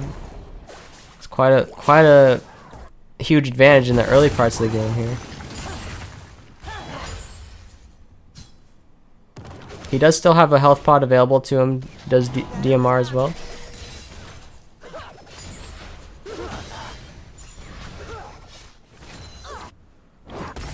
But everything's pretty quiet for the time being.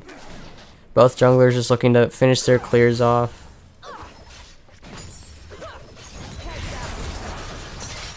Oh, hook lands onto Phub this time. He's going to get taken really low. He's still level 2, and that's going to be Secretic picking up that kill onto him. So this under-leveled support kind of missing that XP initially off of the level 1 entrance into lane. Definitely costing Phub here early on. And Secretic is going to be able to back and pick up the BF sword with the 1300 gold. Maybe pick up a control ward as well.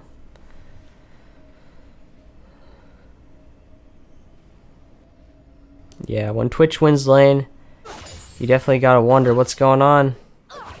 It's not a good sign for Team Phub's bot lane here.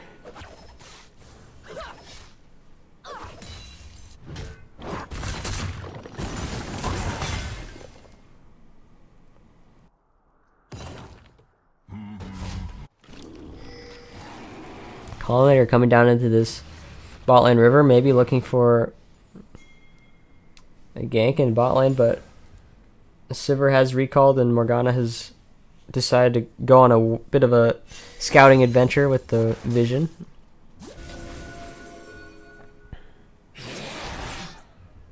Graves is hiding in this Rift Herald pit, but he's gonna just dash away over the wall as Rift Scuttler is gonna go down to Team Phub here.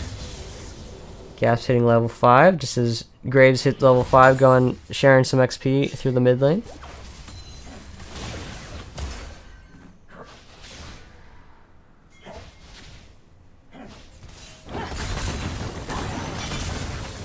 And I really do like Colin's decision here on the Lulu to take Aerie plus the defensive mastery tree in terms of runes. I'm assuming that he also took second wind, so every time he gets hit by a skill shot or an auto, he's going to heal up a portion of his health as well. So the poke coming out from Warpack at this early stage in the game isn't going to be as significant. Pabu is going to get hooked here. He's just level 3 again, still under leveled. Kha'Zix's trying to show up and help out, but not really so well equipped to help out a lane that's looting so heavily here. DMR teleporting in here. Oh, Xerath from the backside here ends up picking up a kill onto Susu Singh. This is going to be Mark Twain also getting down here. Will Warpack be able to stun up? Ahi not quite. So it's going to be 2 for 2. Oh, but DMR has the flash available. He's going to take down Ahi himself. So well done by Team Phub to salvage that one and essentially turn that into a 3 for 2 in a play that looked like it was going to go in the favor of IRL Sluts Reloaded, but ultimately they're just going to lose a wave in terms of bot lane CS, but everyone else on the team is going to pick up the extra gold from the kills that they received.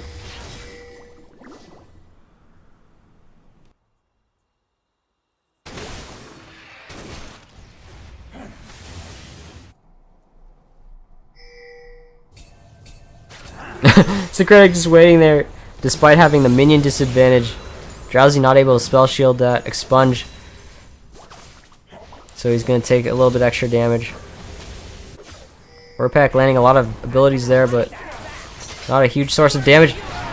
Drowsy's going to get stunned up here. Black Shield is way too late, and the Flay's going to take him back into Secretic, and he's going to get finished off by Secretic. Ignite is down in poison too, but it's not quite enough to finish off Pabu.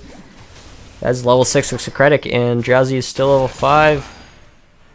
So huge experience disadvantage coming out at the moment. It's going to take Team Phub a bit of time to get out of this laning phase and escape the really nightmare that's going on in bot lane, so that they can at least even up the experience. But for the time being, it's just going to be Twitch and company knocking down some turret plates, I think. They're going to get one off of that one. They had already received one, I think. Yeah, definitely want to play a lot safer are Drowsy and Pabu at this point in the game, because it's just not worked out for them and they're so far behind in experience. And add on to that, Twitch has now completed a pickaxe, so he's even closer to picking up that Infinity Edge, and Sivir hasn't even been able to finish the BF sword given how many times she's been taken out.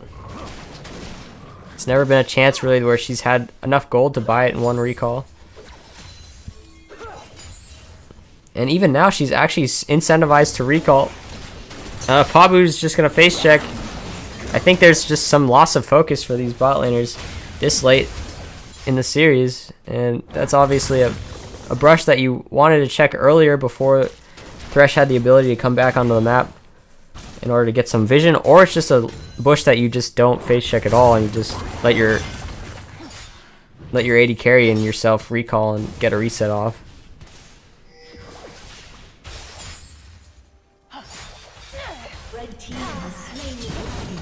Ocean Drake going over to IRL Sluts Reloaded this time. Ahin quite fast with the Moby Boots. Warpack does have the assistance of Gasp here. Gonna jump in here on the Kha'Zix. Oh, but gets hooked even in the invisibility. And Secretic gets bound up here by Morgana, but he's going to still take Sivir with him, and Pabu's going to be left here probably just to get cleaned up anyway. Oh, binding does miss. Secretic's going to get taken out here. Is he? Yep. So shutdown goes over to Pabu, resets the gold here a little bit in terms of bounty, but it's just going to shoot back up to 450 again, and you're essentially giving the bounty over to one of the lowest performing players on Phub, so even the death makes sense, and it's going to really deny any possible shutdown gold away from the members of Phub that really do matter in terms of accumulating that gold. So definitely a worth play, I think, for Secretic there. Even though he does die, it allows him to, you know, get that next item and takes away the shutdown gold.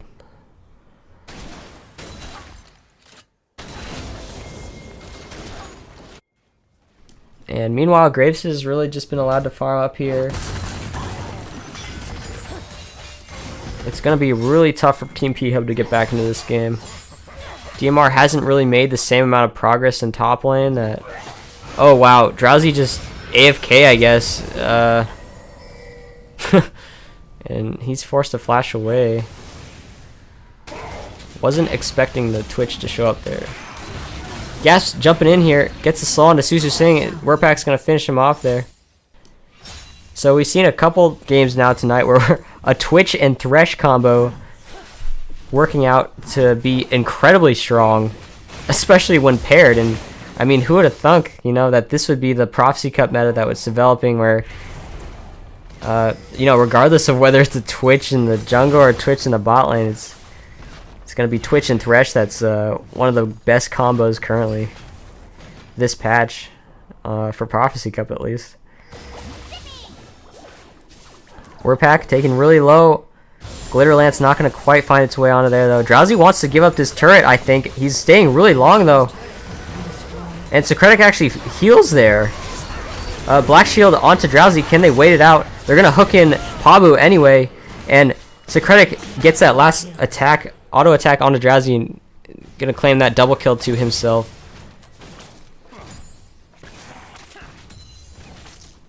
And that Ocean Drake really does help in the mid lane, especially where it's just a poke battle for Thresh, or I mean for Xerath really. Gasp, this is just desperation from Gasp now. He's looking for this fight, trying to do as much as he can, solo carry this game, and it's really not in a position where he can make it happen, and he gets punished for it. Collinator actually expending his ult just to play it safe and keep Susu Singh alive.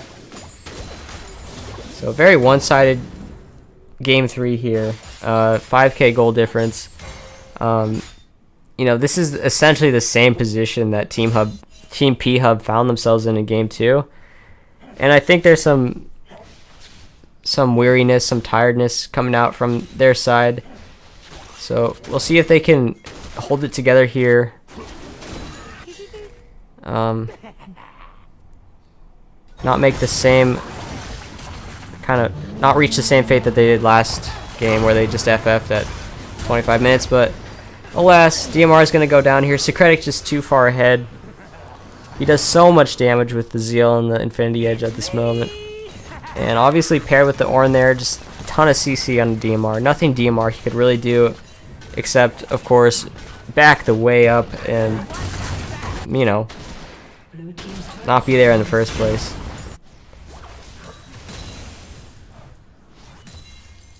Gasp looking for a pick on the Collinator here. He jumps in. Collinator has that shield available. He also has Wild Growth if he needs it. It's on a fairly low cooldown, but the last time he used it anyway was a considerable amount of time, I'd say. About a minute and a half ago.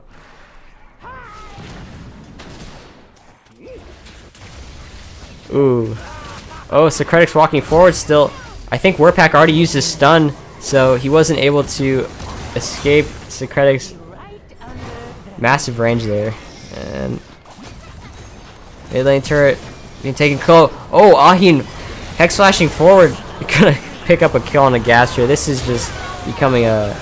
Oh wow, but DMR picks up a kill there. Pabu with a nice black binding as well. Dark Binding, I should say. So Secretic gets shut down there by DMR. Definitely the proper place to put all your shutdown gold. Secretic, though, manages to complete the Runeance Hurricane. And he's already on his way to building the second seal item. Drowsy, if he walks forward here, he's going to get a Faceful Pain from Susu Singh, who ease forward. Thankfully, the minion's taking a few extra damage. Kha'Zix's getting that speed up from the Sivir ultimate. He's going to look for the finishing blow onto Susu Singh here. Can Drowsy potentially help him out? Nope. Didn't have that Boomerang Blade up available to finish off Susu Singh, and Susu Singh's just going to recall with that empowered Rift Herald recall.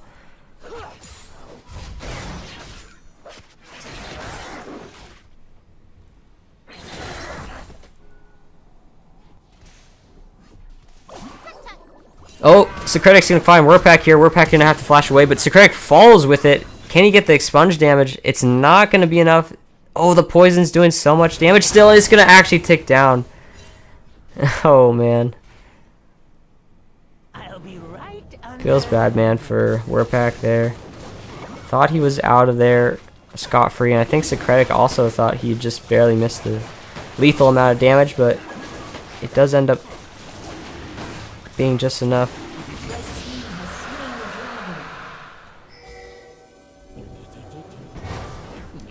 Medjai's Soul Stealer being picked up by Xerath as well. I think this is just a bit of, you know, tilt sort of at this moment.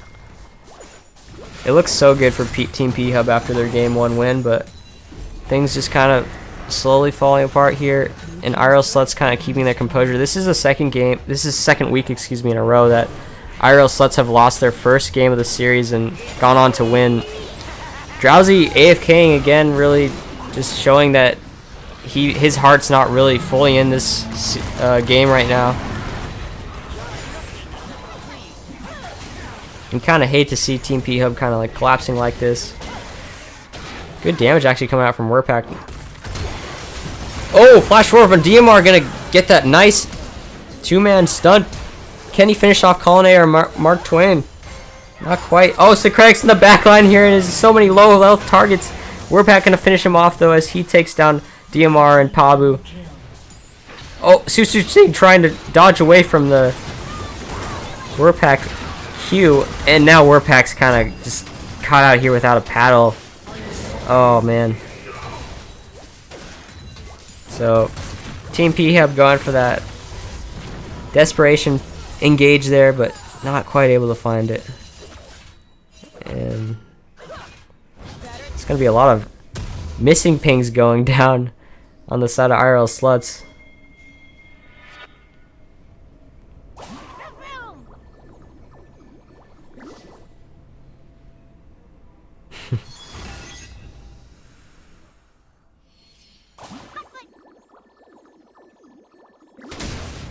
Secretic gonna get 70 fantasy points.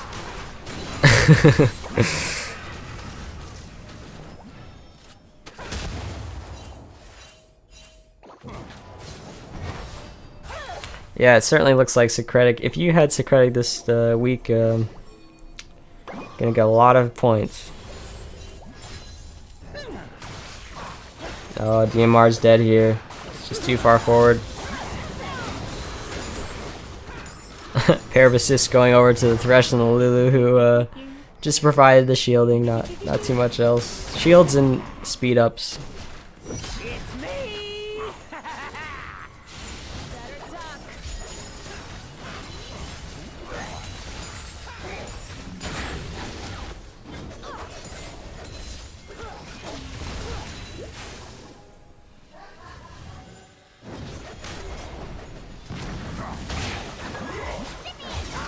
Secretic inching forward here. He's gonna. Oh man, that's a lot of damage. Secretic has so many shields available to him as well. Gas in the backline, looking to maybe distract here while Xerath gets his ultimate off. Aheen following that hook over the wall, just goes into his death though. And DMR actually gonna clean us up, gets a couple kills there. Gas did manage to finish off Secretic in the back line. Collinator is the only one alive for IRL Sluts at the moment.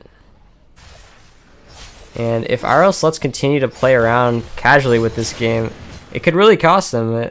It feels over, but the way DMR is playing, and coupled with the Xerath, who now has 10 Medjay stacks, this could become a bit more interesting. Teleport actually being channeled by Collinator here, going to try to stop the Baron, and it's going to effectively force Team Phub away from it. So their Baron buff attempt there did manage to at least draw away the Lulu teleport, even if it didn't actually get them any closer to taking the Baron.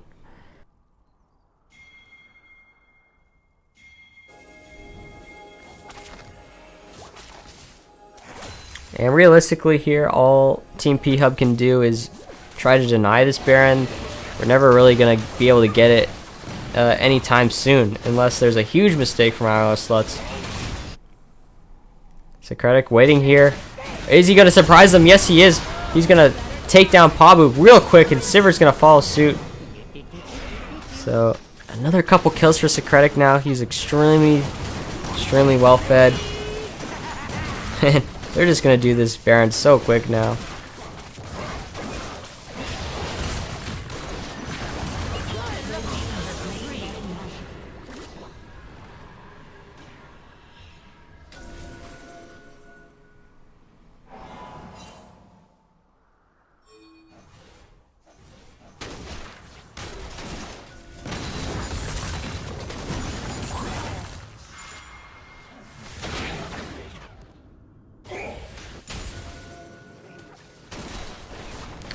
Secretic and Collinator in the top lane here. Gonna finish off this top lane turret.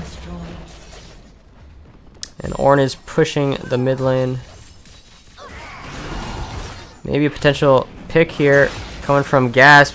Finds Real Mark Twain. Gonna take him really low with the help of Warpack. Does Warpack have the ability to ult onto him though? He's not even gonna try. It will push them back out of the mid lane though for the time being. Enable them to kill that extra minion wave. Oh, Warpack is taken really low there, but actually Merc Scimitar being picked up by Secretic now and finished, but he already used that active on it.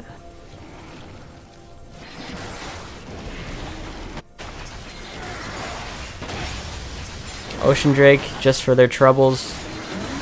Not really a hugely impactful Drake at this moment, especially considering IRL Sluts do have two of them themselves. This is a frontline Twitch now that just deals so much damage and doesn't really have any fear of walking that far up, although his Quicksilver Sash is on cooldown at the moment. So this is the opportunity to maybe pick off Twitch if he walks too far forward. They don't have the Morgana binding available though, so they already picked that off.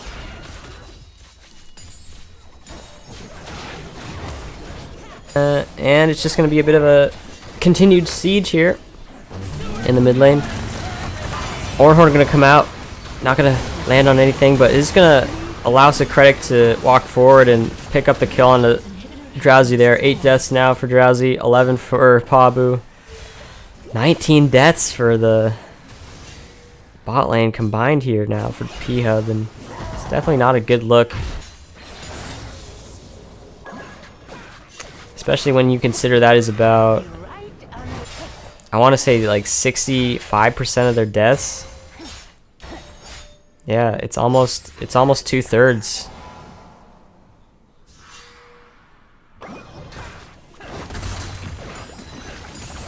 $300 armor and 2 items for Mark Twain. Yeah, definitely solid build versus a Riven.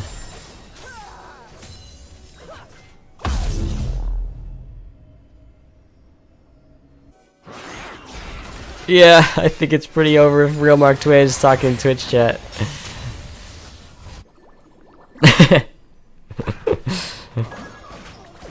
Barnard saying they lost.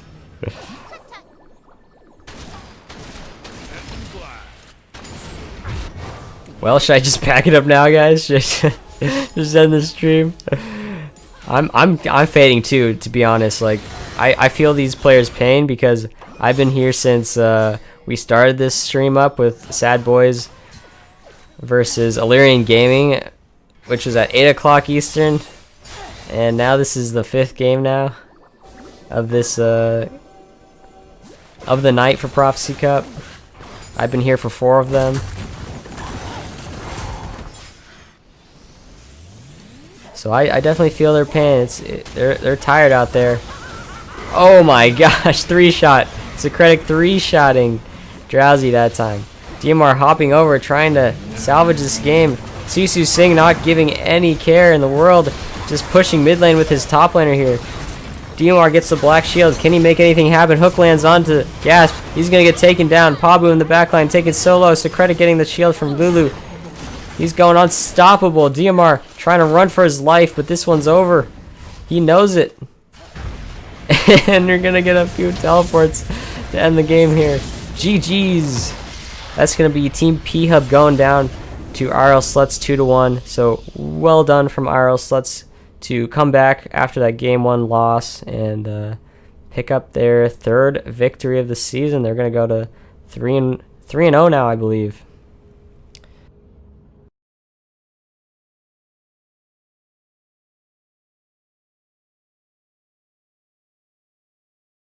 And we're gonna get a quick look at the stats here. Vayne mid to Lulu mid in 1 series. Yeah, what a journey it has been. And yeah, that's gonna be it for me wrapping it up here. I'm not gonna do an interview tonight, just because of how long the stream's gone. It's been 4.5 hours now. And it is a Friday night, so I want you guys to, enjoy your Friday night. It's late. We're going to pack it up here.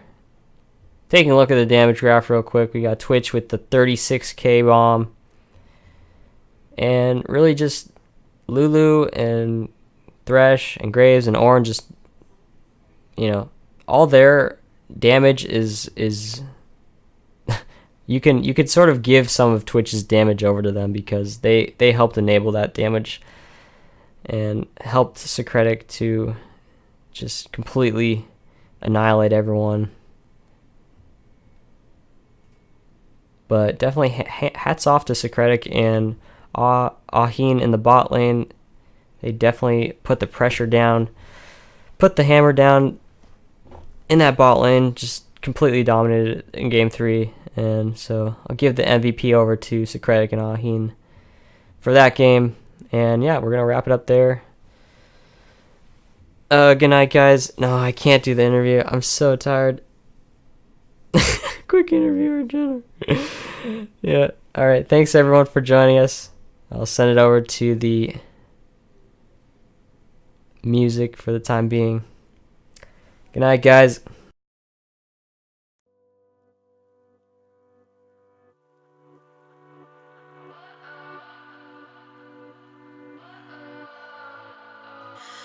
What does perfect even mean?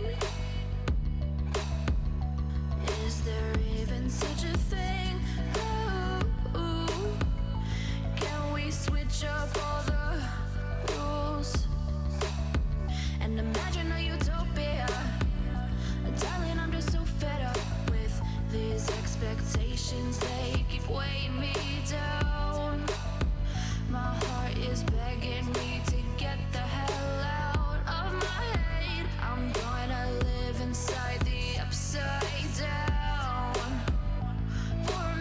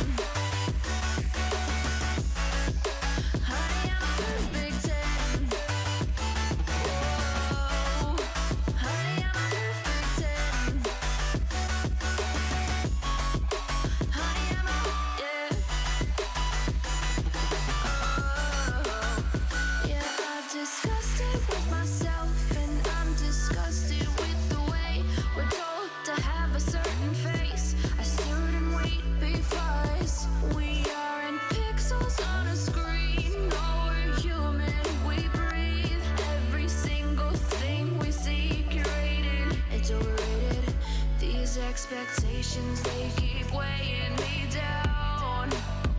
My heart is begging me to get the hell out of my head. I'm gonna live inside the upside down for a minute and pretend, honey, I'm a perfect 10.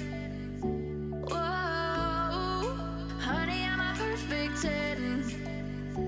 Whoa, and if I say it enough, it gets ingrained in my head, and I start to think, honey, I'm a perfect 10.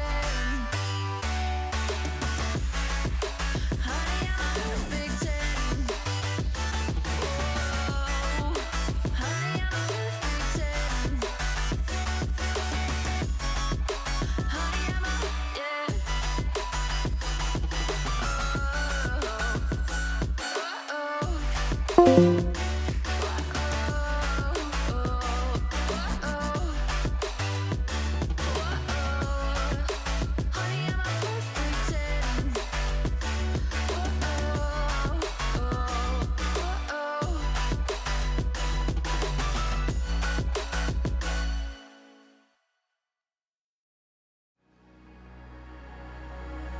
I believe in love, I believe in honesty.